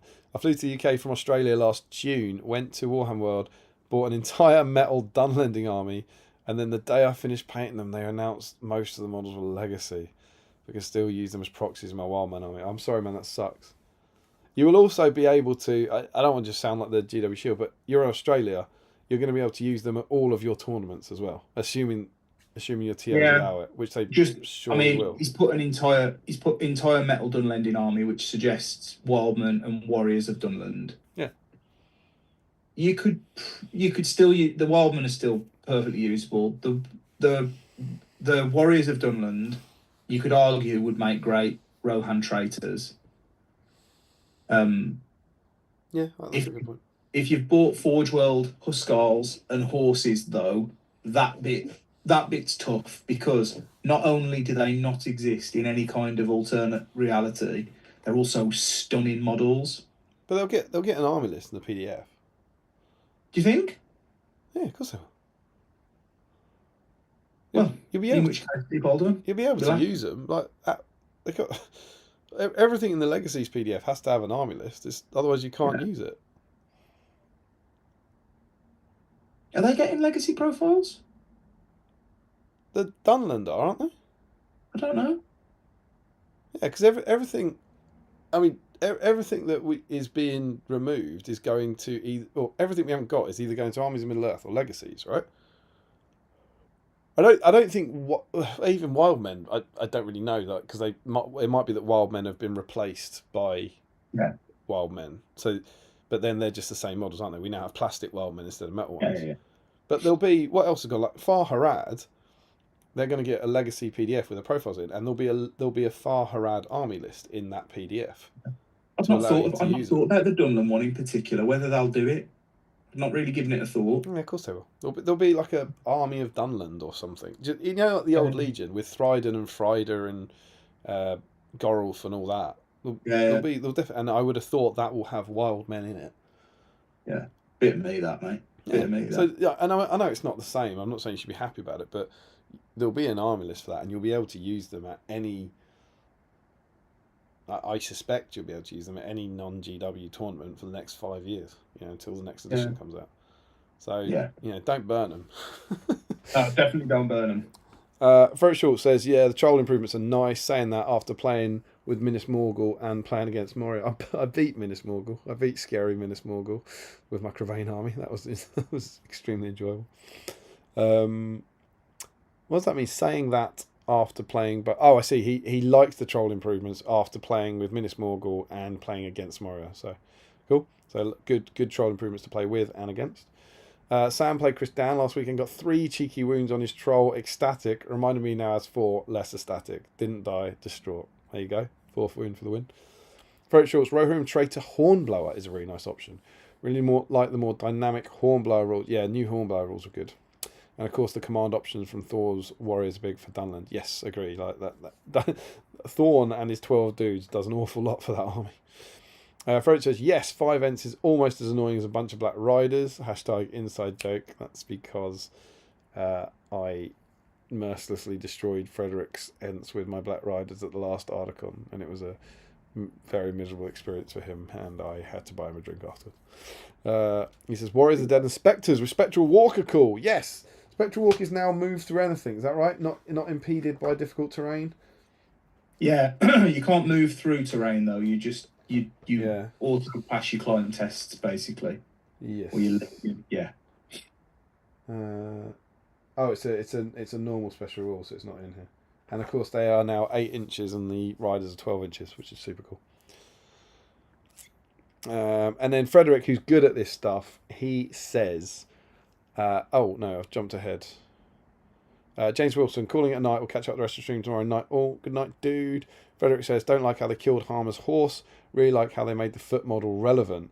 He's doing it again. What he's doing a Sam Huddy. Don't care about Harmer. Save it. Some of the profile pics are just reused for the last edition. Yes, but some of them not. And he says some of the scenery is old Ruin of Arnor stuff. I'm not. That's literally the only source book I don't have, so maybe that's why I'm not familiar with it. Oh, okay. And he's saying Grima and Saruman, I believe, which is one of the ones we were talking about. God, there's a lot. Some of the Kirith Ungol profiles have a Age of Sigmar pieces with stairs. There we go. That's again right. Probably lots of Photoshop for correct colour, just the stairs plus rocks, no Sigmar iconography, etc. And Sam says another profile that justifies the intelligence stat is Grima, a coward who isn't thick. Yeah, that's a great shout. What is it actually? I haven't really spent a lot of time like looking and analysing the intelligence stats. So he's courage 8+, intelligence 6+. So there's a difference of 2 there. Was it your game? I think I worked out on day 1 that I was quite surprised by the difference in Targ, where he's intelligence 4+ and courage 6+. And it's like the intelligence is very, very good, obviously.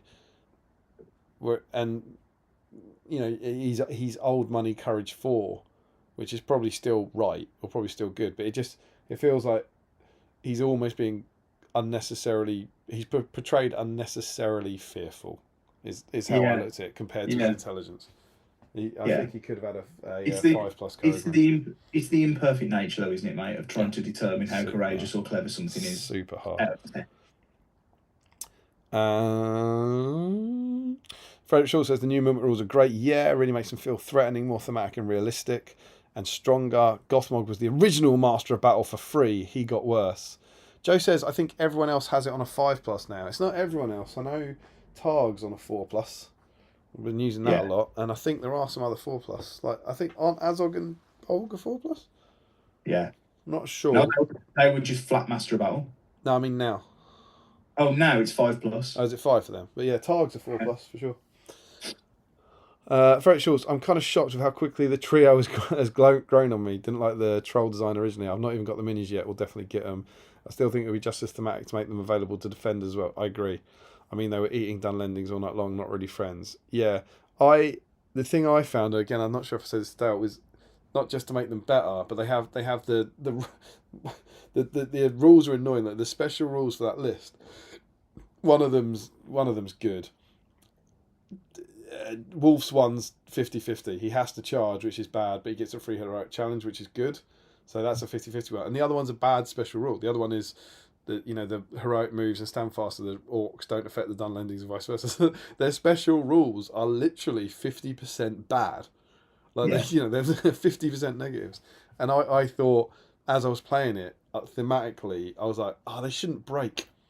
I was like, they shouldn't break when, for the same reason their stand fast don't affect anything. When the Dunlendings get broken, they shouldn't be broken. Or they should all have fearless or something. Not fearless because they stop them charging terror cores and things, but they shouldn't be affected by break tests or something like that. Yeah. I thought, which obviously they're not, but yeah, and I completely agree that it would be cool. You could have them in Defenders of the Hornburg with exactly the same reasoning. I think, like they're a completely separate entity that just happen to be near those armies. So yeah, I think that could be great fun. Anyone wants to do it at Helm's 7 Stones, I'm sure we'll allow it. If you try and put those 3 models into any of your armies at 7 Stones, I'll probably allow it, let's be honest. And Frederick Shaw says, 10 quid for that many rings? Anatar hates that trick. Sam says, guess this year's Throne of Skulls, Damien will be wearing horns. He won't. Maybe in 2025. Is that where we are now? Maybe in 2026. Yeah. Joe Holzman, this might be just me as a non-gamey player. I don't sit Sam, Frodo and Smeagol at the back and bank 3 Bs. I throw them into combat so I can slingshot Fazza around with 3 heroic combats. Of course you do. But I think some people will not. Michael Haskell, it's nearly midnight, so before my desk turns into a pumpkin, I'm going to have to turn it in. Great stream, gents. Thank you very much. Clamor says, Sharky's got heroic strike now as well. Another buff. Sam says this is some form of apology for jumping ahead. He says, you know me, Damien, I live to sabotage the stream. It's what I live for. Also, I only half listened. Stephen Ryan, great stream so far. We'll catch up with the rest later this week. Now it's time to watch big, meaty men slapping meat, and I don't mean charred food, co. And I am appalled to hear that Stephen is turning off the stream to watch the wrestling. But they are now talking about good profiles, so we can move on to that. But I'm going to wet myself. So I've done that terrible thing I do where I try and help by catching up with the chat, but all I've done is leave you nothing whatsoever to do while I have a wee. So, enjoy that. Yeah, cheers for that, mate. Shall I do some hobby? Yeah. I haven't done any hobby this evening. The reading of this chat has very quickly turned into essentially the only thing that you end up doing while you're on. But there we go. I'm gonna have a little sneaky read ahead here. So going to be using. So I'm going to be using the Army of Edoras in April. Helm seems very similar to how it was. Yeah, the helm profile looks really cool. The artwork, particularly in the more detailed artwork book for the War of the Rohirrim, his armor in that book, the concept images and stuff looks amazing. That model could be delightful. I'm amazed we've not seen Hera yet. Having had that sort of shown to us quite a while ago now, and it just feels like it'd be ideal for people to be able to start using that mini with her brothers. But based on the quality of the new models we've had, I think that helm could be incredible. I think it'd be really popular, and he's, as you've mentioned, he's bloody filth.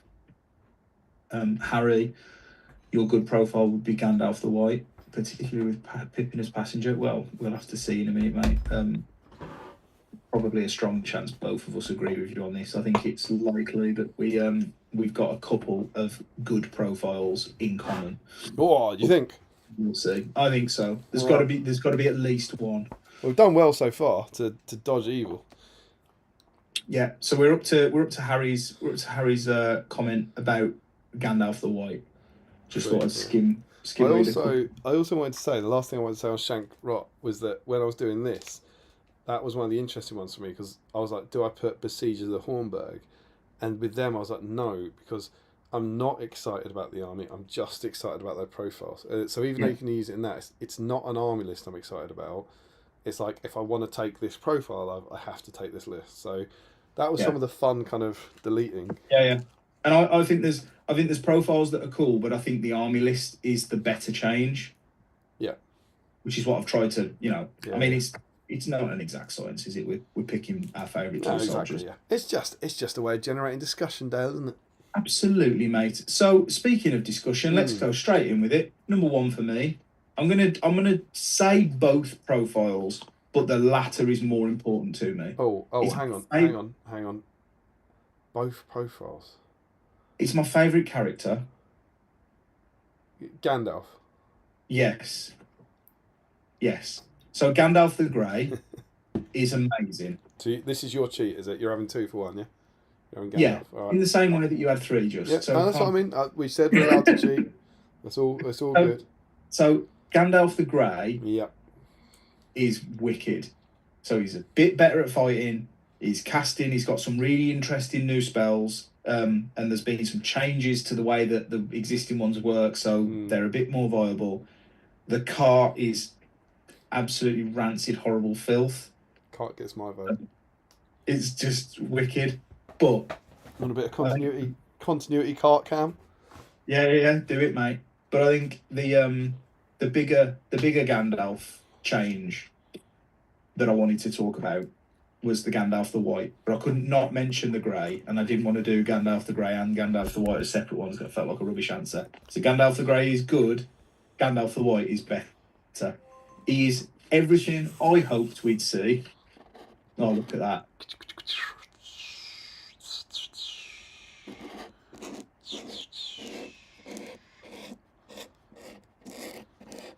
Fireworks. Fancy being thrown a skull, mate. Just want it again. Yawn. Here he is. With the right staff.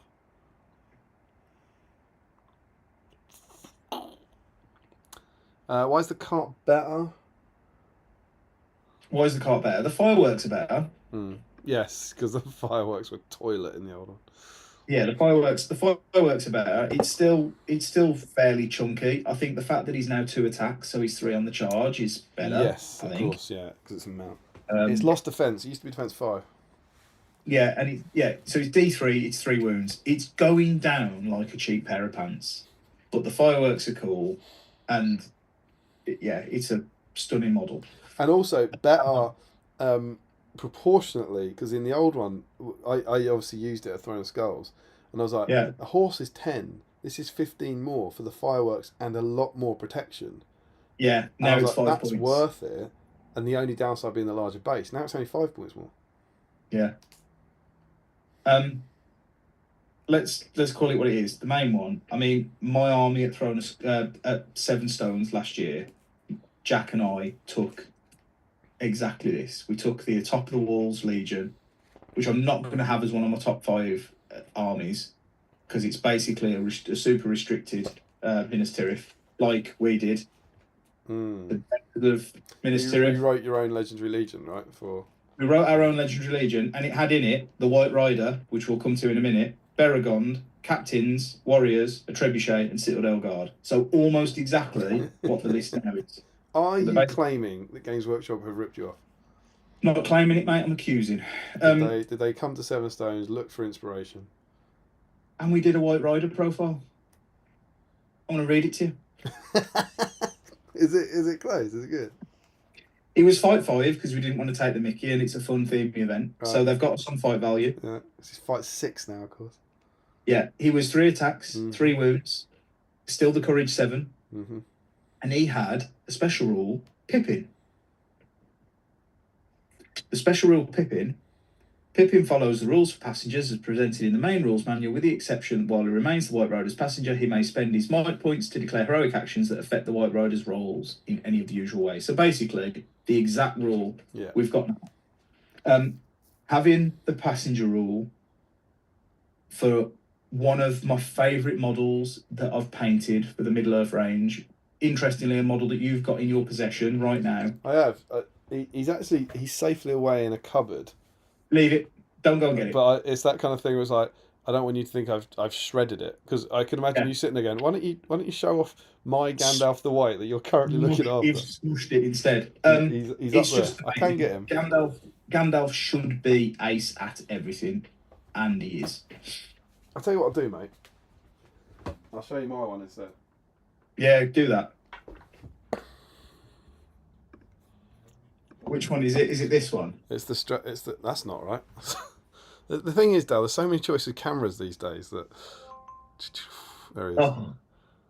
So this was a lot, like BSIME regulars will remember this from the Throne of Skulls vlog. This was an extremely stressed Gandalf. It's not one that I'm particularly happy with. I love the model.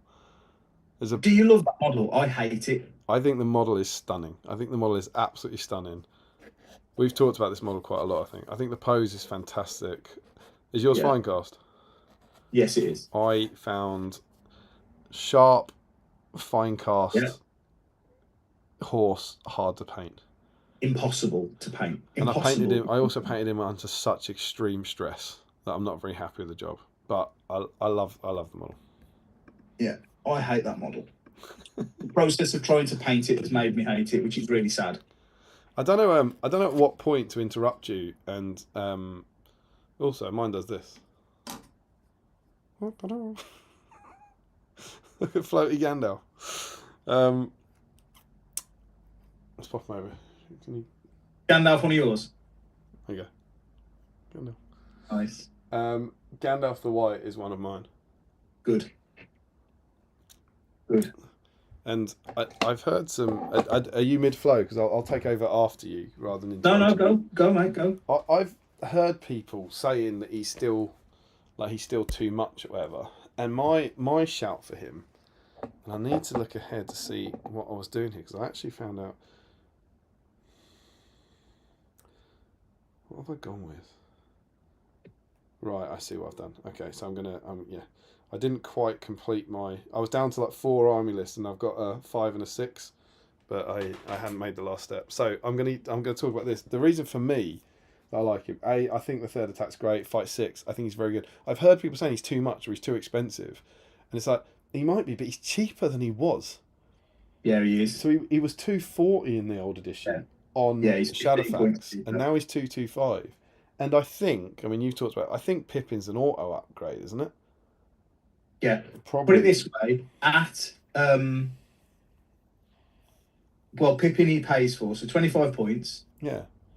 We priced Gandalf with an extra attack on Shadowfax with Pippin at 270 points in the old edition money. Because he gets a might, a will, and 2 fate from Pippin. Yeah. And resistant to magic. Yeah. Yeah. Pippin is better now, right? Yeah, I think so. 2 wounds, 2 fates. Crazy, man.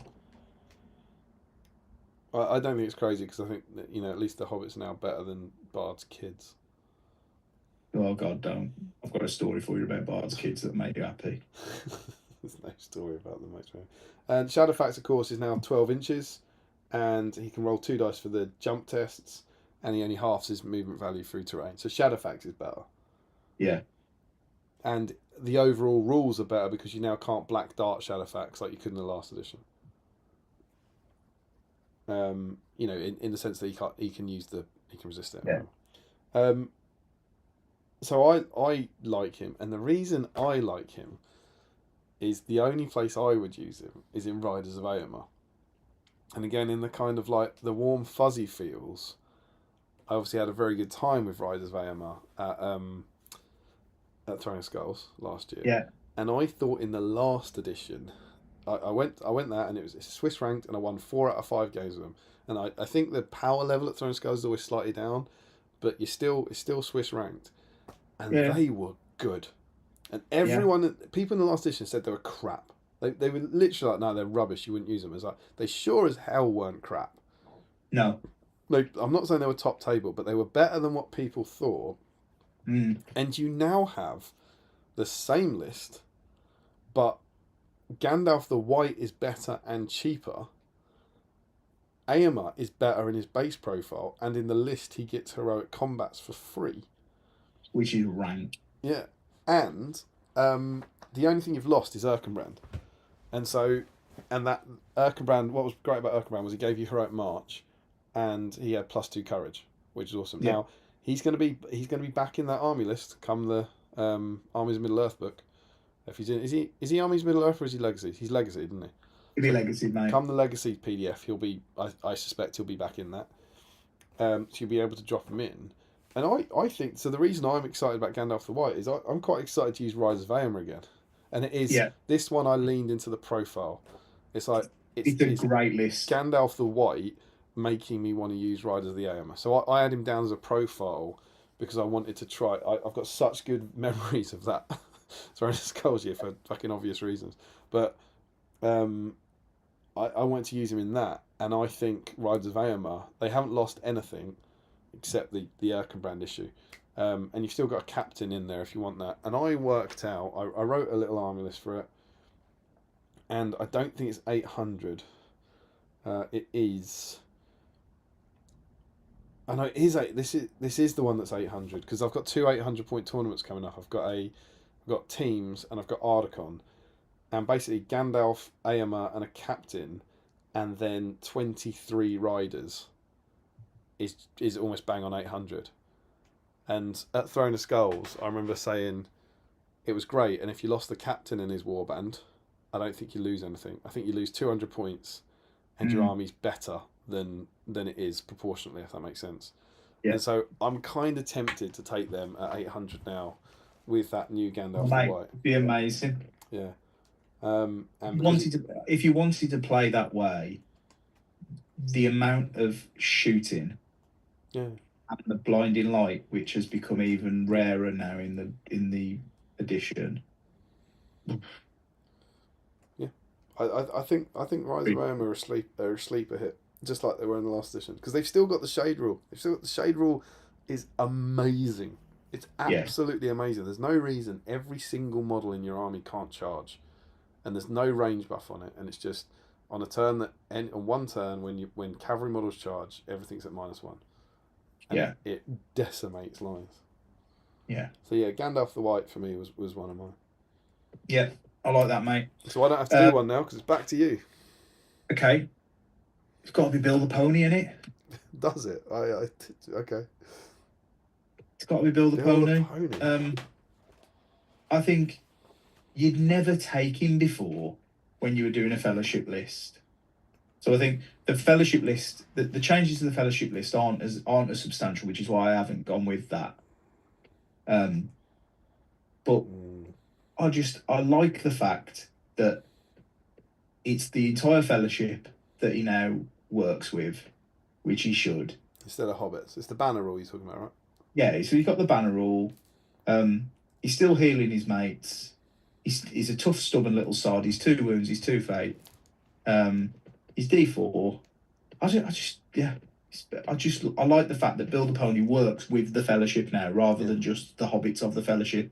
Yeah, because he's not like a fun narrative piece now. He's actually a genuinely useful addition to that army. Have him, yeah, and the Fellowship should be the 9+1. Well, you could probably argue that even with their new rules, you would pick him above Merry and Pippin. Yeah. Yeah. Which I don't think you would before. No. Because as much as they got 2 fate now, they're still they're not giving you as much. They're just nicking Boromir's might. No, they're just thieves, mate. Yeah. But I really like him. He's actually important to the list. He gets you a banner. He can get involved in the fight now because he's fearful rather than not being able to charge at all. Mm-hmm. Which is good. He's much harder to kill. Heals your dudes. What's not to like? Oh, of course, because he didn't used to be able to charge, but now he just has to. I think he could charge before, could he? He's courage 4, old money 4. It's not bad. I'll tell you what. So I'm looking. Oh, here we go. Joe, look. He's saying exactly what I'm. So if Frodo's alive, Bill, he's fearful and fearless. Stick that in your pipe. Smoke it. So he passes then, doesn't he? Damn right he does. Yeah. Get Bill in, mate. Send Bill in. Love it. I like that. It's an outside take. I like it. Yeah. My friend, I'm going to stay in the same section. Yes. Don't say it. It's potentially unsurprising, and it might even be a hot take. It's Legolas, man. Oh, mate. He's a real problem now, Legolas. He's a problem. I think for your match play sort of stuff. To me, this is I don't know how to describe. This is better than the Legolas of my dreams. This is Legolas from the films. This is the Legolas if you could cheat. Innit? I can't tell you. If you charge him, he can still shoot you. Well, what if he misses? Oh, we'll make him hit better, and he can re-roll it. He can't re-roll, can he? He probably can. He can't re-roll it. You're just making that up. I'm just throwing different rules in. So I will have said, if you go and check out, is it some interview I did either on, it might have been Harry's podcast way back when. Harry's in, isn't it? You might remember. It was either with Harry or with Ben. I think it was Harry. I think it was like the first interview I was ever on. He asked about favourite character, and he asked about dream profiles or something. And I said I wanted him. I said I would sacrifice the auto hit, which feels gamey as hell to me. That kind of. Wasn't an auto hit before, and it is now. No, but it's only in combat now, right? Yeah, you can shoot at a model that's in combat. Yeah. Whereas before, he could shoot at your leader's horse across the board and just kill the horse. Or your banner. Yeah. And I never liked that. That never sat right with me. And I said something like, and it might even. Do you know what? I don't know if this is in here. I think let's see what I said. Let's see what past Damien said. I'm sure I wrote about it. So this is a great publication. This, but yeah, I kicked off the My Favorite Character series, and I said, I think I did it. Didn't I do a dream version? Here we go. I think I did. So I said. This was in the pre-Emmy SBG era. This meant I rarely enjoyed seeing my favourite character on the table. He certainly didn't represent the graceful yet deadly elf in the books and films. I always envisioned his auto-hit rule as the moment I love so much at Amon Hen when he fires into combat against the Uruk-hai fighting Aragorn, rather than a tool to kill Eomer's horse on turn 1. I think my dream leggy profile would stipulate his auto-hit rule could only be used to fire into a combat involving a member of the Fellowship, making it a far more thematic rule than the default option used by people in match play. To compensate for this, I would happily see his shoot value improve to 2+, and or allow him to shoot 4 times each shoot phase, in the hope the default tactic became to fire a thematic flurry of arrows rather than to snipe valuable targets each turn. And it's like, that's what is it, 2019, and it's like, he's better than that. So I'm not advocating for him shooting when he's in combat, but I always want, and I've said so many times, in the kill count's a fun rule. As soon as you get into combat, Gimli wins every time, because Legolas can't reliably kill a model every turn, whereas Gimli can reliably kill a model every turn, and now he can. And I'm not saying he's not unbalanced. I'm not saying he's not too good. But to me, the fact that you can now have Legolas every single turn, poo, poo, poo, loads of arrows, makes me clap and scream with joy. I played against Legolas the weekend. So did I. I played him. And there was a point where I charged him with Isildur with the ring on. I'm like, yes, got Legolas sorted here. And he went, so I can't shoot Isildur? Nope. But I can still shoot, right? Yep. So he just proceeded to just shoot next to where I had Isildur fighting him, and just killed a line of 3 Númenórean spearmen. Just like in the film. It's just horrible, mate. And then fought the invisible bloke for 2 turns and wouldn't die. But that's it. Once you get him into combat, you should be able to kill him. Yeah. And it's like, Legolas is very, very, very, very, very good. I'm not saying he's not too good. I'm not saying that. I'm saying that I want to play Amon Hen now. And I want to play Balin's Tomb. And I want to just have him gunning down models like he does in the film. Like, as soon as a goblin goes near him, he couldn't give 2 craps. He keeps shooting his bow. Think about all the hunter orcs attacking him on the banks of the river, and he's drawing his bow in front of him and shooting him and stuff. And it's like, he's better than the dream profile I put. So is that good for match play in the meta? I don't know. I couldn't care less. No. The fact that he's now 2+ shoot value and can keep shooting his bow, I just think is mega. And he gets sharpshooter. Agreed. He's amazing. And then he can also, his auto hit has been removed, but you can still do it in combat. So you can't snipe from across the table, but you can now. He doesn't have to roll for it now. Yeah, but it was a 2+, wasn't it? You made it most of the time. But and that's a single shot, right? A single shooting attack. Yeah. Which allows him to do what I was writing about, like save Aragorn from that Uruk-hai in a narrative scenario, save Frodo from. He is how he should be. Yeah. When you imagine that Legolas in things like the Ravenhill list, where he's got fight 7 and more attacks, and And the hysterical thing now he's 2+ shoot value. When he's behind Gimli, he gets +1 to wound on his archers, on his arrows. I'm not saying this is great for the game or anything. I think it's balanced somewhat by the army lists, so you can't drop him into anything now. Do you know what I mean? Like he has to be used in certain places. But as a guy who has adored Legolas, I loved him as a kid in the books, and I loved the depiction of him in the film, in the Lord of the Rings film. Yeah. And I think now I'm yet to use him in this edition. I just think it will fill me with joy, bunging arrows at people with Legolas and screaming with joy. So a massive glow up for my favourite character. I couldn't not pick him. The magic is Legolas, a bit like Gandalf, really. Legolas has gotten better, and you will see less of him. Yeah, I mean, I think he's in some good lists. Yeah, I think the Halls of Thranduil, whatever it's called, is good. I think Road to Helm's Deep is good.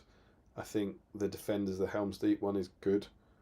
You know, I think he's in quite a lot of lists because of his Fellowship. But when you're playing Fellowship or you're playing Breaking into the Fellowship and he's running around gunning down models, I just can't. I played a lovely guy called Spencer. Richard.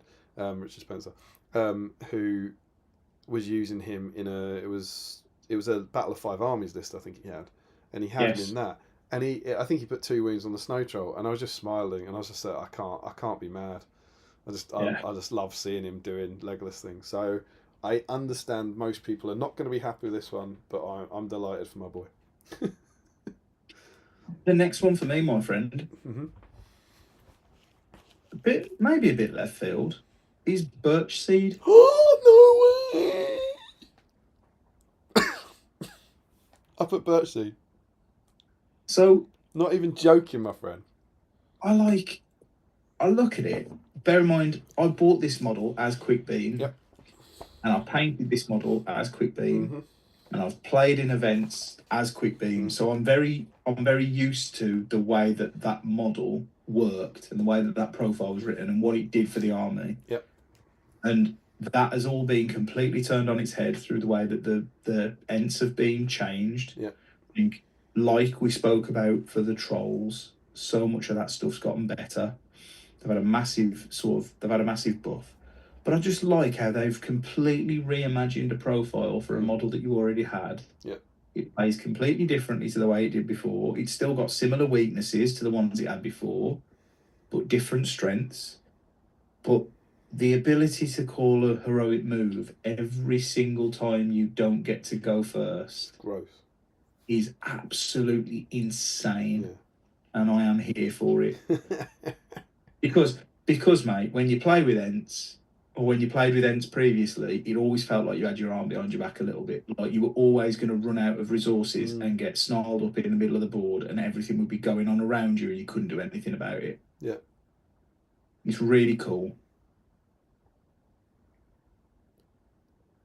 But, so I've got him as well.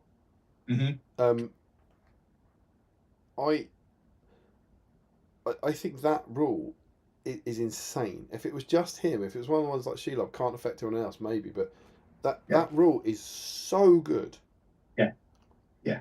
And the thing that, if I was going to be a pedant, the rule's called naturally unhasty. Even for an Ent, Birchseed is particularly reserved and stoic, allowing him to react to the foes of Fangorn. It does the opposite of the fluff. Agreed. He moves first. Agreed. He moves really quickly. It's like... And do you know what I found interesting? So I, again, went to the tournament. I played Ents twice. They're everywhere. I was really pleasantly surprised by how that was Birchseed instantly. I didn't actually struggle to, like, God rest Quick Beam Soul. But I was actually like, oh, that's Birchseed, cool. And I found that very easy, which I was a bit surprised by. That's good, mate. I put him, very similar reason to what you said. Again, throwing the skulls, I've got an Ent army, it's just up there. I love Ents. Yep. I'm happy they've had a go up, mate. Are they a bit too good? Don't know. I was in one game against them and lost, and I beat them in another game. So I don't. Scenarios, mate. We need more. I don't think they're as good as Eagles. I don't think. I don't know. We'll have to see. I didn't find them oppressive. Might have been my slightly wonky army was a kind of bizarrely good matchup for some of the meta lists, I think. But I haven't got the Ents in there as an army list, but.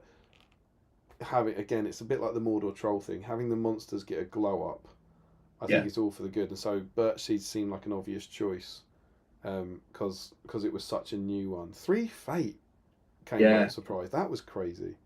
Yeah. And so I like Birchseed. I think it's cool that there's another. I mean, there's not another name then, is there? Because Quick Beam's actually gone, right?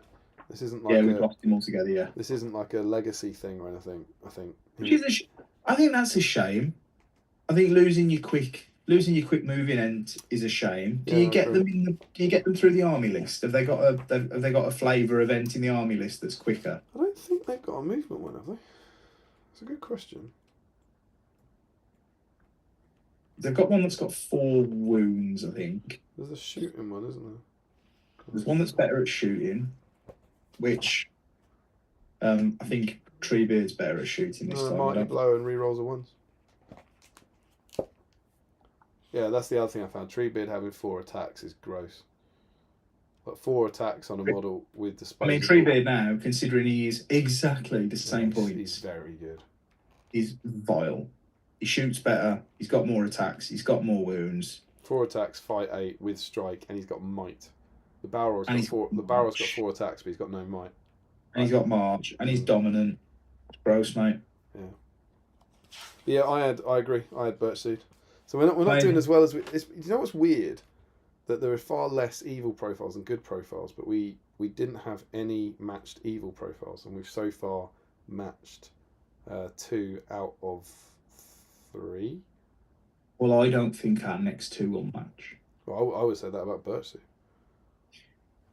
So is this your 4th now, right?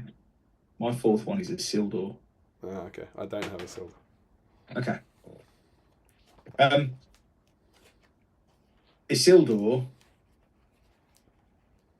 has had a massive sort of inadvertent buff through the way that they've changed the ring rule. So he now, apart from Bilbo, is the only ring bearer realistically, other than Sauron, that can use the ring whilst in combat and it be impactful, because he's got that base. Because he's a decent profile, you mean?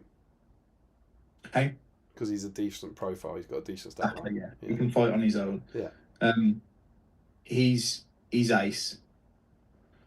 The 3 might, as always, has always been good. He's got 2 will, 2 fate, which is cool. Weirdly, it's a model that it's a person that you see die, and he's got 2 fate. I don't really know what the logic is with that.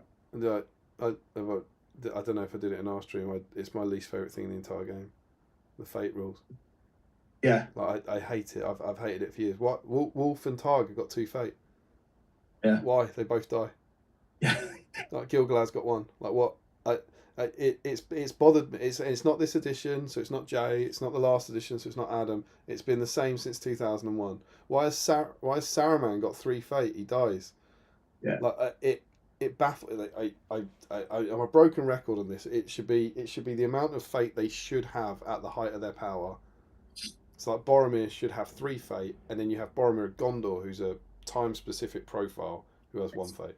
This Isildur should have 3 fate, because he's the only Isildur profile. I hate it. Yeah, me too. If I was using him at the weekend, I was using Wolf and Targ, and like every single time I was like, we're dead now. Yeah.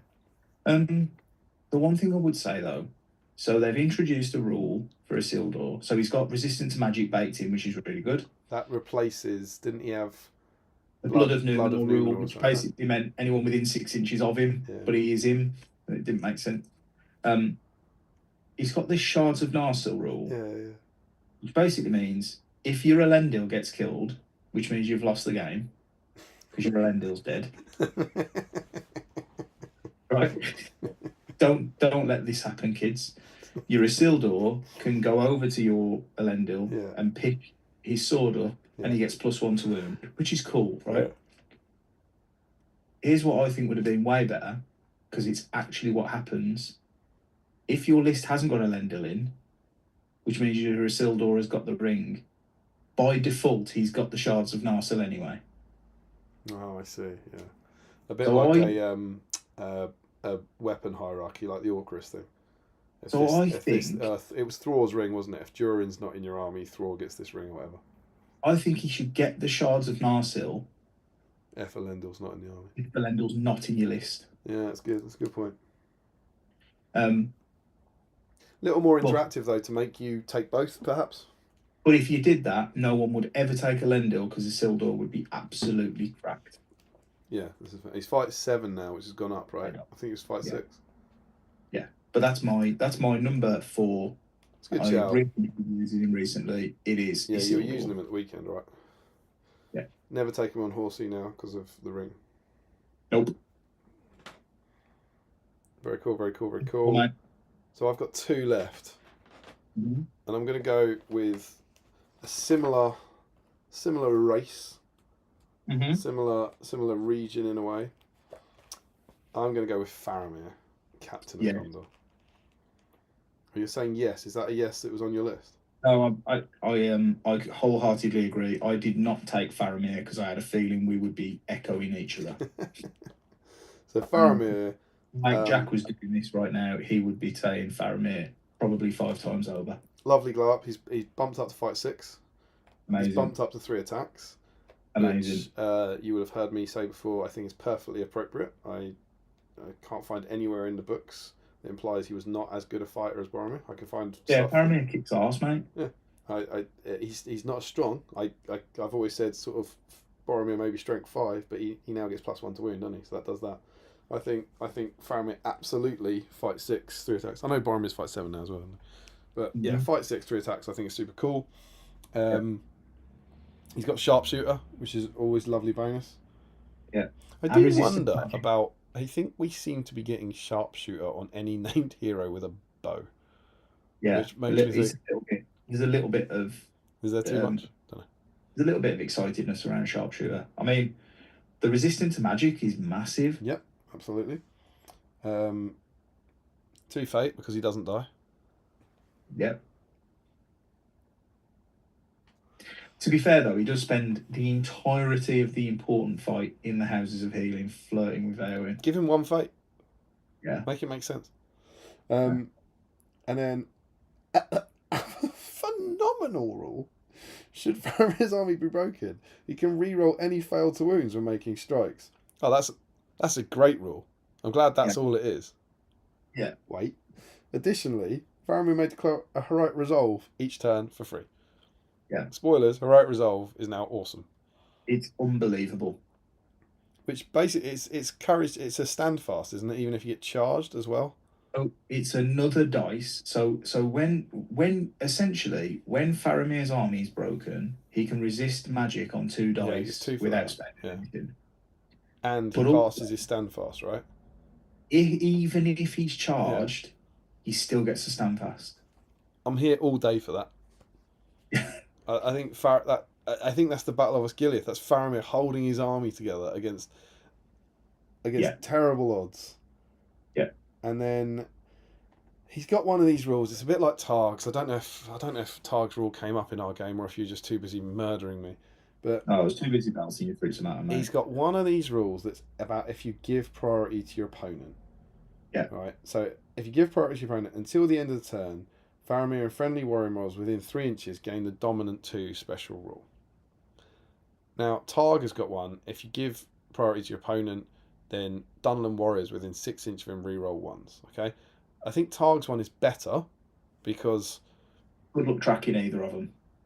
Well, it's not even the tracking for me because it's like fine. I gave you priority, which is actually an additional thing you have to remember, isn't it? Not just who you have to remember, not just who had priority, but who gave it to people.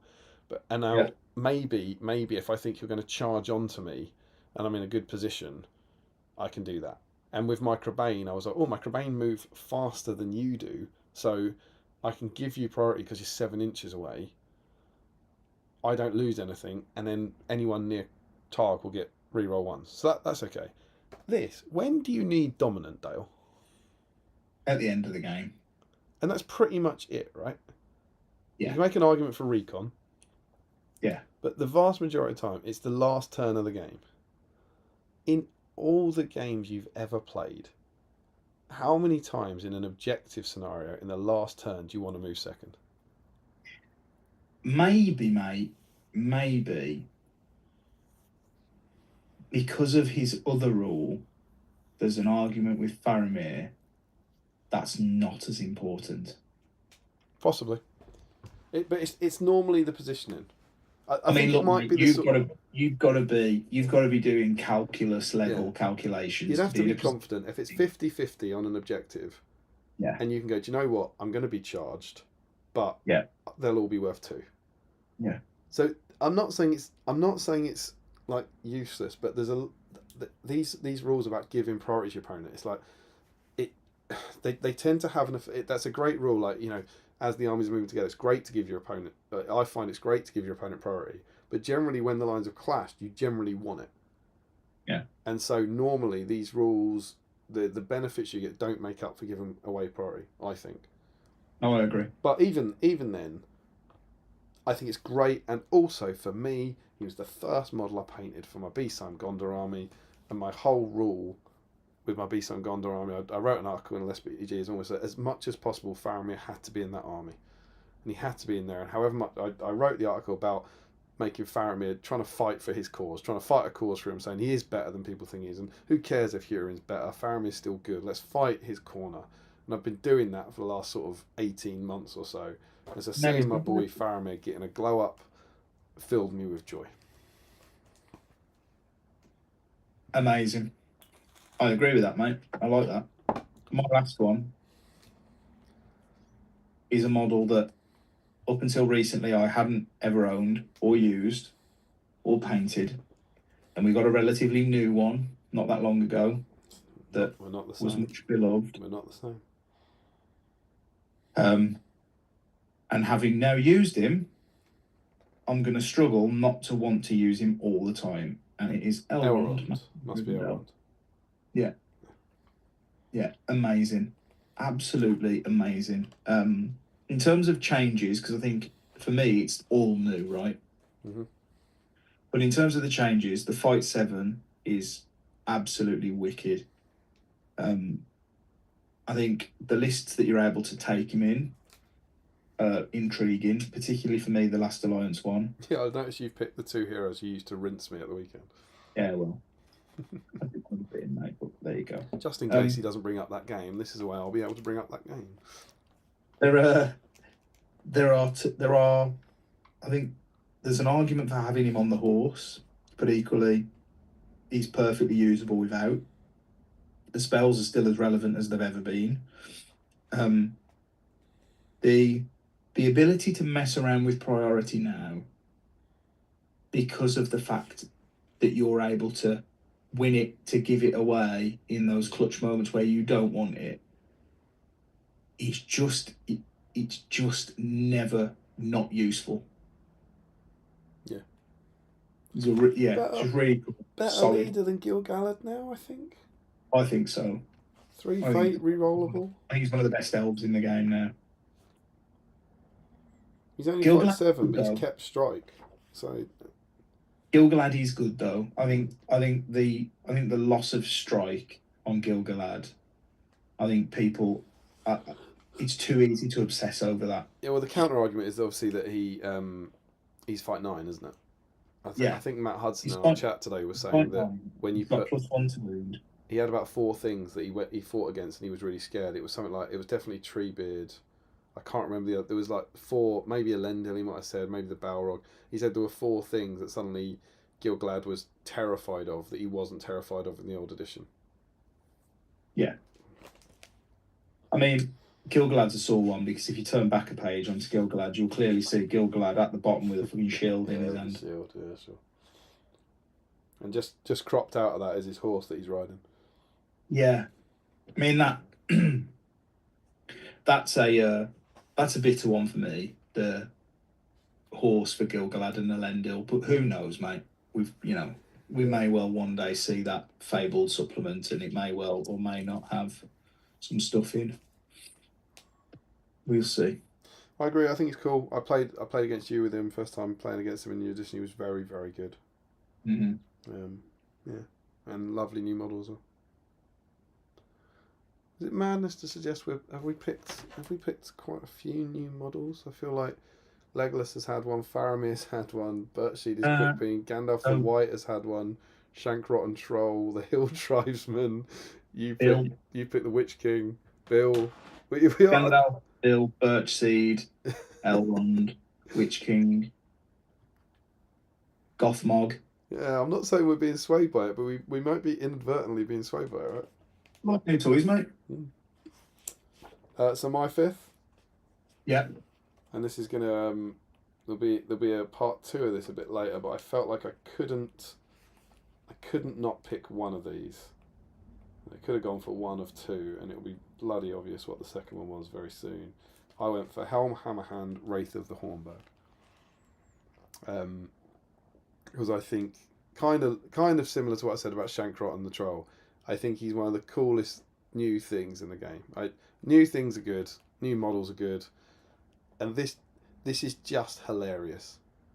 Yeah. I think a fight 7, strength 6 lunatic on foot, wandering around punching things to death, is spectacular. I agree. He also gets light armor. That's not moved past that, so he is defense 6 against shooting, which is quite cool. Mm-hmm. Once per game, 24-inch -1 courage test could be handy if you break him. He's dominant 4, which is hilarious. He's burly, which doesn't have much of an impact because he hasn't got a weapon. It's like heavy objects and stuff. He's fearless. He's got mighty blow and 3 attacks at strength 6. So he can like punch Shelob to death in a single turn, which is quite exciting. Yeah. He can't, and then I also love, and there's more on this in the army list. He can't be your general. He can't call standfast and can't benefit from heroic actions that other people can't. But love that, and he has to charge, and if he charges, he causes terror. I just think he's 180 points, which is insane. Is he good enough for that? Probably not. No. Like, you're probably not going to get your points back. But maybe if you put him near one of his friends, that might help. But yeah, it's no surprise. I was going for either of these. I was like one of these, and I went for Helm. Maybe more on how I managed to get the other one in later. So I think he's mega. Just as a special mention, you mentioned Hera. I don't think I did mention Hera. I just held up a book and talked about friends. If we had the new plastic Hera, Hera, Daughter of Helm, would absolutely be in my list. Well, so you haven't put her on because the model's not out yet? Yeah, because I've got nothing to engage with. Oh, I see. I wasn't swayed by that. I wasn't swayed by model availability. That's interesting. Yeah, I have been, but I think that profile is really cool. She's got all the bits she wants. She's 70 points. She's got some cool friends that you can take in lists with her. I'd love to do a Shield Maiden list one day. Rohan is of no interest to me whatsoever. However, that Hera model, I would happily buy some Rohan to accompany him. See this, the Helm, the Wraith version, and I've got him. I do have him ready.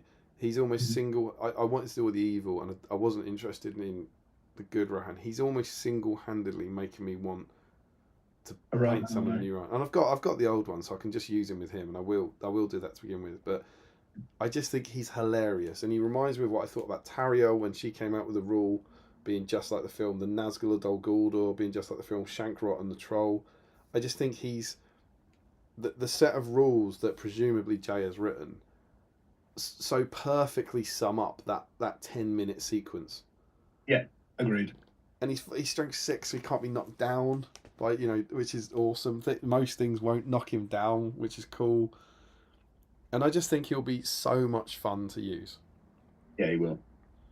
So he was my number 5. I like it, mate. Shall we see what the nerds think? Yes.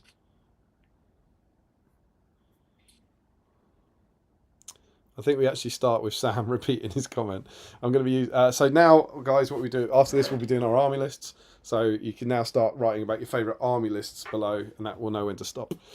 Sam says, I'm going to be using Army of Edoras in April. Helm seems very similar to how he was. Yep, that's different. Helm. I'm looking forward to seeing how Haleth does. Re-rolling failed wounds on the charge will be beefy, well mounted. I have read the rules, but I haven't dwelt too much on that. Is that simply if Haleth charges, he gets re-rolls? Is that right?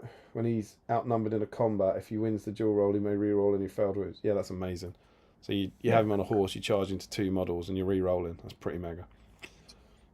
Henry videos. My good profile will have to be Gandalf the White. There we go. Particularly with Pippin. I've always loved him since the PS2 game. He now feels as powerful as that. Yeah, I agree. We agree. Joe Holzman. I know there's a tax on GW stuff for being in Australia. I'm sure they'd have been cheaper ordering off the website instead of flying to Nottingham. Oh, that's about Alexi. Very, very cool. And Harry says, I'm going to hit the hay now. Have a great couple of hours painting my BSIME army. I've been working on his Army of the Dead. We'll hopefully finish it in the morning. Joe says the question about the wild men specifically is that they may have been outright replaced by the hill tribesman profile. Yeah, I think that's true, but I would suspect if there is an army of Dunland, you might be able to take hill tribesmen in it. That's what I mean. There's nothing stopping you using the old metal models, is there? Because there's still a profile that they could pick. Yeah, you can use the old metal models for hill tribesmen or wild men in the Isengard list, but much in the way the old thing the old army list, like for Moria, didn't have the cave troll in it, but it had the bit at the start saying use the cave troll from the Angmar section. I wouldn't be surprised if the Legacy Dunland army allowed you to use wild men in it. Yeah. Maybe not though. I could see it just being the Dunlendings, I suppose. Joe then said there'll be an army list with the other Dunland stuff and tribesmen. Yeah. Well, if the tribesmen in it, then you can just use the metal wildmen kind of. Tom Turtle, big fan of everything in the Osgiliath and Athelian lists. Bit of Faramir love. The Osgiliath vets with Hatred Mordor, Courage 4 and Fight 4.5 from Banner could yet provide a sleeper threat to Minas Morgul armies. I agree. Osgiliath vets were nearly one of my choices for the same reasons as Faramir, because my BSIME love for them. Yeah. Love the Boromir and Faramir changes too. Sorry, Larry, but I'm slightly worried Damrod's special rule is going to break the game.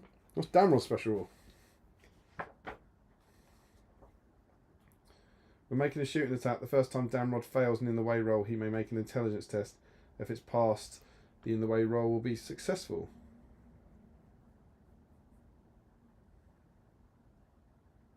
Is it satire?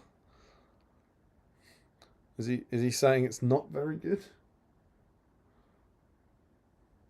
I mean, it's fine, right? Yeah, it's kind of fine. I don't know. Explain, Tom. Is it satire, or have you spotted something super cunning? Sam says, Targ, only courage 6. What an idiot. That's a joke within a joke now. I love this. Sam says, I'm also ready to open the dialogue on Erebor's heroes. I suppose that'll be on our Armies of the Hobbit stream. Joe Holzman, favourite good profile, absolutely no surprise that mine is Bill the Pony. Got some representation there. Tom says, lol, thought you were saying car at first. Gandalfian Corsa. Special list with Boromir and Land Rover. Tom says, strength 5 Glamdring on Gandalf the White also means so much more with 3 attacks behind it and fight 6 behind it. Cool little shadow buff. Yeah, absolutely. Or comes to that 2-handing with the staff without -1 on 6s. Yeah, of course, because the new 2-handed rule.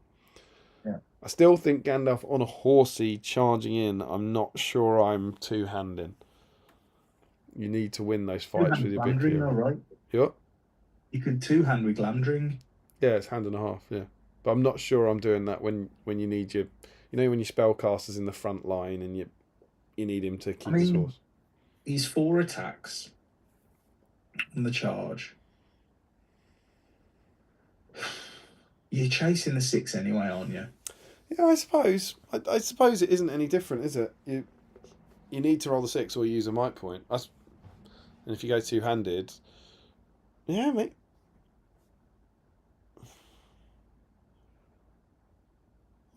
Oh God, that is. I think I'm wrong. I think you do, don't you? Because if you currently, like old edition, if you say he's got 4 attacks in the old edition, I know he didn't. You charge in wanting a 6, and if you get a 5, use a might point. Now you're charging in wanting a 6. I suppose it makes your might less valuable. That's the difference, isn't it? It's like if you don't get the 6, it's exactly the. Is it exactly the same? Am I being mental? I mean, it's not exactly the same. You're still more likely to win the fight if you don't 2-hand statistically. However, because you think you might get a why though? You think you might get a 5? Yeah, which becomes a 4. Yeah. So yeah, in the old version, you could win more fights by rolling a 5. Yeah. So 4 dice and you get a 5. That now becomes a 4. But that was only really the case in the old edition because at best you were getting 3 dice. Yeah. Whereas now you're getting 4. No, that's a fair point. I think particularly when he's got the might in the store, maybe you do bet big. But equally, if he's on a horse and he's charged into 2 models, do you need to go 2-handed at strength 5? You probably don't need the +1, do you? With like 8 attacks. Well, maybe not. But Gandalf's unique in the strength 5 thing. If you can get him getting +1 to wound into the D7 stuff, it's really spicy. It's pretty good. Yeah, it's a fair point. I think that kind of that 2-handed on a 3 attack hero on a mount on a charge is maybe a bit of a sleeper hit I haven't heard too much about. It's cheeky. I'd definitely be doing it with Elrond, put it that way. Well, it's the same principle, isn't it? Yeah, exactly. And with Elrond, it's Lord of the West, potentially a banner as well. Like, you've got a lot of goes, because you are just after a 6, let's be honest. That's what fights are won and lost on. Oh, that's good.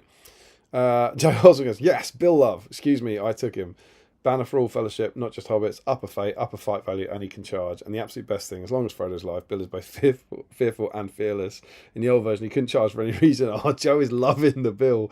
I wouldn't be at all surprised if Leggy gets nerfed, so he can only shoot once while in combat. Yeah, possibly. That's the sort of balance thing that might come down the line. And I probably wouldn't care about that. That still doesn't bother me too much. I like the idea that Leggy could... I would be happy, shooting in combat. I'd be happy if he could only shoot the guy who's fighting. I think that might be enough, so that that is level, isn't it, mate? He's fighting on all fronts at all times. He is normally shooting the one he's near, and what that would do is it would give you an additional way of killing the model that you're in combat with, but not affecting the rest of the game. Making more points. I don't think making him worse is the answer. I think making him more expensive.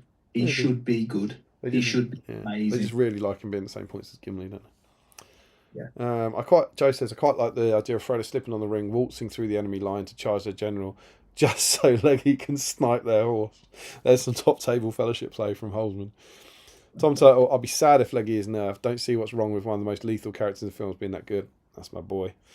Obsessive meta-driven balancing will just suck all colour from the game. I think that's where I am on it. I think he feels right for narrative play to me. And I don't really care if he's overtuned. Just make him more expensive. Yeah, well, that'd sort it out for narrative players, wouldn't it? Because points don't matter. Logical endpoint is 40k rule. Armies increasingly feel and play the same and are totally divorced from detailed power scaling from such a lore-rich universe. I think that's a good point. Sam says, I don't mind nerfing and buffing in terms of amending rules. It's outright removal I'm against, as you say, for it gradually making everything the same and grey. Boromir of Gondor actually has 0 fate. Yeah, I'm not sure what. I know we talked about Boromir's fate. I agree with that, I think. Yeah. Tom Turtle agreed, like it's only a few steps away from playing chess or drafts, totally standardised armies and abilities, but at least it's balanced. Sam says, example last edition with Bolgan Azog, people said take away the Master of Battle. Nah, just reduce it as they did to 5+. The wounding on 3s for Azog also a good fix. What's that? The wounding on 3s for Azog is a good fix. It's the same. Is that the same? I don't... He's always wounded on 3s though. What's the good fix? Don't know. Joe Holzman, did the shards of Narsil not get sent to Rivendell ahead of Isildur though? Otherwise they've been lost alongside the ring. I think we're at different time periods, right? I think Dale's using him in the battle after Elendil dies. Yeah. When he has the sword. I don't think there's any canonical evidence that Isildur then, after he chops the hand off Sauron, he then wanders around the battle stabbing people with the shattered sword. I don't think this happens, but definitely does. But yeah, I think the 445 Tolkien, mate. But yeah, I think you're probably right. They did go travel separately too. Yeah. But there's a big time difference, isn't there? He dies in the book a lot later. He doesn't die on the way back from the battle. Tom, I think he returns the shards of Narsil. Tom Turtle, that's a good bit of balancing. I'm not too bothered to more abstracted rules that don't represent iconic characters on screen and abilities and shooting as well. I adore the Faramir breaking buffs. Yeah, really brings to mind his Osgiliath heroics. That's what I said. This Tom Turtle's getting me tonight. Especially the dominant rule. Reminds me of him and some guys hiding behind that pillar. Did they get dominant? Is there a Faramir dominant buff? Oh, yeah, it is. Oh, yeah, we talked about it. We know there is. We absolutely talked about it. It's when you give up priority. I forgot and then got excited and then remember I don't think you're going to use it. Yeah. I love that you rediscovered a rule you said was rubbish just and then we're excited about it. It's good. It's because I thought they were just dominant and I was like, oh no, they're dominant if you give away priority, which I don't think you'll do. Reminds me of him and some guys hiding behind that pillar while the orcs storm the beach. I don't think you should get dominant for hiding behind a pillar. No, he's very undominant. That feels undominant. Epitome of non-dominant. Non-dominant. Joe Holzman, that's one of those rules I don't think we'll see much use, but when it does, it will potentially win the game. I agree with that. Almost all the time you'll want to move first in that situation. Sam says, only thing I can think of is if they're out of might, allow them priority, then call heroic moves to get the best of both worlds. Just like Miley wanted. That's a great point, actually, isn't it? Because in the end game, that's a really good point. If Faramir's got a might and they don't, give them priority. They might not have a might because it's so close to the end. Yeah, that's a good point, Sam. I like that. He says Gil-galad losing his horse is the big issue. Joe Hosmer says Treebeard, Mordor, Troll, Chieftain were two of the things Matt was talking about. Yeah. Arnor might have been another. Glorfindel was one too. Yeah, all big fight value things. On the Gil-galad losing his horse thing, I don't think losing the horse option is the deal breaker it was before, especially with Gil-galad, because I reckon you can count on one hand the amount of times that anyone you ever played against or with using Gil-galad got Gil-galad into combat with his horse still intact. It was just the first thing that got black darted or shot off. Yeah, maybe. And I think now less people would take it. Yeah. Part of the horse conversation. You used Gil-galad, right, at Ardacon? I did. How often did he get into combat with the horse? I think more than you think, but not every time. Okay. I think people prioritise the Lendils because of the free heroic combat. Oh yeah, Lendils is rank. Yeah, but it's a fair point. And now with more sharpshooter horses and their 20 points, horses will be less valuable. Yeah. Sam says the thing that got raised a while ago was we lost options that don't have models yet. High elf warrior. Oh, here we go. High elf warriors can still go with sword and shield. Possible planned release. Maybe. We can pray, mate. I don't think it's as locked up. We had this discussion in the Patreon chat. I don't think it's as bolted on as people think it is. I think it might be a future-proofing thing more than an imminent thing, if that makes sense. But I equally understand that what people are going to say is they've got rid of everything they're not about to release. So, don't know. I guess I would just be surprised if we've got plastic Warriors of Rohan. I think there's a logical bet that we'll get plastic Riders of Rohan next, and then some part of me just thinks it then goes like Isengard or Mordor or something to go with the battles that the plastic Rohan are with. Or in. Yeah, I just, what are the 4 battle hosts? Mordor, Isengard, Rohan, Gondor. Correct. I just think, I think they'll be the priority. He's time me again, really. You what? Love it. How'd you do it? Incredible scenes. But maybe. Sam says, of course Damien won't be wearing horns at Throne Skulls. He's going around in a padded tank top punching people. Now I remember. I'm not doing that. Joe Holzman, in all fairness, if you've bought that helm, who cares about him not making his point back? You're going to have fun regardless. Yes, that's exactly where I am. And Tom says that, the Damrod one is satire, so I don't think he thinks Damrod's rule is game breaking. Happy to be proven wrong. Joe says if you make legging more expensive, the Fellowship doesn't fit at nice points levels. Alexi puts a ampersand. Is that like, do you think that's like is that what cool young people do now? Is that like F, like ampersands in the chat, that sort of thing? I don't know. Joe Holzman said, you said he had one fate. Oh, what, Boromir? I might have just said the wrong thing. Apologies, he's got one will, hasn't he? I don't know. Alexi says, Joe Holman, it was worth the extra dollars to fly over and meet J-Mac. Sam says, he wounds on 3s still for Azog, but now it's only natural 3s. Okay. What does that mean? You can't might it? Is that right? I'm might to a 2, from a 2 or a 1. Okay. All right. Cool. Right. That's a nice little debuff, I suppose. Joe says, Dale said, if you don't bring a Lendil, he should have the Shards of Narsil as standard. He did. Yeah. As depicted in the Last Alliance, yeah. Yeah. But I think, yeah. It just don't, right, if we're just to, obviously, it's not the rule, right? It's not the rule he's got. But what would have been cool is that Shards of Narsil rule, either he does that if a Lendil dies and he's in the list, or you're playing Last Alliance, right?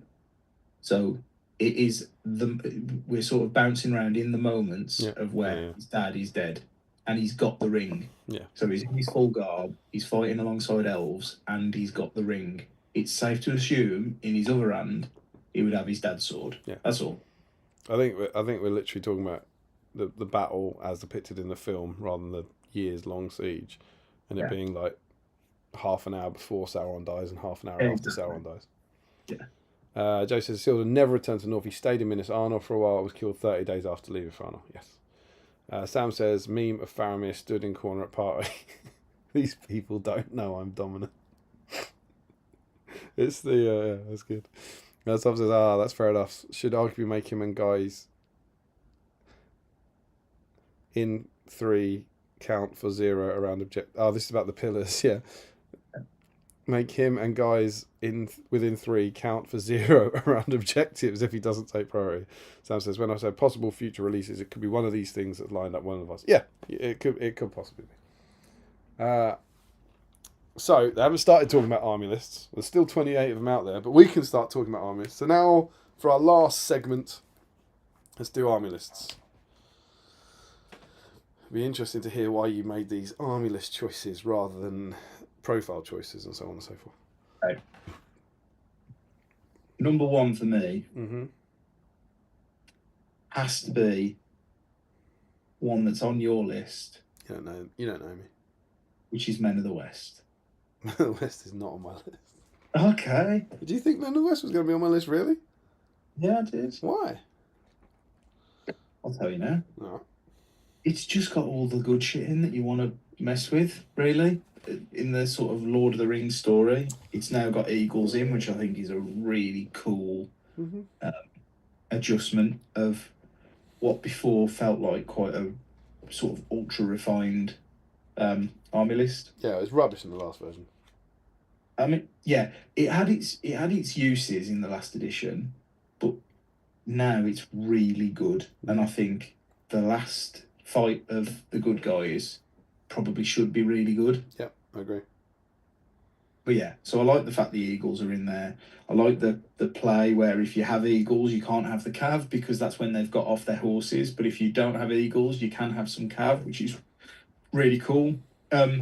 Interesting to see what happens to this with the armies of the Middle Earth. So this is one of those where looking at it through the lens of the future. Yeah. If this is like left hill, right hill stuff. Sure.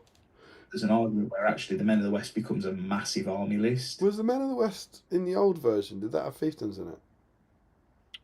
Yeah, it did. Yeah. It did. Okay. Yeah, you could have Imrahil. You could have Knights of Dol Amroth. You assume they'd be in it then. Right. And then that becomes bloody fascinating then because what are they going to look like? There's awesome dominant rule here as well. Yes. 3 inches of a hero, and you've got a lot of survivable heroes. Get dominant too. That's a good dominant rule. Pass all courage tests. Yeah, you're fearless. You're dominant. You've got some great heroes. You get the Fufrodo rule, so +1 fight value, which is absolutely insane. That's once a game, though, right? Hey, that's once a game, isn't it? It's a game, yeah. And all balanced out by the fact you can't take horses. And Gandalf turns into Saruman. The old Saruman. Yeah, you can re-roll. You can re-roll casting rules. Which is cool. Like it. It's good. Like it. I am going to follow on from my last choice. And I am going to say Defenders of the Hornburg. Okay. Because everything I just said about Punchy Helm, and this all also allows me to get Hera. So I was, as I said, I had Hera in there, Bride of Death in there as well, in the profiles for a while. But I eventually decided that I was super excited about using the Helm thing, but I also really like this army list. And this picks up on what I said, that this is really, I want to use this army list. I want to try it out because I think they're mega profiles, and it's kind of made me want to paint Rohan models that I don't want or need. Yeah. The rules are mega. All Rohan infantry get dominant 2. Vile. All Rohan infantry re-roll wounds when making strikes, and every time Punchy Helm kills a hero or monster, models within 3 inches take a character test, and it's failed. They move away from Helm. So I think the rules are great for it, and you have the thing that's been commented on a lot, which is for the cheap cost of 305 points, you have one of the hardest hitting combos in the game. which is Helm wandering around with Hera. Why them? Why them two? Because you can't strike against Hera. And then Yeah. you have a Fight 7 Helm who can strike if he needs to, punching anything to death. Yeah, it's like the old ring rule. Yes, yeah. And still, it's 305 points, so Bloody expensive, yeah. if you use You've it to earned take that. out Treebeard, you've still spent more points on it. And the odds of you wanting your two heroes wandering around together, as opposed to spreading out, is relatively low. But I think that's super cool. Now, the thematic player in me is like, oh, but that's the wrong Hera. They're not actually... One of these dies before the other one exists. It's actually a deeply unthematic list. Right? Yes. But I guess this is just a geographical thing, which is kind of interesting. And isn't there? There's also a rule in the army list now that Helm can't lead anyone in his warband. Yeah, Helm can't lead warriors. He's just sort of ambling around outside, which I really like. Yeah. So it's basically like putting Shelob in your list. Yeah. So I just like them, and I like what they did with Hera and Bride of Death, and I kind of want to use them. So, but I've got them. You know, once I paint Helm and once I paint Hera, I'll be able to use it. But I'll just feel a bit dirty using the old models. So I suspect. What? My second army list is an evil one. An eagle one? Evil one. Not eagle. It's the Black Gate. Black Gate. Well, you did big up your troll chieftain, didn't you? The Black Gate. Lovely, lovely, lovely.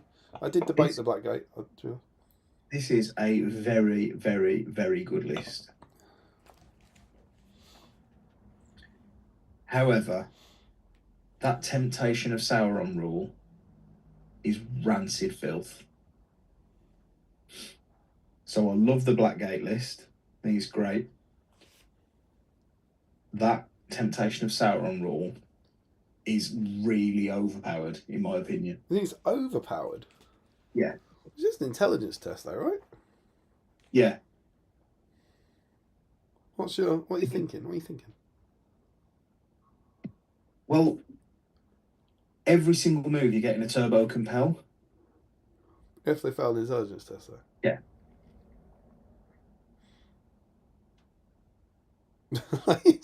You're just nodding at and they will. I mean, but it depends. I guess it depends on. I guess it depends on the army that you're using. Good against evil, right? Yeah. I feel like it could be a good way of countering enemy trolls. Yeah. Or monsters.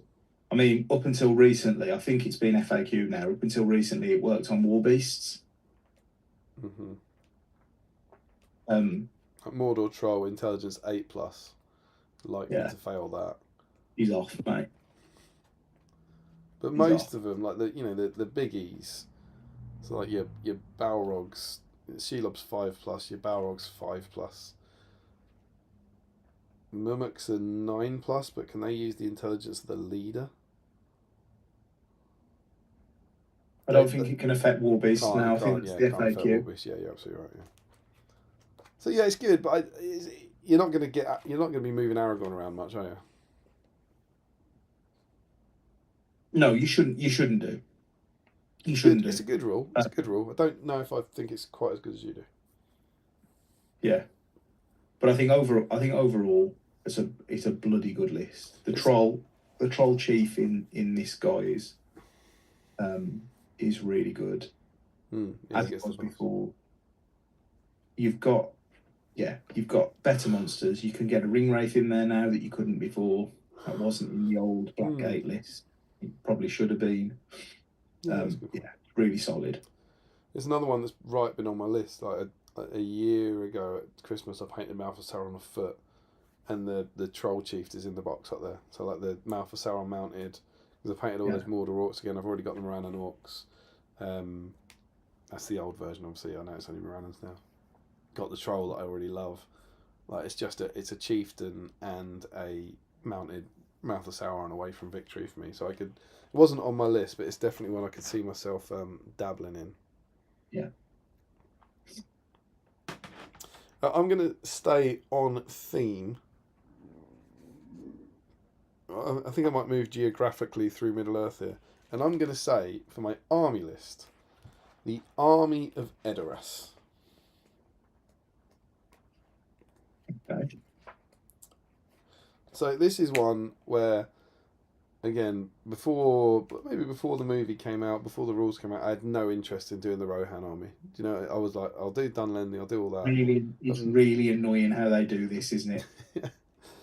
And the Really, models, I've recently rediscovered, I might have said this to you at the weekend, one of my least favourite things to paint is a foot and mounted hero. It's not the horse, it's painting the hero twice. I despise it. Yeah. And I've got the Rohan army again. I don't want to paint the warriors. I don't want them to release new riders. I've got 30 riders painted. I've got the army done. And it's like, oh, I could just paint these heroes. And I this was one of the ones I went back and forth with, you know, is it Haleth? Is it Helm? Do I put them in the profile? And it's not. But the thing I'm kind of tinkering with is I think there might be something in an all hero list from this. I think there might be something and they are quite expensive, but in a like Helm, Haleth, Freyaluf, Hera, Olwyn, Leaf, all on horses. And when you look at the rules, your general can use it if they charge, enemy, and then friendly Rohan models reroll all failed to wounds when making strikes. That's heroes. When a friendly Rohan hero charges until the end of the turn, friendly Rohan warrior models within gets automatically past courage test. So that one needs the army. But the other one, once per game, it's almost like Theoden's death. Once per game, they're nuking whatever they touch. And you would get all the... I like War of the Rohirrim. And you get all the new heroes and all the new models. And maybe it's silly, but I just think there's so much exciting build potential in this list. Like, what do? Do you take... There's too many heroes. Helm, Haleth, Freyaluf. They're three leader choices, right? And then the support characters like Olwyn's great as a fighter as well, but Leaf's rules and stuff. And I just think I can't tell you how much I don't want to paint all these models. Yeah. And paint them all bloody twice. But I kind of want to use that army. So I'm a little annoyed because the army I've got painted is the bit I don't want, which is the warriors. And the army I don't have painted, and some of it isn't released yet, is the bit I do want. But whilst I don't want to paint anything and I don't want to use my already painted models for it, I do really want to use the Army of Edoras. Yeah, obviously we're in a few hours' time. I'm going to be stood hosting this event, and if I was playing in it, 395 points, I would love to do a Hera, Olwyn, Leaf list. Be really cool. Yeah. I don't know quite where it works best if you do that all hero thing, but I think there's something in that.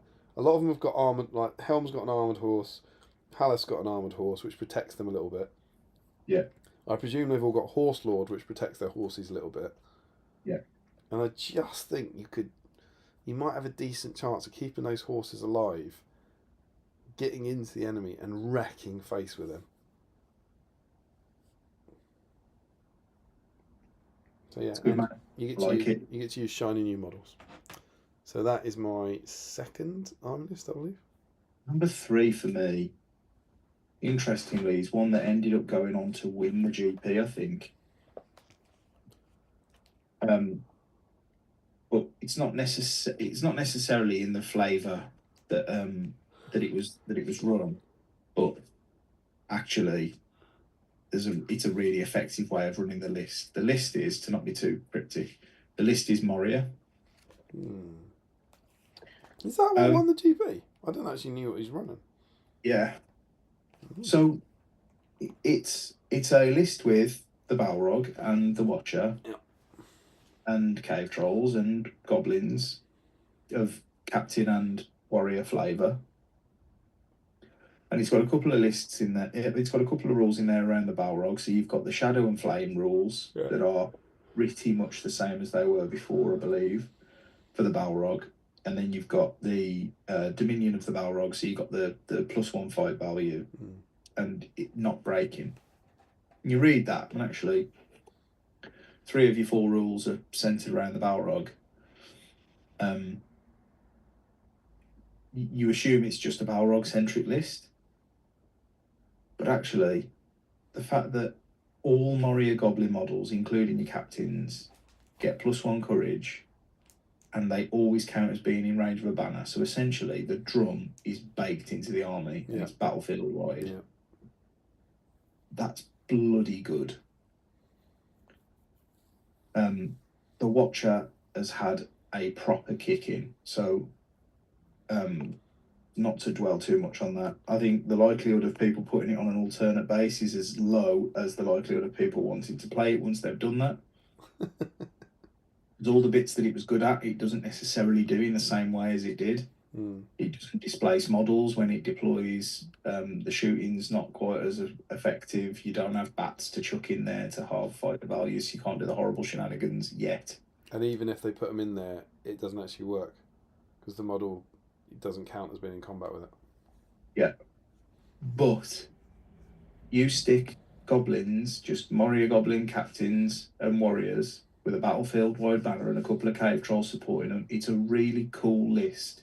So do you think was that the list? It didn't have the Balrog. Yeah, no Balrog, just goblins. Goblin horde. 74 goblins. 74 goblins at 600 points. With trolls? No, don't think so. It's interesting. I would, but it's a really interesting little list. Cool. And I like that. I like that period. So what? Are you tempted to use that? Well, I've wanted to do Moria for bloody ages. I've got a dragon, a drake, and the Watcher in there. I've got various sprues of the warriors. I'm sad we've lost a couple of the heroes. I loved Groblog, the one on the rock. I'll just use him as a captain. So yeah, I definitely want to do Moria. Well, it'll probably be in there. His legacy profile will be in there. So if his rule helps him. Yeah. You got some quality battle streams, back episodes to go back on if you need some inspiration for painting Moria goblins. So what? Get some painting guides. Absolutely. My third one, and again, there's a clear theme developing here. I'm going to say the Usurpers of Edoras. Nice. So I'm not saying Besiegers. So I think there's 4 new army lists, right? 2 Rohan, 2 Dunland, if you don't count the Eagles and stuff. The Besiegers are the only one of the new army lists that aren't coming in. And I put Shankrot and Troll separate. But I'm putting Usurpers because if you're talking about what I'm excited about, I can't see how I can not put these in, given that they're literally going to be my project for the next few. I agonised with this over the profiles. I put the Hill Tribesman in because I thought it was fair as the profile, but I debated, is it Frecker, is it Wolf, is it Targ, any of them? And I think, no, it's all of them. It's the army list. I'm going to paint everything up from this army list, every aspect of it, in the next few months. So, it'll be complete. I think I'm only going to do like 24 Hill Tribesmen at the moment, but then a Warband of Traitors. I love the models. I think all the models are great. I really want to do Frecker. I'm really excited about him. I think there's a really nice way of freshening it up with the Rohan Traitors. I've got some kind of creative ideas about how I'm going to approach those as well. You've mentioned the idea of like Dunlendi Warriors being away into them, but yeah, this is my evil army for the first half of the year. So I also think it's pretty good. It's so much better than Besiegers. The rules are great. 6+ Fury on a Horde army is amazing. +1 to wound on all of your models when making strikes against heroes is lovely. And then things like Frecker and Thorn also give you additional hero buffs, getting up to fight 4. Hatred is amazing. It's the new Lake Town, I think. Yeah, maybe. It's got a Lake Towny feel. You've got the overlaying buffs of different heroes and bits and pieces, and you got some utility to get you to the right fight value and make sure. I'm not sure it's quite as good, but I don't think it's I think it's that style. It's that play style. Yeah. You've got your sort of your buff heroes, your quite killy heroes, and then you've just got lots. You've got the opportunity to get lots of warriors. And Crabane are welcome, so it gets my vote. So yeah, Usurpers for sure. I like it, mate. The fourth one for me, where are we? Was the Wolves of Isengard. Oh, look at that.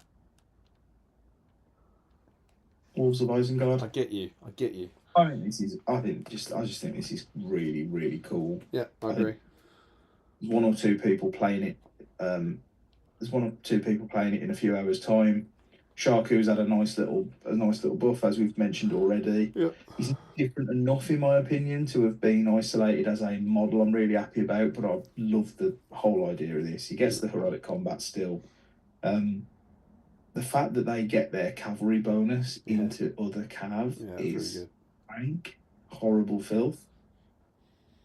But it feels like the ambush in the movie, so I think it's appropriate. You can see the bits in the movie where the wargs smash over Riders Rohan. Yeah. Mm-hmm.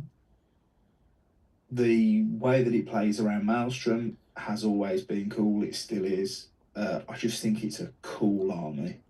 And it's really still an army of warg riders, so it would be hard to claim it's overpowered.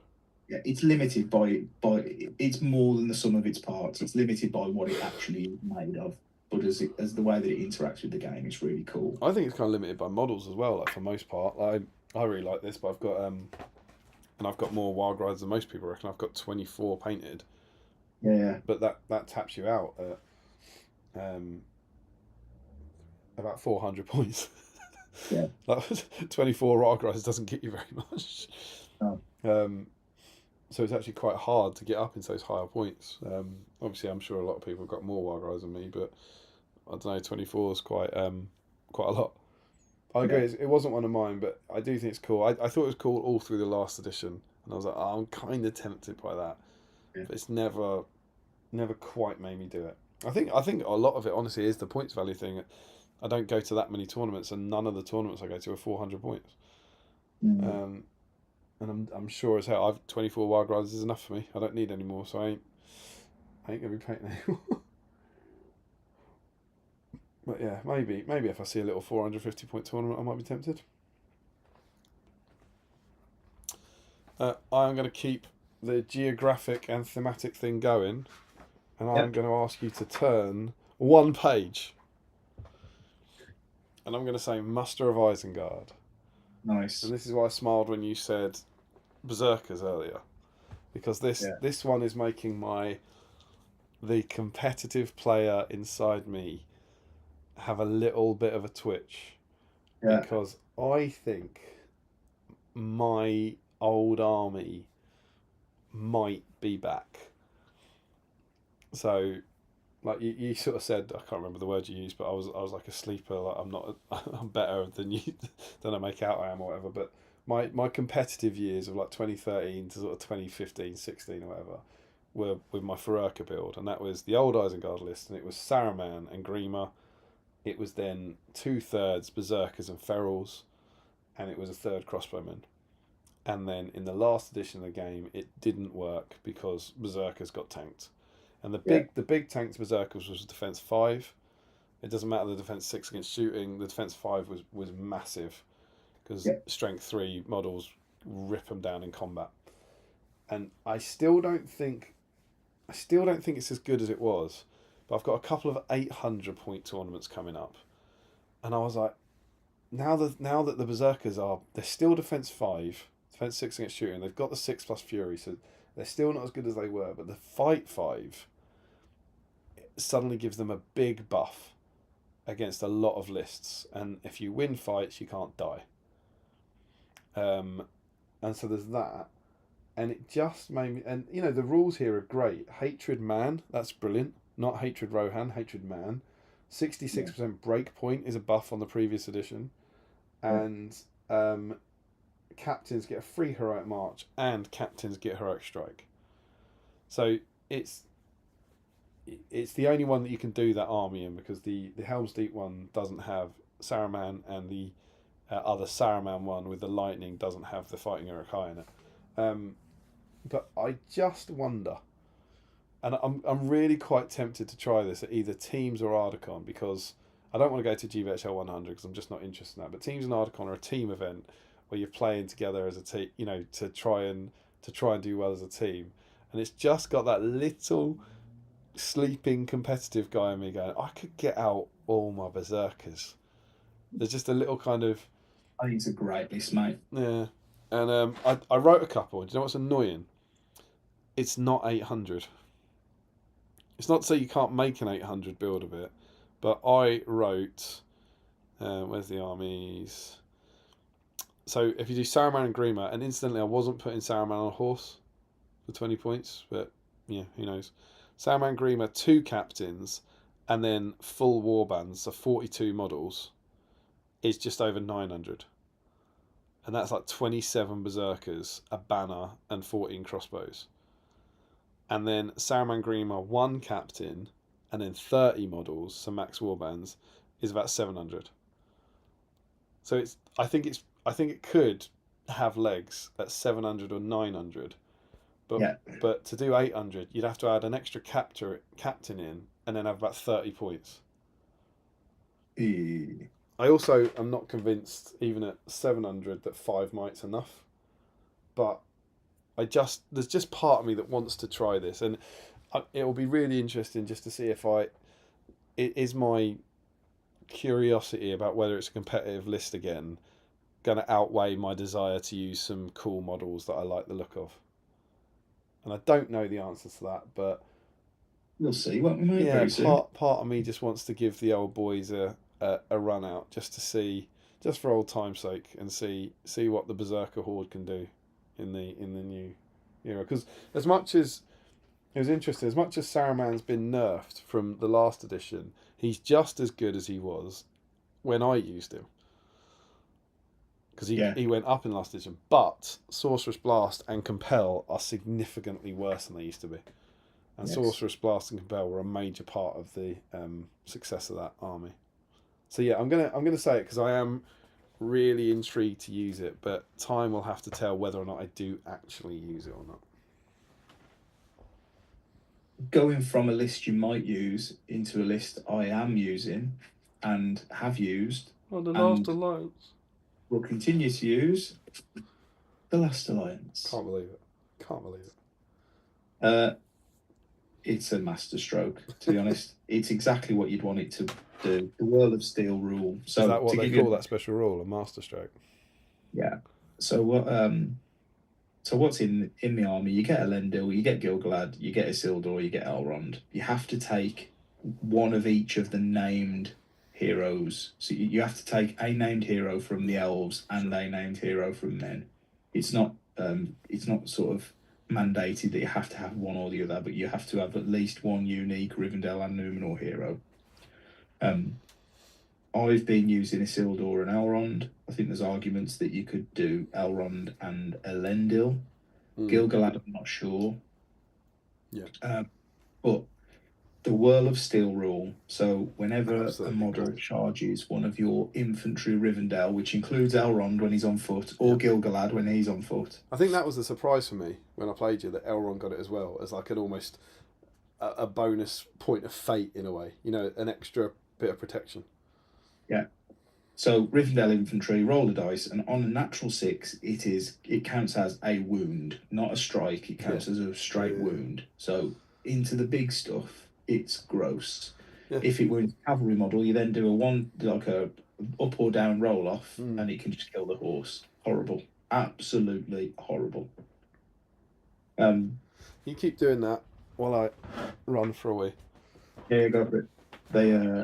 They also re-roll their courage, any rolls of a 1 on courage tests. Weirdly, and this wasn't fixed this edition, weirdly Numenorians have got absolutely terrible courage. So having something that gets you around that is really cool. And then speaking of Numenorians, when they're supporting a Rivendell model, they re-roll 1s when making strikes. It's just solid.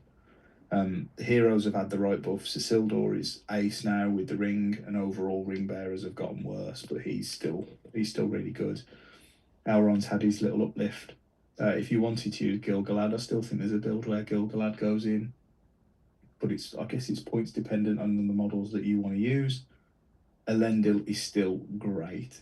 I think I've got the event next weekend where I'm going to take the same Isildur and Elrond build, but then I might try Elendil next time out because I'm really keen to see if the sort of heroic combating lunatic that Elendil is still viable when he hasn't got a horse, because I guess that's the big debuff that we've seen. But yeah, absolutely loving the Last Alliance at the minute, and it's by far and away my favourite list of the new edition. You saying it was your favourite? Yeah. Yeah. I was very impressed with it. Like when you used it, I was like, it's got everything. It's such a solid battle line.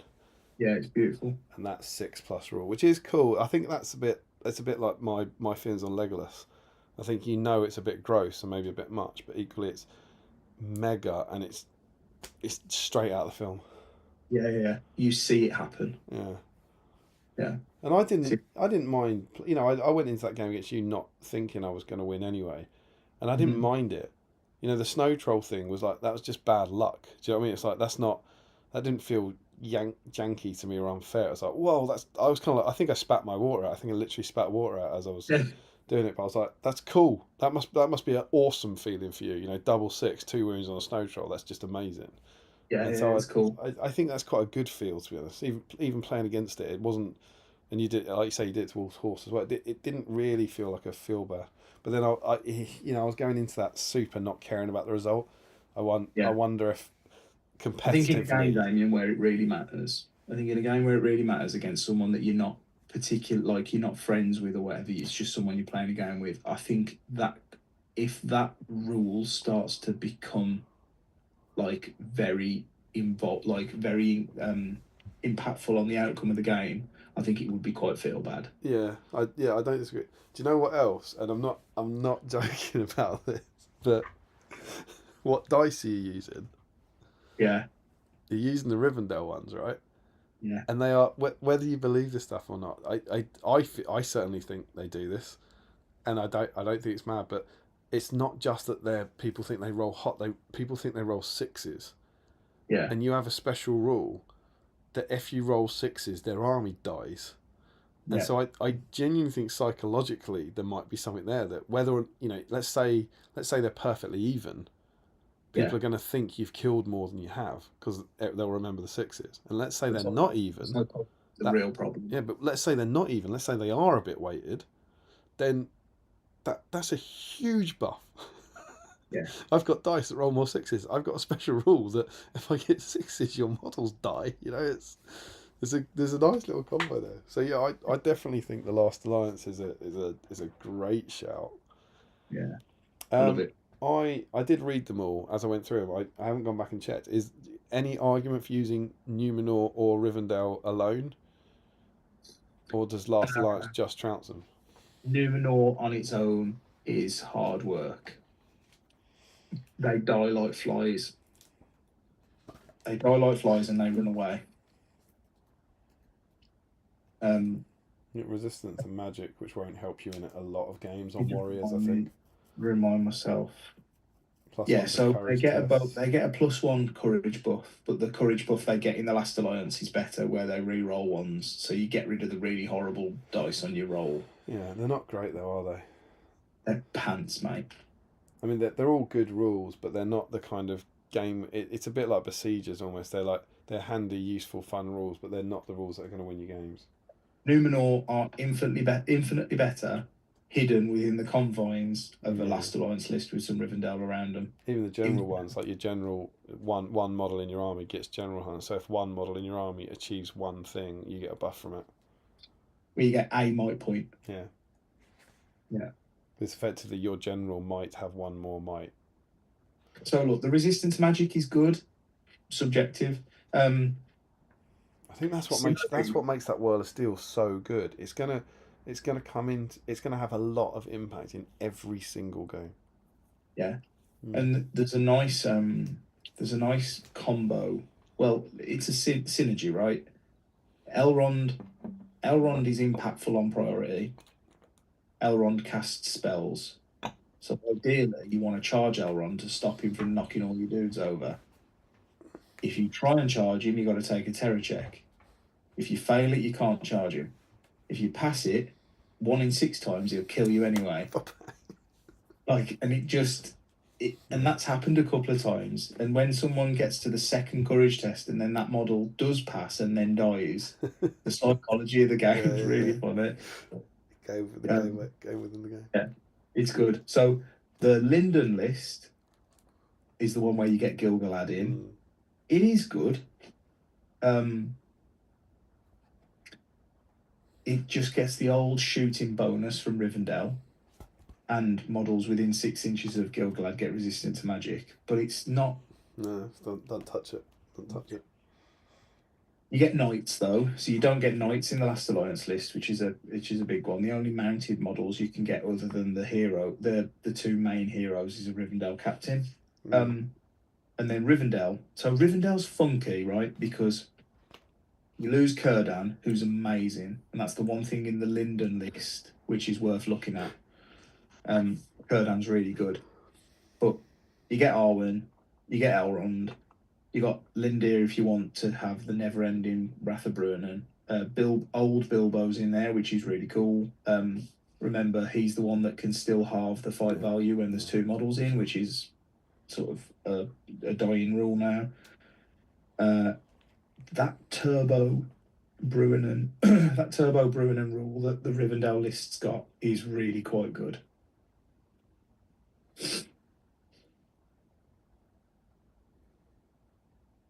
Even then, do you know what's interesting? If you're comparing them, like, if you actually I want to use high elves, which list do I use them in? If you just want to use high elves, it has to be one of these 2. But if you're comparing it to the Last Alliance, I was looking at this. Friendly elf warrior models may reroll 1 rolls of wound over 1 to wound if they've not moved. Your one gives them a free 6+ death if they haven't moved, which is obviously better. And it's the same thing here. Like, if you take this away, what are we saying? So, 25mm marker, a d6 for every enemy model within 3 inches of that marker. So let's see, what can we get? 10? Yeah. Let's say 10 models. And then you roll over the strength. So let's say the strength 3. So then you're going to hit 5. So 5 models take a strength 4 hit.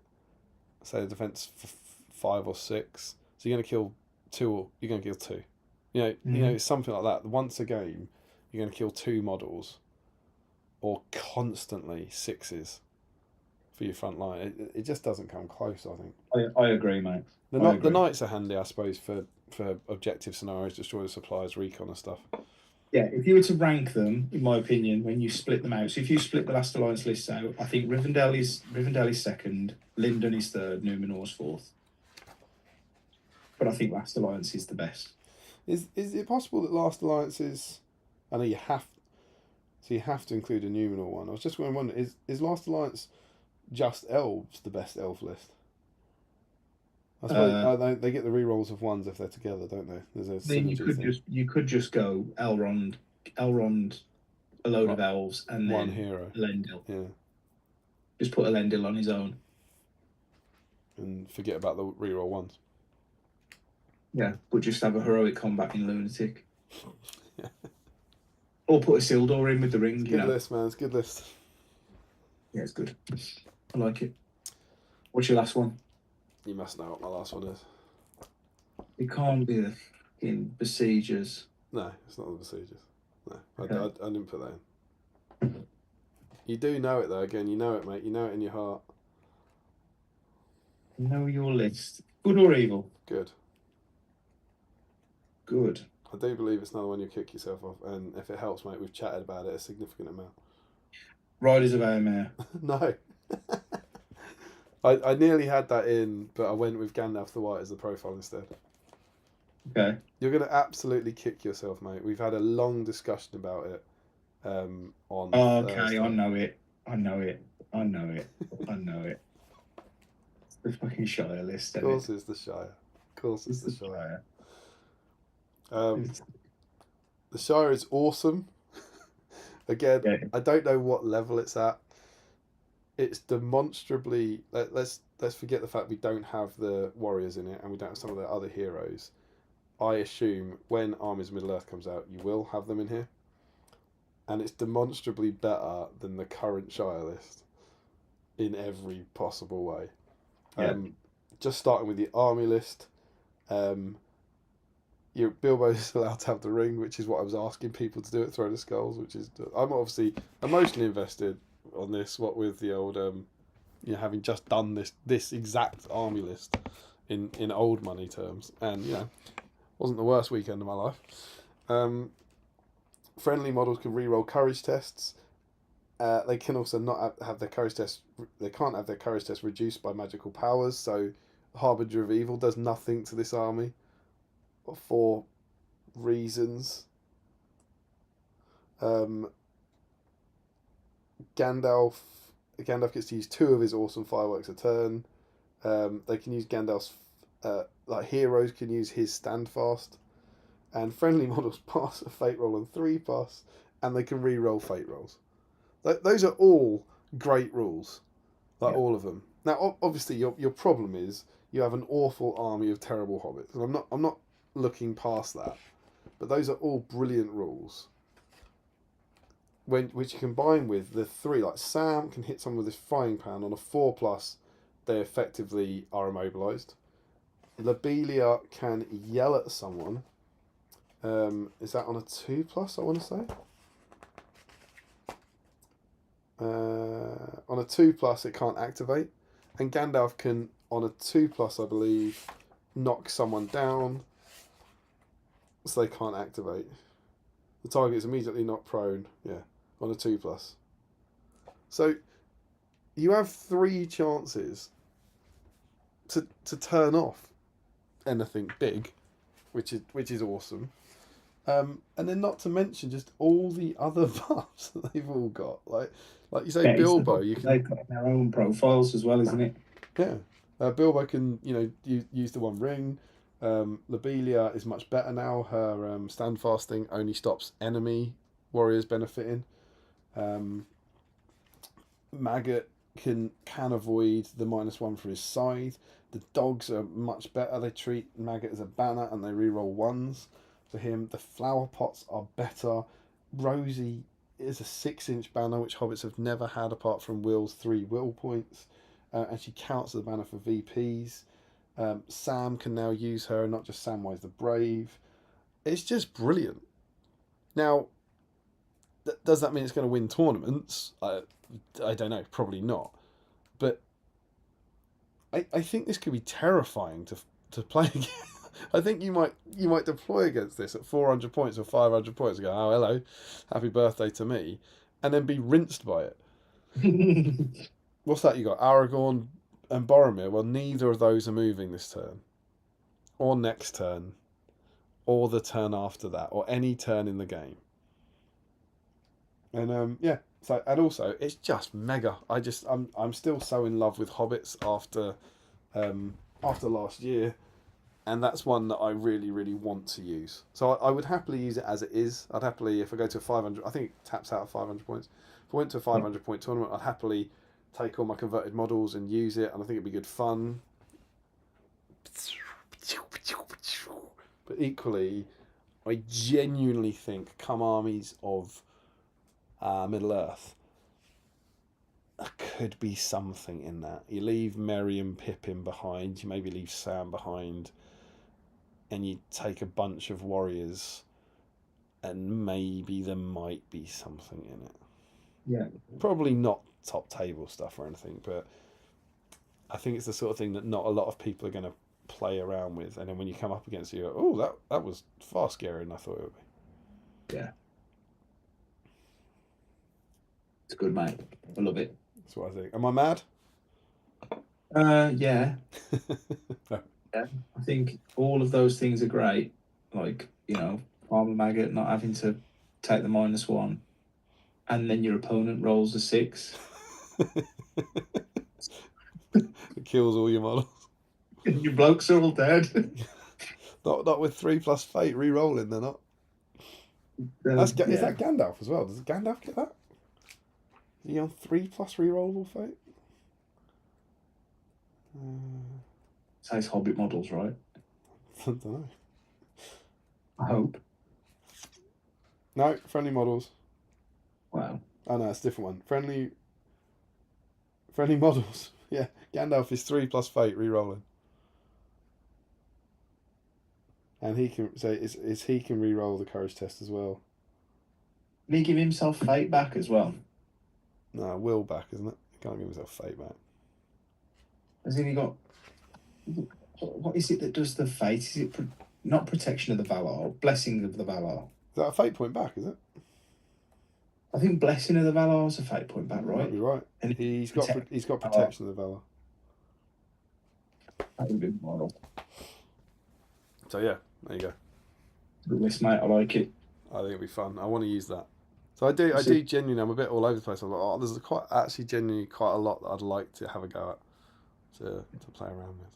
Some really good stuff in there, mate. It's a good book. Have you got a final minute-long review of the Armies of the Lord of the Rings? Of anything else you wanted to say?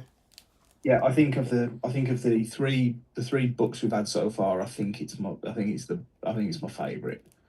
That by the three I mean the rule book, Armies of the Lord of the Rings, Armies of the Hobbit. I think it feels the better polished. Okay. There are some bits and pieces in there that you look at and you think, I'm not really sure about that, or I probably wouldn't have done it that way. But overall, you can completely see the vision of what they were trying to achieve in this edition through this book. I like the tweaks and changes to the profiles. There's some really cool and colourful rules for some of the sort of models that you know and love. I think the army lists are lovely. I think it's great. Great book. Yeah, it's cool. I don't know if I mentioned this with the rule book, but I like the fact that it's clearly themed around War of the Rohirrim without it being too overt. It doesn't fit. It's like, oh yeah, there is Rohan theming throughout the whole thing, but it's not in your face. We mentioned this on Gurit's week. I was very impressed by either Jay or a work experience lackey or AI, the fact that the blurbs have been rewritten. And I haven't checked them all, but I have read everything in here, just like I did with the rule book. I've really enjoyed it. I finished it today. Yeah. But I've read every blurb of every person and every bit of fluff text. I've enjoyed reading this book and have read it cover to cover. But the blurb for Theoden is different to the blurb for Theoden in Armies of the Lord of the Rings. And I've checked a few of them, and they're all different. And it's like what a rancid task that is. Once you probably start with the rules, I guess, and you go, now don't forget to rewrite the blurb for every single hero and every single army list. And it was just one. I'm sure I said this on Gurit's week because we noticed the Gurit's blurb was different. But I just wanted to be like, on the off chance he watches this, that would be hours and hours and hours and hours of work to do that. And I just wanted to acknowledge it and go, I noticed, like, there'll be a bunch of people who will never read those blurbs. They're only interested in the profiles. And it's like, beyond anything else, I just want to go, well done, Jay. If it was Jay, well done, whoever it was, for rewriting the blurbs, Dedication. Worth a shout out. But yeah, it's cool. Lots to say about the armor list process, but it is what it is. And I think we've done a good job at explaining why we like the bits we like without reading the whole book. And it only taken us about 3 hours to do it. Yep. Bargain, mate. Shall we see what the 28 kiddies who are still with us are saying about army lists, and then try and somehow quickly. So, Ildor Never Return North. We did that bit. Where were we, Tomto? When I say possible future release, I think we're somewhere around here. So, Joe, Gandalf does lose his staff though, which sort of balances out the reroll. It does, mate. You're right. I overlooked. My favourite list in the book might well be Road to Rivendell. My event today is based on that list. 395 points, which is what you get for getting all of the bits that are at that point in the story. I think this helm profile is as close as we'll ever get to see Chuck Norris implemented into the game.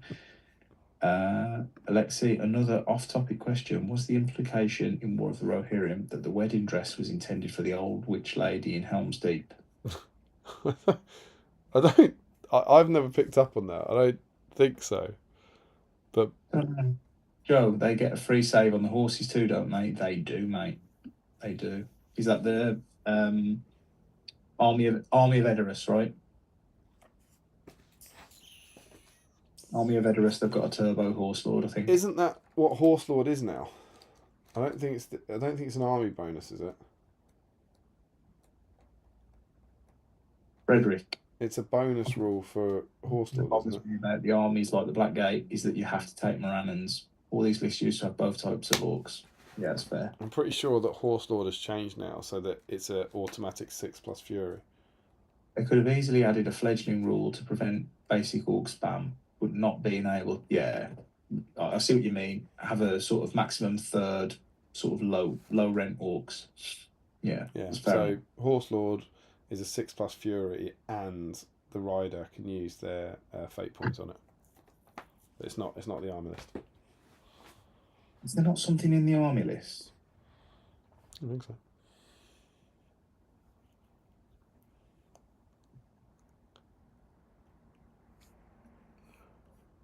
Oh, maybe you're right. Moria, the battlefield-wide drum is a bit too much in my opinion. Also, the Balrog's effect on gobos is not really thematic. I agree with the latter part of that. They should really be afraid and a bit scary of it. Yeah, I agree. I think the Harbinger, the way you'd fix that, I think the drum is accurate because the drums in the deep, you can hear the drums from everywhere. I think the Balrog's Harbinger should affect your goblins as well as your opponent. That's good. I don't think it should have a positive impact on the courage of your goblins at all. You should get the Harbinger should affect both, to be honest. The Goblin Captains and Warriors was what won our league opener in EAHC, although it was in the hands of Stuart McLean, who is a talented player. So we shall see if it is potent. That was Sam, I think. Sean, I've been really enjoying my usurpers. They're getting a lot of playtime lately, and I'm doing all right with them, surprisingly enough. Nice to hear, mate. I saw that you won, actually. You won an event, didn't you, Sean? Yeah. Well done, mate. I'm sure I saw you getting some silverware. Joe, on a slight tangent from the topic of favourite list, I think my least favourite changes to the Breaking of the Fellowship list. That I do agree with. I've got quite an issue with that list. Let's see what Joe thinks before I make my comments.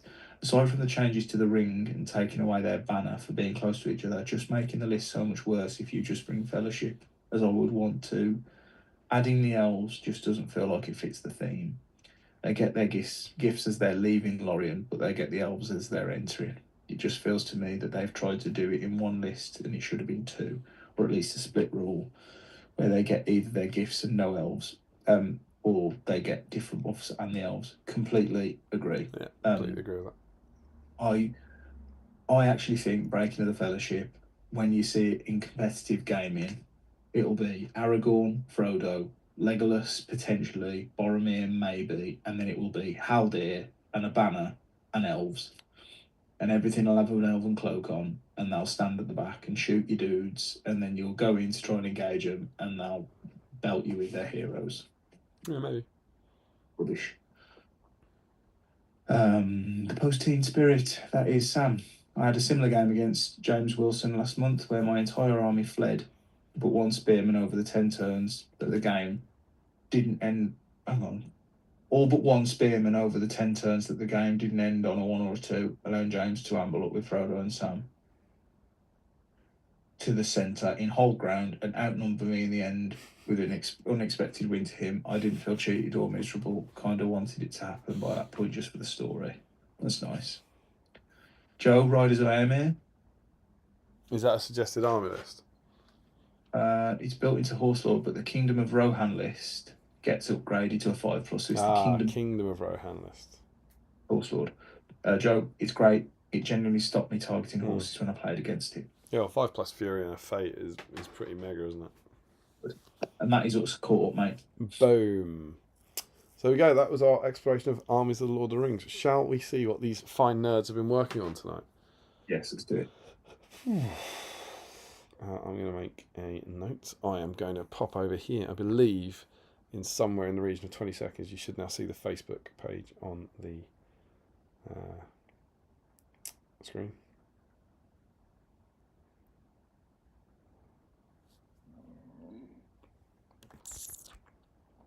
Let's go and see what people have been working on. So, are you there? I am Has it arrived? Yeah? Yeah. Lovely. So first up, as is so often the case, we have Joe Holzman, my magician converted from a warrior of Rohan. So this is Battle Company's magician, starting life as a model with a profile in Armies of the Lord of the Rings. Some caramel chocolate rounds and a raspberry yum yum. That looks good. A little cheeky. Is that a hill? That's not birder, is it? It's a hill troll. A little peek. Joe is in. Wonderful scenes. He's got a reply there. Frederick Schultz, that's a BSIME setup if ever I've seen one. Matt Hudson trying to put some paint on Road to Rivendell, my project for the week. Frederick says, looks like them. I like that you're using the Weathertop Aragorn in that, mate. That's cool. I was just waiting to see what we got to before I clicked on one. He says, it looks like they made a detour through a Harad sandstorm. And he went, yeah, I've already painted them. And then, yes, this is one. He goes, I've managed to sneak a base layer on Asphaleth, but that's it for tonight. Very cool. They are clearly models with profiles. Matt Hudson is in.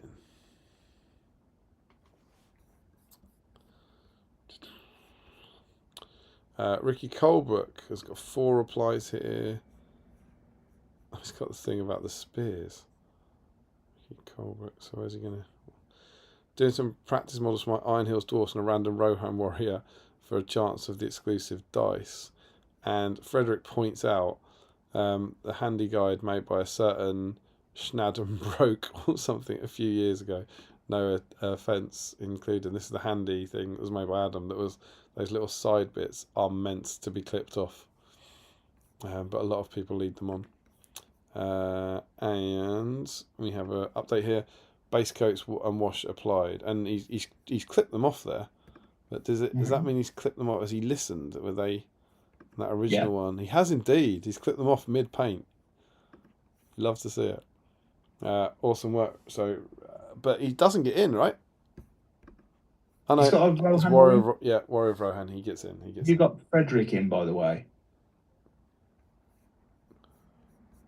Nice selection of BSIME supplies to keep me going while I do some sculpting. Oh no, I missed that. How did I miss that? I'm not sure what happened there. Ricky Colebrook, and I'm going to put them in the right place. Frederick Schultz. They're looking good, those, Ricky. Nice selection of BSIME supplies to keep me going while I do some sculpting on my mountain trunks. What does that mean? Is that like the worst spell check for mountain trolls ever? These mountain trolls? Maybe. Maybe it's special swimming trunks you wear whilst on mountains. Look at that, that's a lot of salami sticks he's got there. Love it, love it, love it. I appreciate, yeah, there's hill tribes in there. He's fine. He's fine. Good work, Ferrick. James Wilson, working on my armies for the DT. Just under 2 weeks to go. Let's see what he's got here. So we've got a big... I'll give him all. There's a wide shot there. What has he got? Is that a ring wraith in there? So Mordor and Gondor potentially. Yeah. And he's got some Mordor orcs looking very nice. And he's got some Gondor. So he definitely gets in. Looking good, my friend. James Wilson.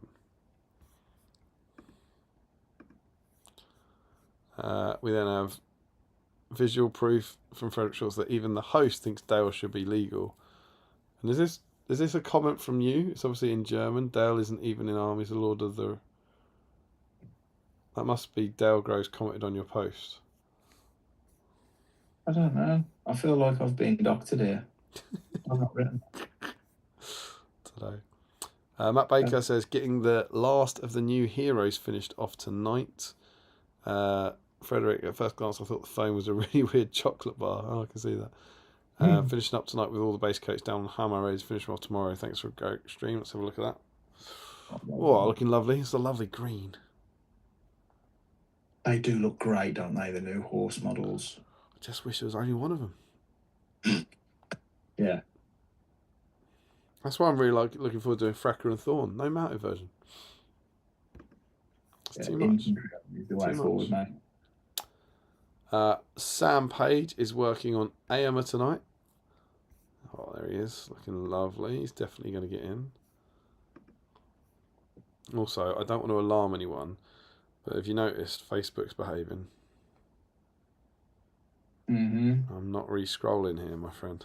It's pretty hot. There's Sam Page. Richard Clammer, working on my hill. Always start with a lovely shot of the nachos. Working on my hill tribesmen and wildmen. I haven't touched these in about 2 weeks, which is a real shame. So tonight's got to be productive. Richard Clammer is in. And here's his update. Don't think I've painted so much in such a short period of time. Sogel Brown and Garak Sewer done on 36 models. Awesome work. My back hurts now. I'm going to lay down with the book. Well done, mate. That's a Herculean bit of hobby, that. I've made the mistake of doing batch paints like that a couple of times, and every time you do it, you think it's a good idea until you're halfway through doing it. Absolutely. Bad. Sam Huddy, Rohirrim for me tonight for an April event. Lovely stuff. Sam's in. Lots of Rohirrim about. Do you know where there weren't a lot of Rohan about? Will's GP. Do you know what I had on 2 of my models? Hatred Rohan. Didn't come up once. Sam Earnshaw, a mix of orcs for me tonight, one of which is an orc with spear and shield. Oh, shame, you hate to see it. I converted 16 about a month before they got bops into irrelevance. Thoughts and prayers, dude. They look nice, though. Yeah. You still use them? Use them as dismounted wild riders. Oh, that's good. Scott Newman is in with 2 replies. Christmas cake and a Pepsi Max and a Gothmog. What a night. What a night, that. You could always replace the I say replace the Pepsi Max with Pepsi, but Pepsi tastes like crap now as well. That Gothmog's looking great. Yeah, I'll go and... Lovely to see a bit of Christmas cake in March. Okay, so here he is. First hobby I've done since last stream. Missed my free time. Glad to be back painting again. Some skin on Gothmog tonight. And glued my chariot together. Alright, that skin is looking amazing. Gothmog's looking beautiful. Looks like it might have a bit of a Carroburg Crimson worked in there, possibly. That's a lovely pink tone. I'm working on the chariot. Very cool. Michael Dublé. Looking forward to this. To be viewed at 3 a.m. It's not far off. No. He is not far off. Good work, Dublé. What's he working on? Some wild men there. Looking very, very cool. Jack Michael is in. That's Jack, isn't it? Very cool. He says working on IRLS for a ranger caught off his guard at Bournemouth Brom tomorrow. Let's hope the stream another 7 hours. Plenty left to do. You could just head straight off to it, couldn't you? Yeah, I'll just drive straight there after this. Blue base. Talk me through a blue base there, Dale. What are we doing? So he will have sprayed it blue. Spraying it blue. And he'll paint the base black, and then he'll put Persil non-bio on as basing material. What? Jack uses this Geek Gaming Scenics like base ready material, and it looks like Daz. Oh, it does. I've just seen. It does look like Daz. Oh, that's great. Finished up, just waiting on the basin to dry it all before midnight, which makes a change. Looks awesome, dude. It does look like it's Daz. Has he put it on? He has as well. He's got one on there, look. Adam Bissell believed it'd have him done by 1 a.m, which he did. And Jordan Bladen says that he's proud of him. I can't believe he finished that 3 hours ago. That's rank. Colours is in. Classic Colours fighting for the dice. Who have we got? So we've got Holzman in. We've now got Colours in. So that's 2 of the big 4. Yeah. Breaking the Fellowship Legolas. You love to see it. Ultramarine Terminators. And some interesting snacks. Katsu curry crisps. They sound good. Nice. Katsu curry crisps. Very cool. What's next to Legolas? What's on the handle next to him? Can't make that out. Lovely Legolas, that. Also, That it's a beacon thing for the Terminators. all right. Also got BSIME on big screen in Hobby Shed now. Happy days. Looking very nice. Bit of highlight and eyes done on Leggy, plus more work on the Terminators. Wow, the Terminators look amazing. Lovely smooth white and blue. Sweet. Colours is in. And Campbell. Still going with the big box.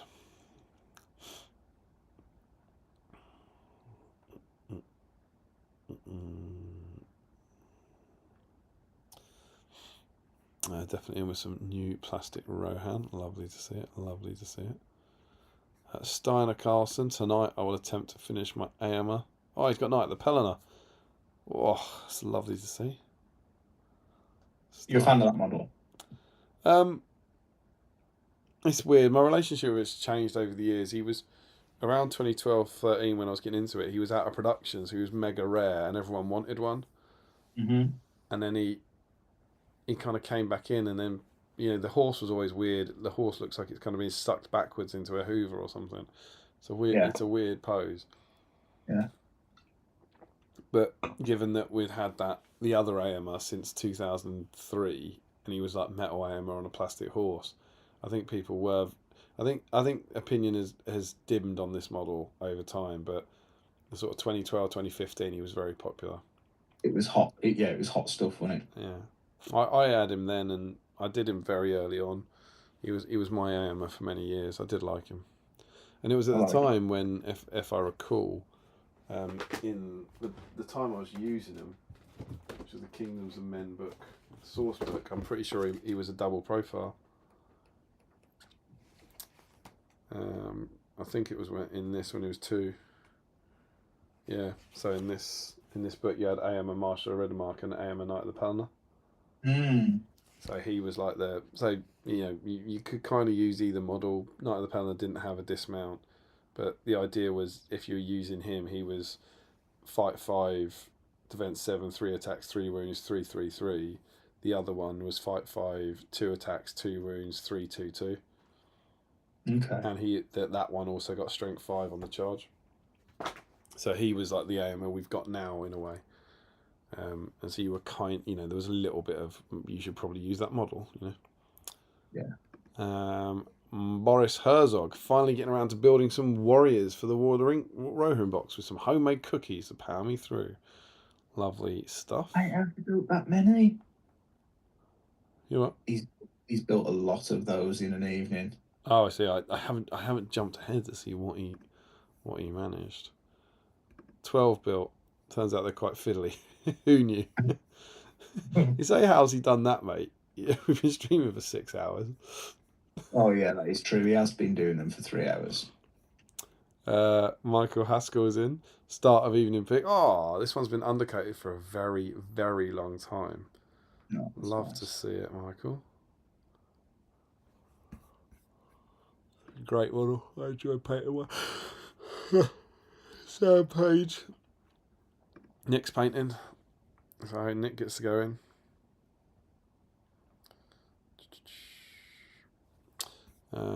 Emperor's Children and Fulgrim Pink, of course, adding to the pink collection. Let's see what Nick comes up with. So we have a little shot of Nick painting in her pink dressing gown. And great. we have a finished model, finished pink Rohan Warrior. It does look good. It's not the colour scheme I would pick, but some neat painting going on. Excellent work, Nick. Hawk Jacobson. Whoa, look at the size of that pretzel. I'm going to eat some red pepper in the hope that I can trick myself into thinking the pretzel is good for me.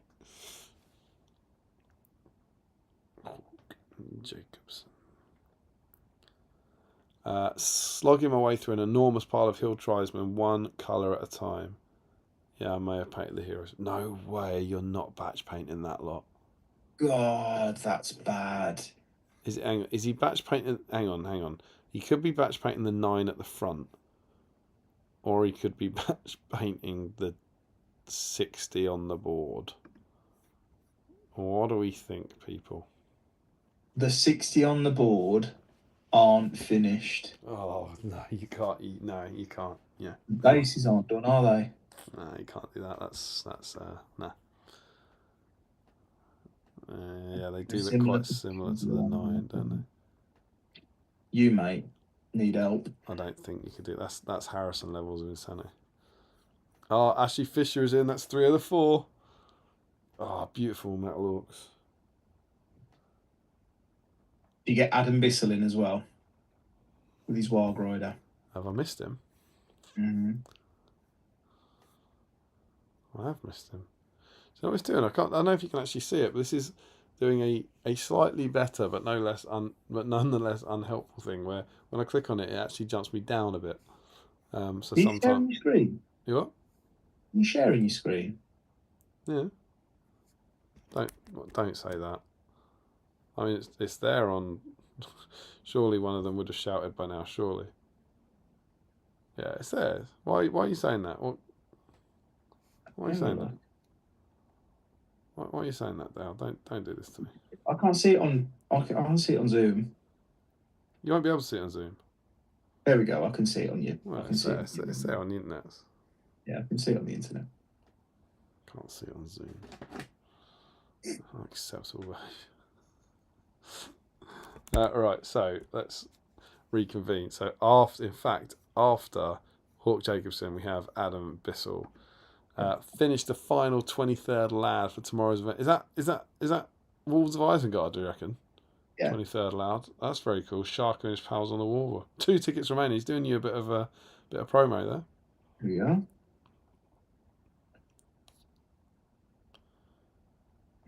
Lovely stuff. Look, Warg's looking good.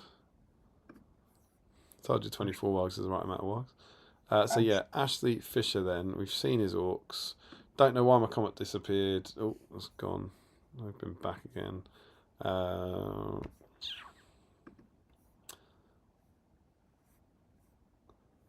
Well, orcs under the brush tonight. Probably stopping soon because I'm shattered. Seems sensible. Harry Parkhill doing some extra work on my BSIME Army of the Dead.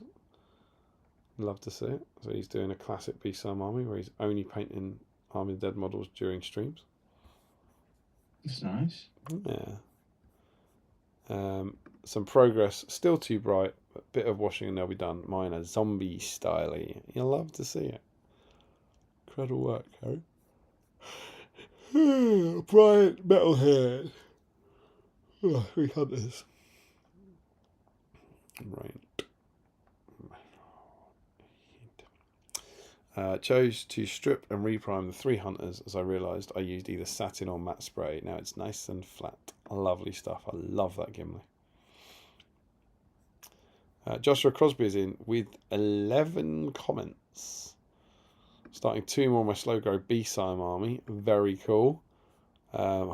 His finished Gurrits looks beautiful. He's such an annoying hobbyist. He's so good. His Magician finished 2. Look at that. Look at that.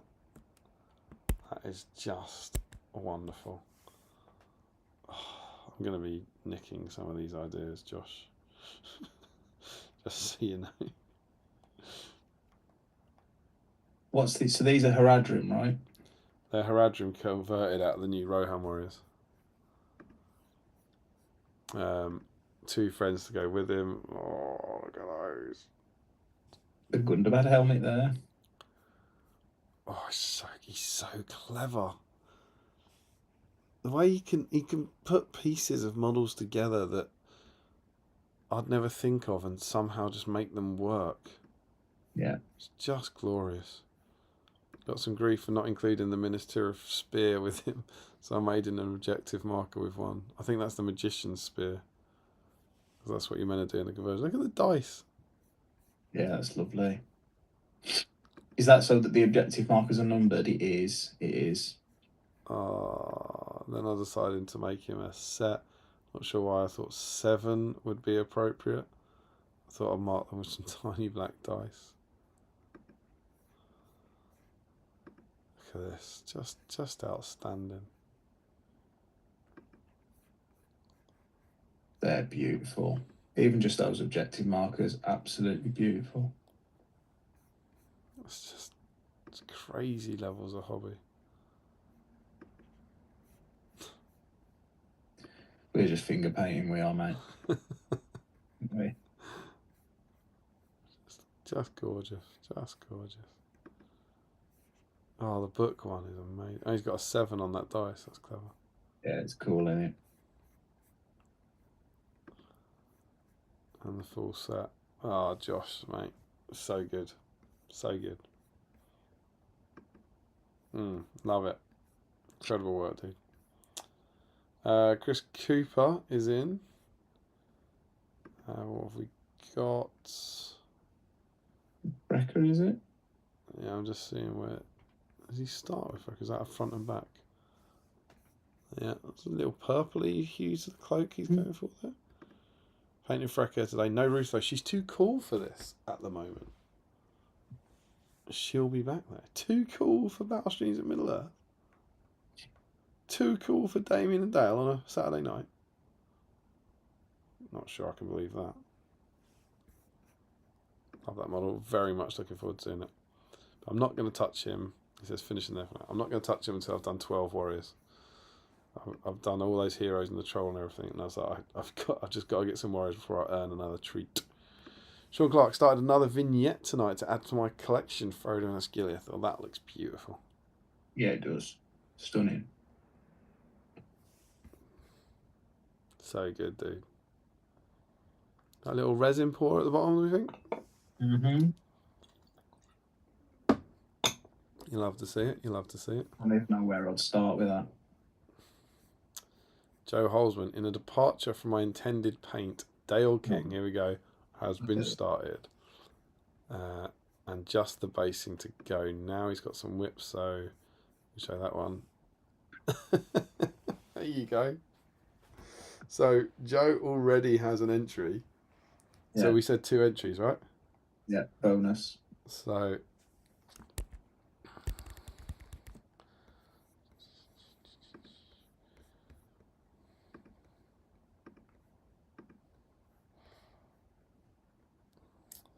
it's 5 dice. Holzman has got 2 entries into this one.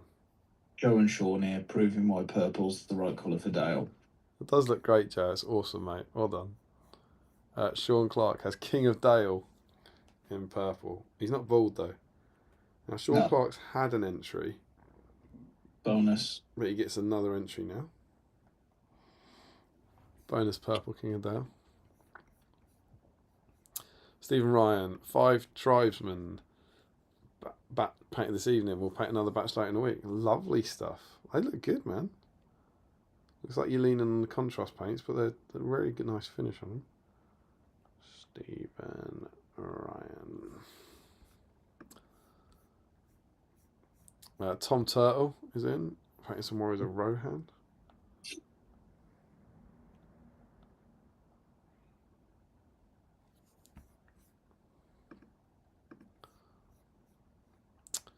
Alexi James. On the home stretch of my Hill Tribe army, appreciate the thoughts on what to do with my Dunlending models. This is Lexi Dog. I do have a plan for one of them in my recent videos. And I think we've got some up. Looks identical, but we've basically just got to wash this, paint the metal and the hair now. Looking good, man. Yeah, look great. Nice colours.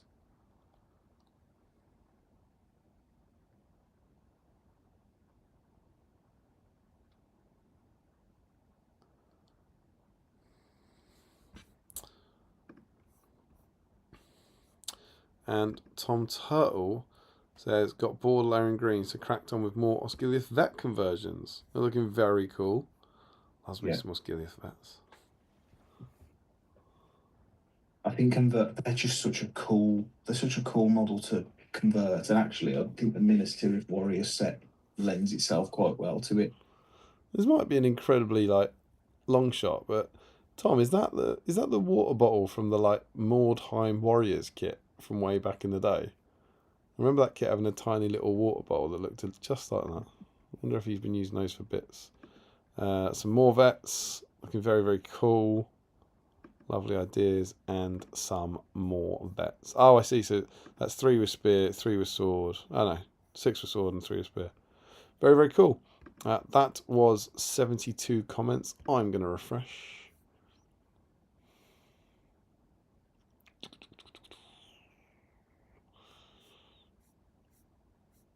It's on to 85 comments, although I do think most of those were Josh. So I'm just going to scroll down to the bottom, see if anything else new came underneath that. And it does indeed end with Tom Turtle. So that is our submissions. Boom. Well done to everyone. Let's go and main screen. Transition. Boom. Would you care to catch up on any chat while I sort the admin? So we haven't had many comments since. Let me just check. It is 2:30 in the morning. I mean, yeah. I have an email. Michael Curtis from the States. Breaking the Partnership was my favourite list from the last edition, to the point I ran it at Ardacon and paid 55 points down. It just feels so much worse now. Yeah, I'd agree. I don't like what they've done with that. Which one was that, sorry? Breaking of the Fellowship. I think they've done something similarly strange with Thorin's company as well, but that's a story for another time. Joe, in other news, my Dale King has been finished, minus waiting for texture paint to dry. That's a model I had no intention of working on, converted, primed and finished in a night. Loved it. It looks great as well. Mountain Trunk, Frederick, Mountain Trunks is a joke about the slight German mistranslation for hill tribesmen. Frederick Schultz, Mountain Trunk Warriors. I think I've seen that somewhere. If I was to just interrupt you, if you were to look at your screen now, you would see Michael Curtis's Isildur on the table that he was working on tonight. So he's emailed that one in. Nice. Looking very nice. Isildur on the work table tonight. Thanks for joining. Michael Curtis, of course, being the wonderful provider of all our various selection of multi-sided dice.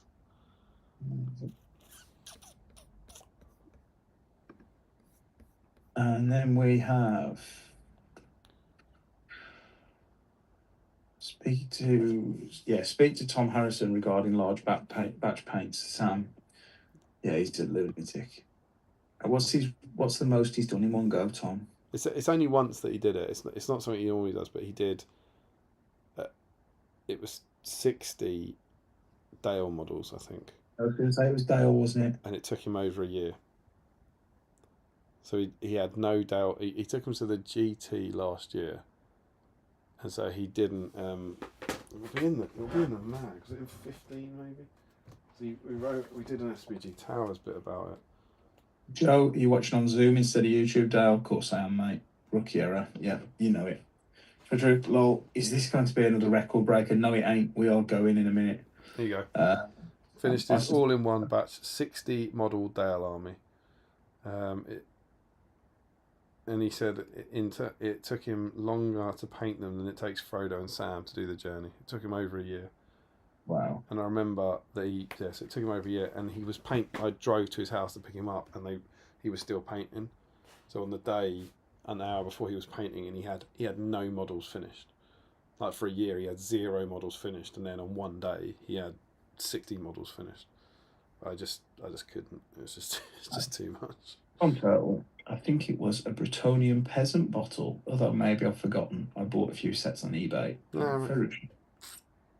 Ketchup.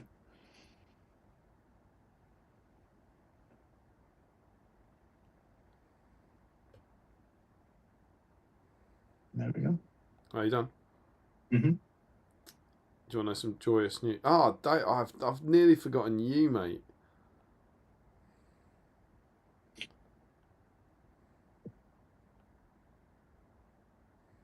Do you know what? I'm going to forget you. I'm going to give you a special role of your own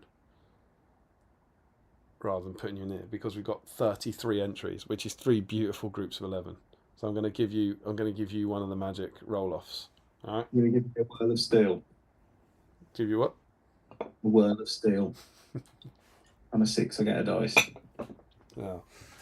Maybe we should pick a number. Maybe your number on the 1 in 33 chance should be a 6. I think that would only be right. So we've got groups. We're going to need a D12. Courtesy of Michael Curtis. Michael Courtesy. And we will be re-rolling 12s, of course. All right. Let's get settled in for the drama. Is Dice Cam still with us?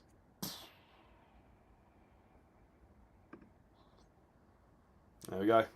So, as ever, let's not forget we are playing for this beautiful lady, which only rolls. Oh, big 4. Won that good roll off again, just like you wanted to. Master of Battle on Targ. Boom. Free might. So we have 3 groups. First, Joe Holzman the first. Of course, sometimes known as 5 Dice Holzman. Matt Hudson, Frederick Schultz, Ricky Colbrook, James Wilson, Matt Baker, Sam Page, Richard Clammer, Sam Huddy, Sam Earnshaw, and Scott Newman. Dale Groves, we're over to you. Go. It's a big 7. 1, 2, 3, 4, 5, 6. It's Sam Page. Sam Page in the house. Next up for our second finalist, we have Michael Dublé, Jack Michael. We have big 6 dice Cuthers. Rory Campbell, Steiner Carlson, Boris Herzog, Michael Haskell, Nick Page, Hawk Jacobson, Adam Bissell, and 4 dice Fisher. We've got Fisher and we've got Cuthers in the same group. It's big. Go. It's a 12. It's a re-roll. It's a re-roll. Great drama. Great drama. Go. It's a 9. That's not either of the biggies. 1, 2, 3, 4, 5, 6, 7, 8. That's Hawk Jacobson fighting his way through a tough group there. Done well. And then our final group, we have Harry Parkhill, Bryant Metalhead. We have 7 dice Crosby. Chris Cooper, Sean Clark. We then have the second entry from 5 dice Holzman. We then have Sean Clark again. He's got 2 entries in the same group. We've got Stephen Ryan, Tom Turtle, Alexi James, and Michael Curtis. Big names in this one. Imagine not getting through this group if you're Sean. He's got a good chance. 2 and 11 for Sean here. Go. That's another 12. Another re-roll. The drama. You are at 243. Go. 8. That feels Clarkish. 1, 2, 3, 4, 5, 6, 7, 8. Oh, it's Stephen Ryan.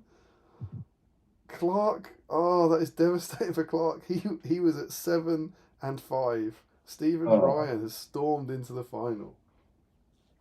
We have our finalists. Congratulations to everyone who joined in. Thank you for playing. But we have Sam Page, Hawk Jacobson, and Stephen Ryan. Incredible scenes. Sam Page, my friend. Let's do this. I always get this wrong. I don't think Sam's got a dice. Sam Page has not won a dice.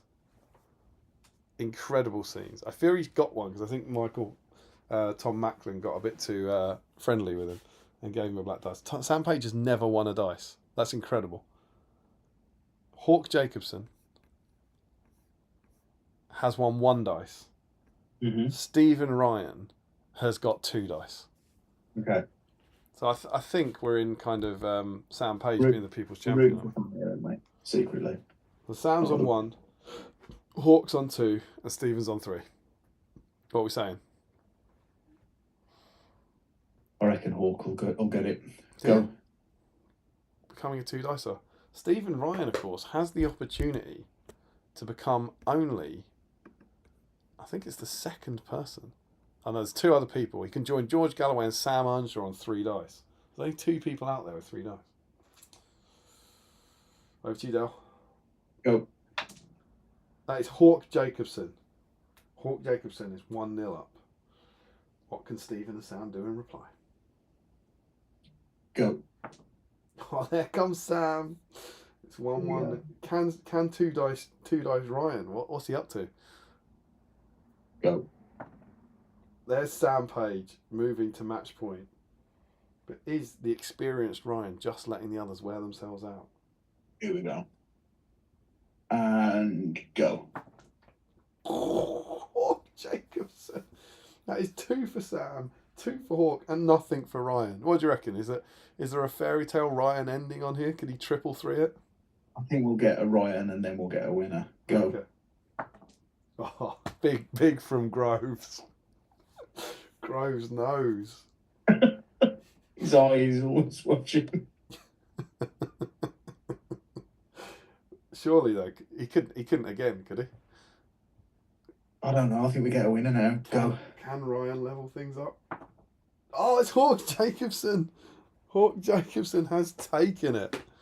Unbelievable scenes. Hawk Jacobson, congratulations, sir. You have won yourself this beautiful black dice. Sam, I am sorry, my friend. We did everything we could. So close to finally getting your first dice. Second place. Oh, of course. Which is Sam. No, it's not. We have to roll for it. Who gets the 3 first? Okay, yeah. Sorry, that's terrible of me. Absolutely, there is still more to play for. So just to confirm, Sam is on 2, and Stephen Ryan is on 1, right? Yeah. I'm going to remove this dice because this is of no more use to us. Yeah. I'm not going to use the black dice because that is now not my property. Yeah. So we'll use a purple BSIME dice. What we're going to say, Sam Page is 1 to 3. And Stephen Ryan's 4 to 6. Yeah? Go. It's a big BSIME 6. People say they don't roll them. That is 2-2. Surely we can't break Sam's heart twice, can we? For the King of Dale with a Minister of Head. Go. Sam Page has taken it. Amazing scenes. We'll get this on the way to you. Let me know your address, or Damien. Has he got an arm?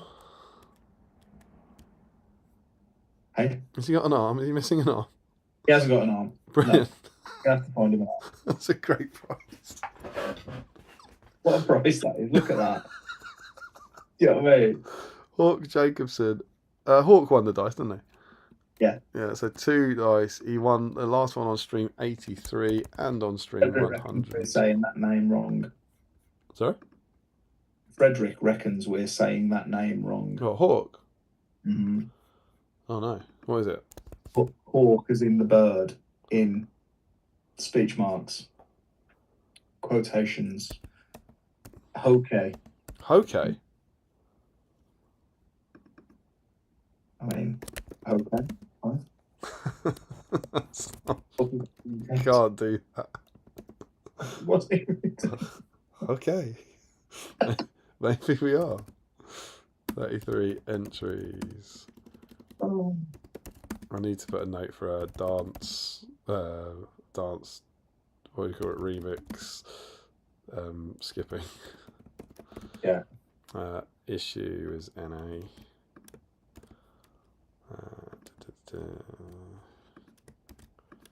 that on there. Pop that on there. The theme was Armies of Lord of the Rings. There we go.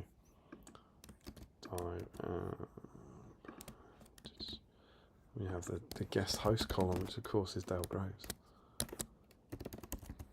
New column. And I've just realised, Dale, I've nearly done you a disservice, my friend. You have to have your chance. What's my chance? Well, you were in the draw, right? Yeah. So you are one of 34. Yeah. I have a D. I think I've got a D36 here. All right. Your dice number has to be 6. Yeah. So on a 6, you too, my friend, have won a black dice. Right.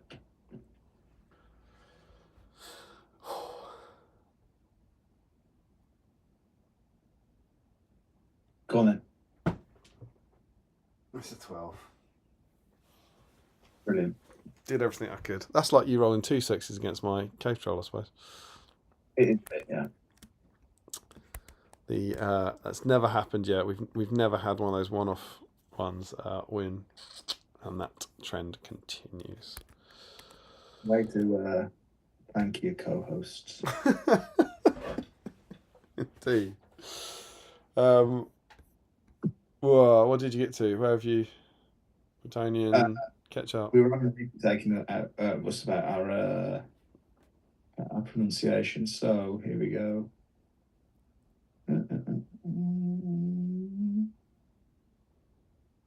Is this going to be another record breaker? I suspect so. Sam says. Tom, I think. Oh yeah, the peasant bottle. So Frederick Ketchup. 22 minutes to break the record. Sam Page in the house, possibly not wearing trousers. Joe, Sam must be the people's champion tonight. Sean. Oh, how K has been there 5 times. He knows what he's doing. Hauke. It'll be Hauke, won't it? Okay, yeah. Hauke. It's going to be hard to remember that. Crosby, harsh. And then Frederick's taking the mickey. Congrats, Hawk. I think Hawk's better. You think Hawk's better? Hauke, by the way. It's pronounced Hauke, by the way. We know. Sean, Dale, I'll buy you a pie barn for one of those dice next weekend, lad. Mate, I've got rid of all of those dice that have got my face on from around me, but I'll find you one. It's just a party hat. Joe, that raises more questions. How does Dale pronounce how as ho? That's because I'm trying to put a weird pronunciation on it. Apologies.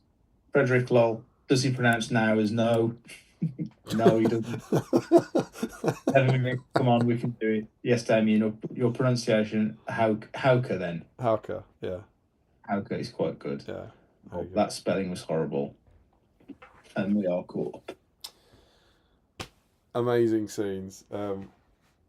I don't think we're going to make the record. We need another 9 minutes to make the record, and I think we have concluded the business of the stream. If you're in agreement, Dale. I am indeed, mate. And yet, this was another heroic effort. Just there's something about a stream with Dale. To be fair to you, on both of yours, you're going through a 200-page book instead of a 24-page magazine. Was it 28? Yeah. 24-page magazine. So we have more to get through, but I've really enjoyed this as ever. It was a fun deep dive into the Armies of Lord of the Rings. I hope you've enjoyed it. I hope you've all enjoyed it. And well done to our various prize winners. Dale is going to be sending Sam Page a converted king of men with no arm, which is great. Which will make up for him not winning his first black dice for sure. Hauke has won his second black dice, which is awesome, and we've all had a load of fun talking about the Armies of Lord of the Rings and painting models together. And coming up in Battle Streams of Middle Earth, issue 96. The preview was Mercenary Corsair Pirates sail into battle, recreate the events from the Return of the King movie. The heroes of the Fellowship fight to gain control of a Corsair ship, learn how to paint your new Legolas miniature, build a Corsair, pirate galley, and a metal Legolas model you get with it. So the scenario is going to be the heroes of the Fellowship fight to gain control of a Corsair ship, which we don't have anymore, right? That's not a scenario in the game at the moment. So that'll be a cool, unique bit of content. And it's this issue. And I don't actually have a date for the next one, but it'll be coming in the next couple of weeks. And the theme will be Legolas. It's a fairly simple one. It's been a very long time since we had a Legolas stream. He was... where is he? Episode 5. Wow. So that would be in... I haven't actually got the dates here. I think I want to say like April 2020. So it'll be 5 years ago that we had a dedicated Legolas stream, which is a fascinating sentence for so many reasons. But so that's our next one. We're back to it, back to an issue to get it in, and then after that we'll be returning to Armies of the Hobbit, I believe, to do another one like that. Probably taking the same format as this one did, I think. And there we go. Joe Holzman says it's a converted king of men with no arm on a horse that he can no longer take. He can take the horse, can he? You can. You can. And you can stick a lance on him now. You're welcome. He hasn't got an arm. You can stick an arm with a lance on him. You'll fly one. Dale, you have an event tomorrow? Or you have an event today?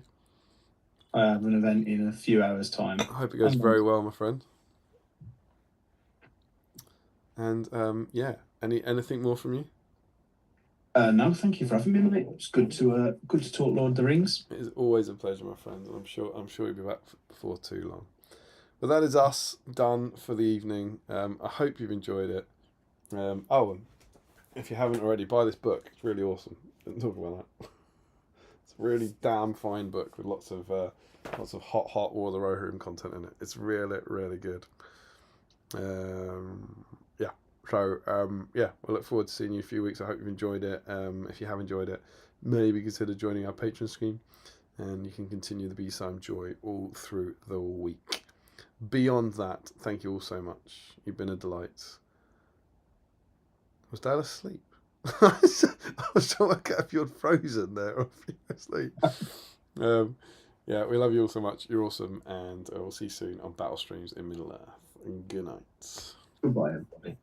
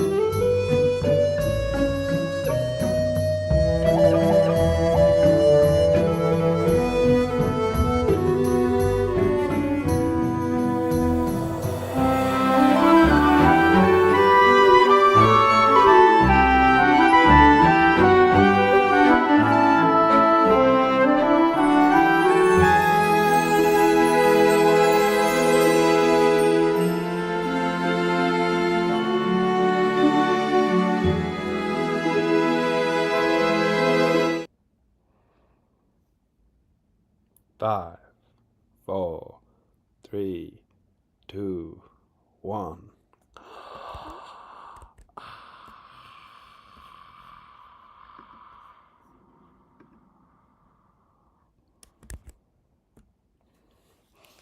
New record. 99 all.